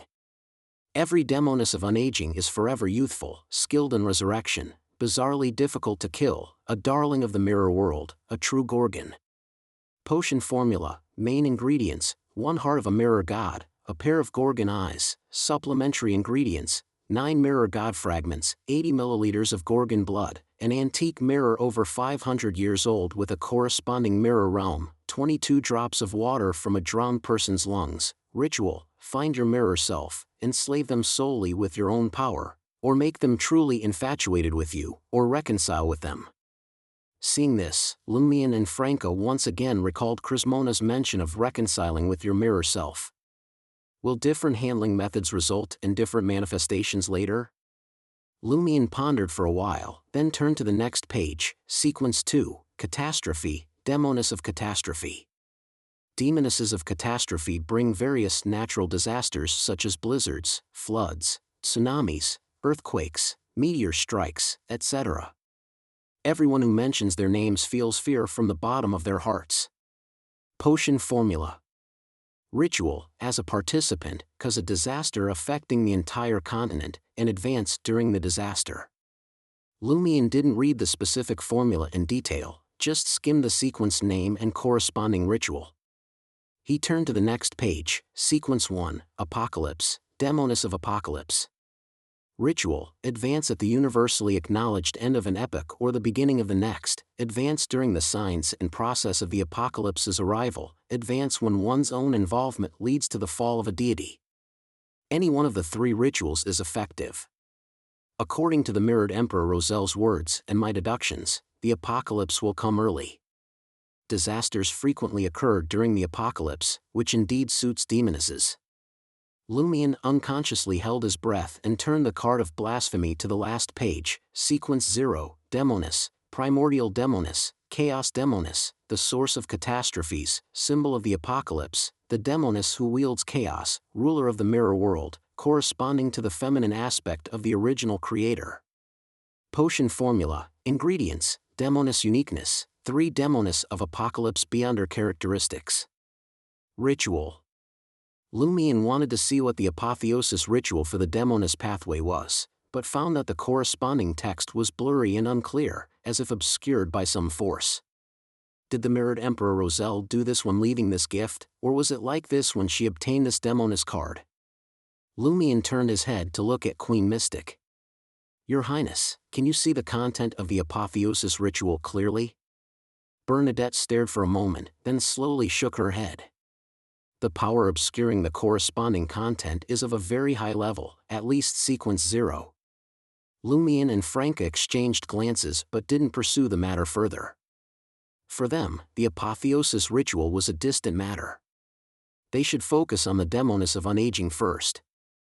Since I wasn't kicked out of the dream, I can also participate in your operation tomorrow, Queen Mystic said in a somewhat low voice, looking towards the window area where Huang Tao had been standing earlier. Thank you, Lumion said without being polite.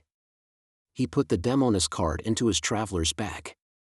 When Lumion and the others returned to Xinhong District, the sunlight was still bright, and it wasn't even afternoon tea time yet.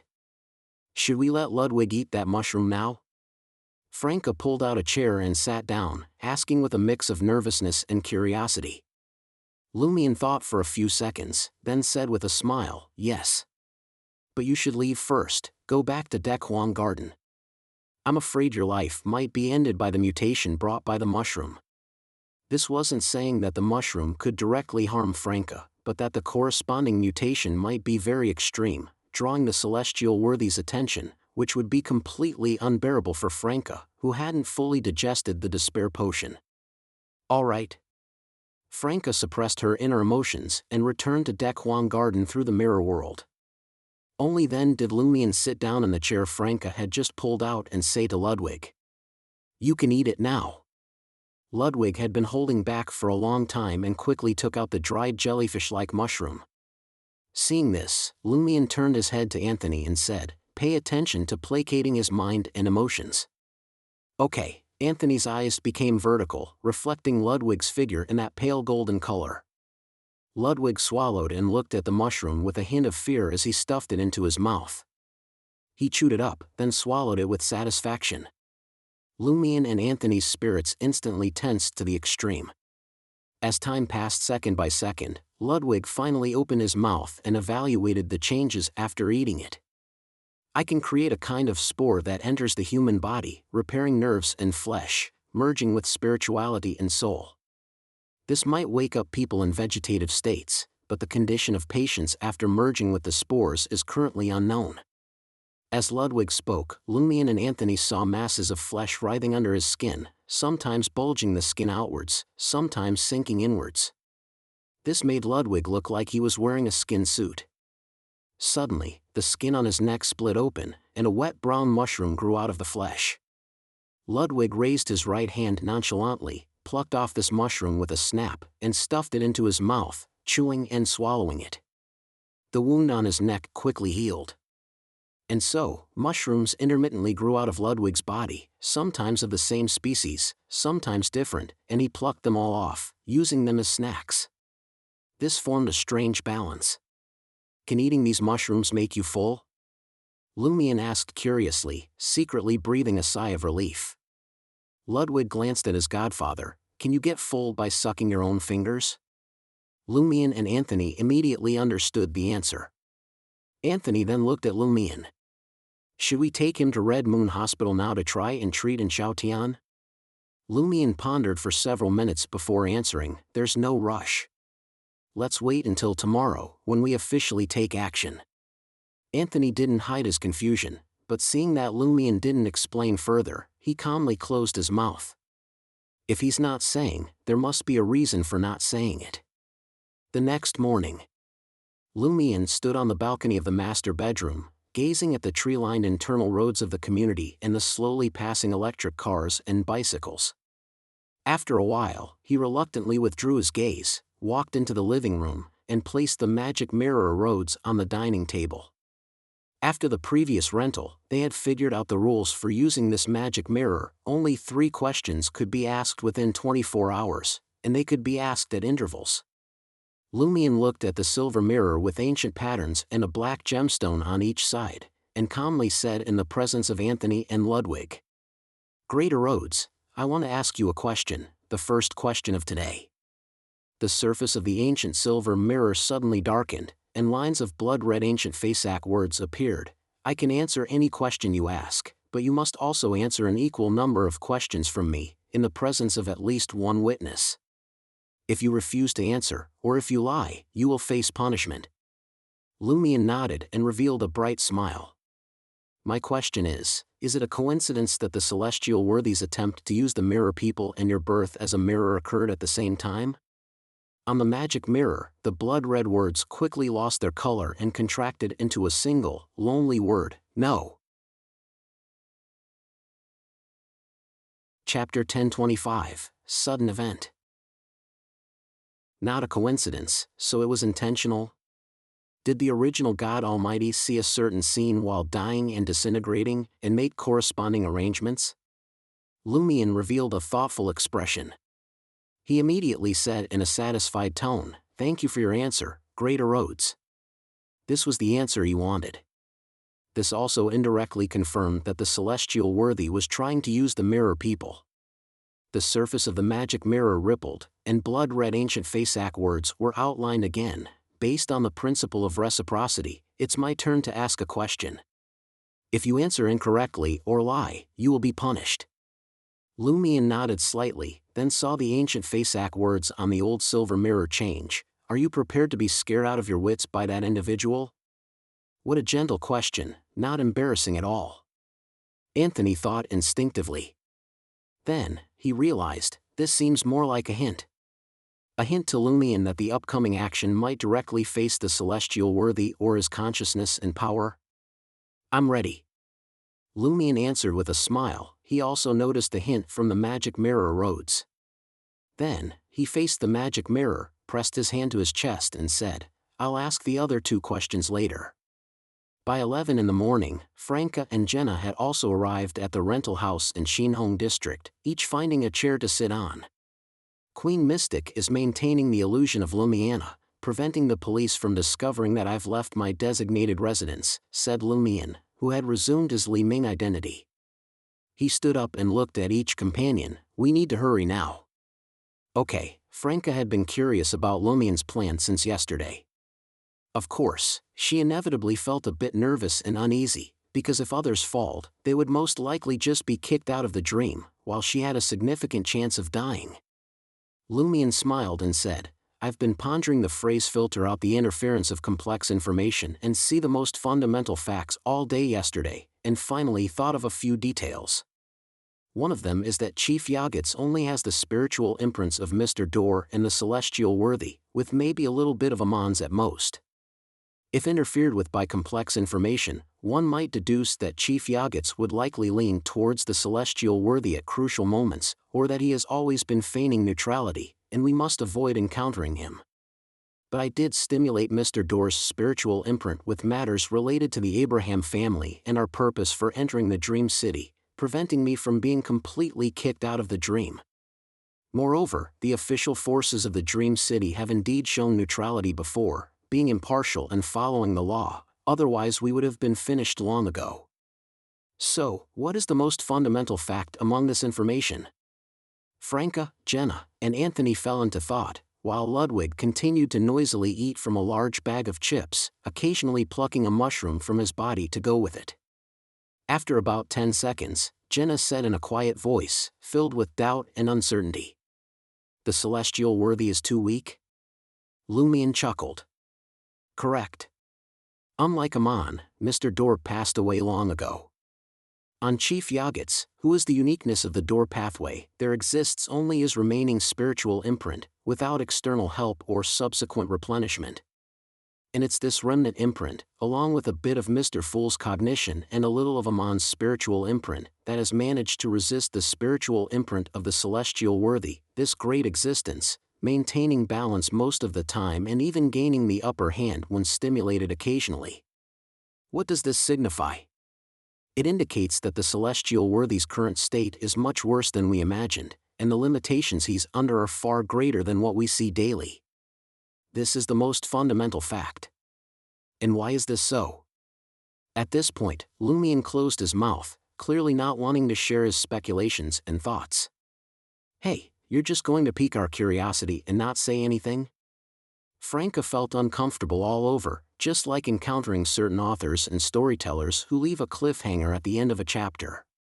But she immediately understood Lumion's intention, which was based on complete trust. "Some things can be known but not spoken, at most hinted at?"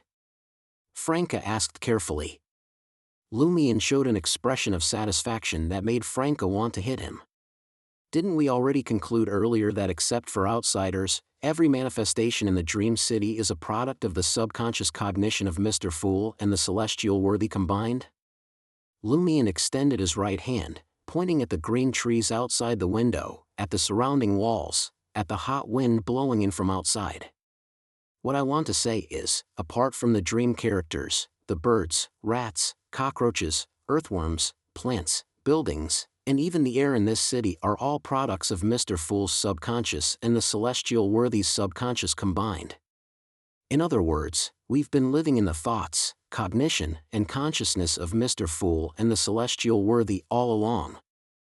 Franca was enlightened. "So the Dream City is like the cerebral cortex, with some areas very active that we need to carefully avoid and not stimulate, like Shou Mingrui's dream manifestation, while most other areas are in a dormant state and normally won't react unless we say keywords or key information. Once spoken, it's likely to be immediately noticed by the celestial worthy." Lumion raised his right hand and grabbed a handful of air. With a mischievous grin, he remarked, "This not only brings attention and rejection but might also stimulate the celestial worthy, allowing him to break free from his current unfavorable state. Let me give an example.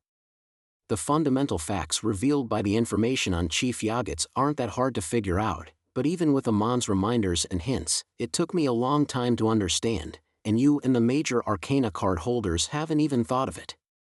Suppose there's a person who's been fooled, always feeling weak and unable to break free from certain limitations. In this situation, if someone suddenly tells him he's silly or stupid, wouldn't that stimulate him to regain clarity and become powerful again? This is also why Amon and that individual related to the Aurora Order don't speak directly in and out of dreams, only hinting, letting us understand on our own. Some tricks no longer work once the key technique is revealed." Jenna finally understood what Lumion was trying to express. There were two layers to this. First, everyone who has entered the dream is essentially receiving joint corruption from Mr. Fool and the celestial worthy.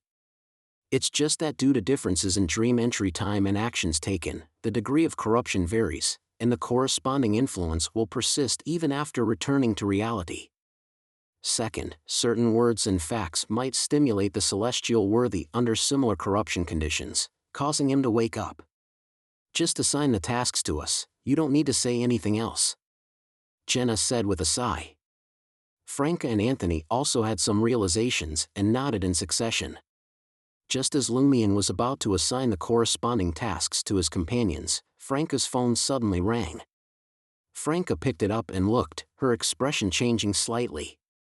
It's a call from Luoshan. Has something become so urgent that it requires a phone call? Franca chose to answer, trying to make her voice sound steady. Hello, Shanshan? Luoshan's urgent voice came through the receiver. Zhou Mingrui suddenly took leave, he asked for it 20 minutes ago, I just found out. Zhou Mingrui took leave? Jenna looked towards Lumion. Lumion couldn't help but frown. Today is Wednesday, Zhou Mingrui's sister Zhou Sasa is arriving in Yangdu, but her high-speed train doesn't arrive until 1:40 p.m. Zhou Mingrui doesn't need to take the morning off at all, he would have enough time even if he left after lunch. Franca forced herself to stay calm and said to Luoshan, don't panic, ask Zhou Mingrui on WeChat to see what happened. Right. I can ask him directly. Luoshan, who was in the administrative department of the Intis group, quickly hung up the phone. She rapidly sent a message to Zhou Mingrui, why did you suddenly take leave? After a few minutes, while Luoshan was silently praying, Zhou Mingrui replied to her message, going to the high-speed rail station to pick up my sister. Your sister is coming to Yangdu? What time? Luoshan's heart tightened, as if glimpsing an unpleasant truth. After nearly another minute, Zhou Mingrui sent a face with open mouth emoji, dashing away emoji. She was originally supposed to arrive on the train after 1:30, but she said she got to her hometown's high-speed rail station early and there were spare tickets, so she changed her booking. She'll arrive just after 11:50. Why did she suddenly change her booking? Almost 2 hours earlier. Luoshan had heard from Luofu and Jian Na that there might be issues with Zhou Sasa's arrival in Yangdu, and she immediately became more panicked. She didn't bother to respond to Zhou Mingrui, quickly took a screenshot of the chat history, and sent it to True Hidden Blade. At times like this, repeating is a waste of time. Franca, in the rental house in Xinhong district, quickly scanned the information on the screenshot, and her whole body suddenly tensed up. Not good, Zhou Mingrui is almost at the high-speed rail station, and so is Zhou Sasa. Franca held up her phone vertically, showing it to Lumion and the others. Lumion glanced at it and smiled slightly. No need to panic, there's still time. We have some redundancy. His attitude infected Franca and Jenna, calming their mindset and spirits a little. Anthony and Ludwig didn't need reassuring. Lumion then began assigning different tasks to each person, only telling them what to do, not why. When assigning certain tasks, he even deliberately used the bottle of fiction, not letting the other companions hear. Finally, Lumion said to Anthony, before taking Ludwig to Crimson Moon Hospital, make a trip back to the real world and relay what I told you to the major Arcana card holders. Let them prepare, and when the Dream City experiences anomalies, seize the brief window of opportunity to complete that matter. Of course, the anomalies may not occur, and our plan could very likely fail. Understood, Anthony replied steadily. Lumion then turned his gaze to Franca, smiling again as he said, then let's split up and take action. After saying this, he pressed his hand to his chest and said, praise the fool. Praise the fool. Franca stood up abruptly, returning the same gesture. Then, she said in a deep voice, you must all be careful. Lumion nodded lightly, and together with Jenna, walked towards the door and out of the rental house. The operation had officially begun.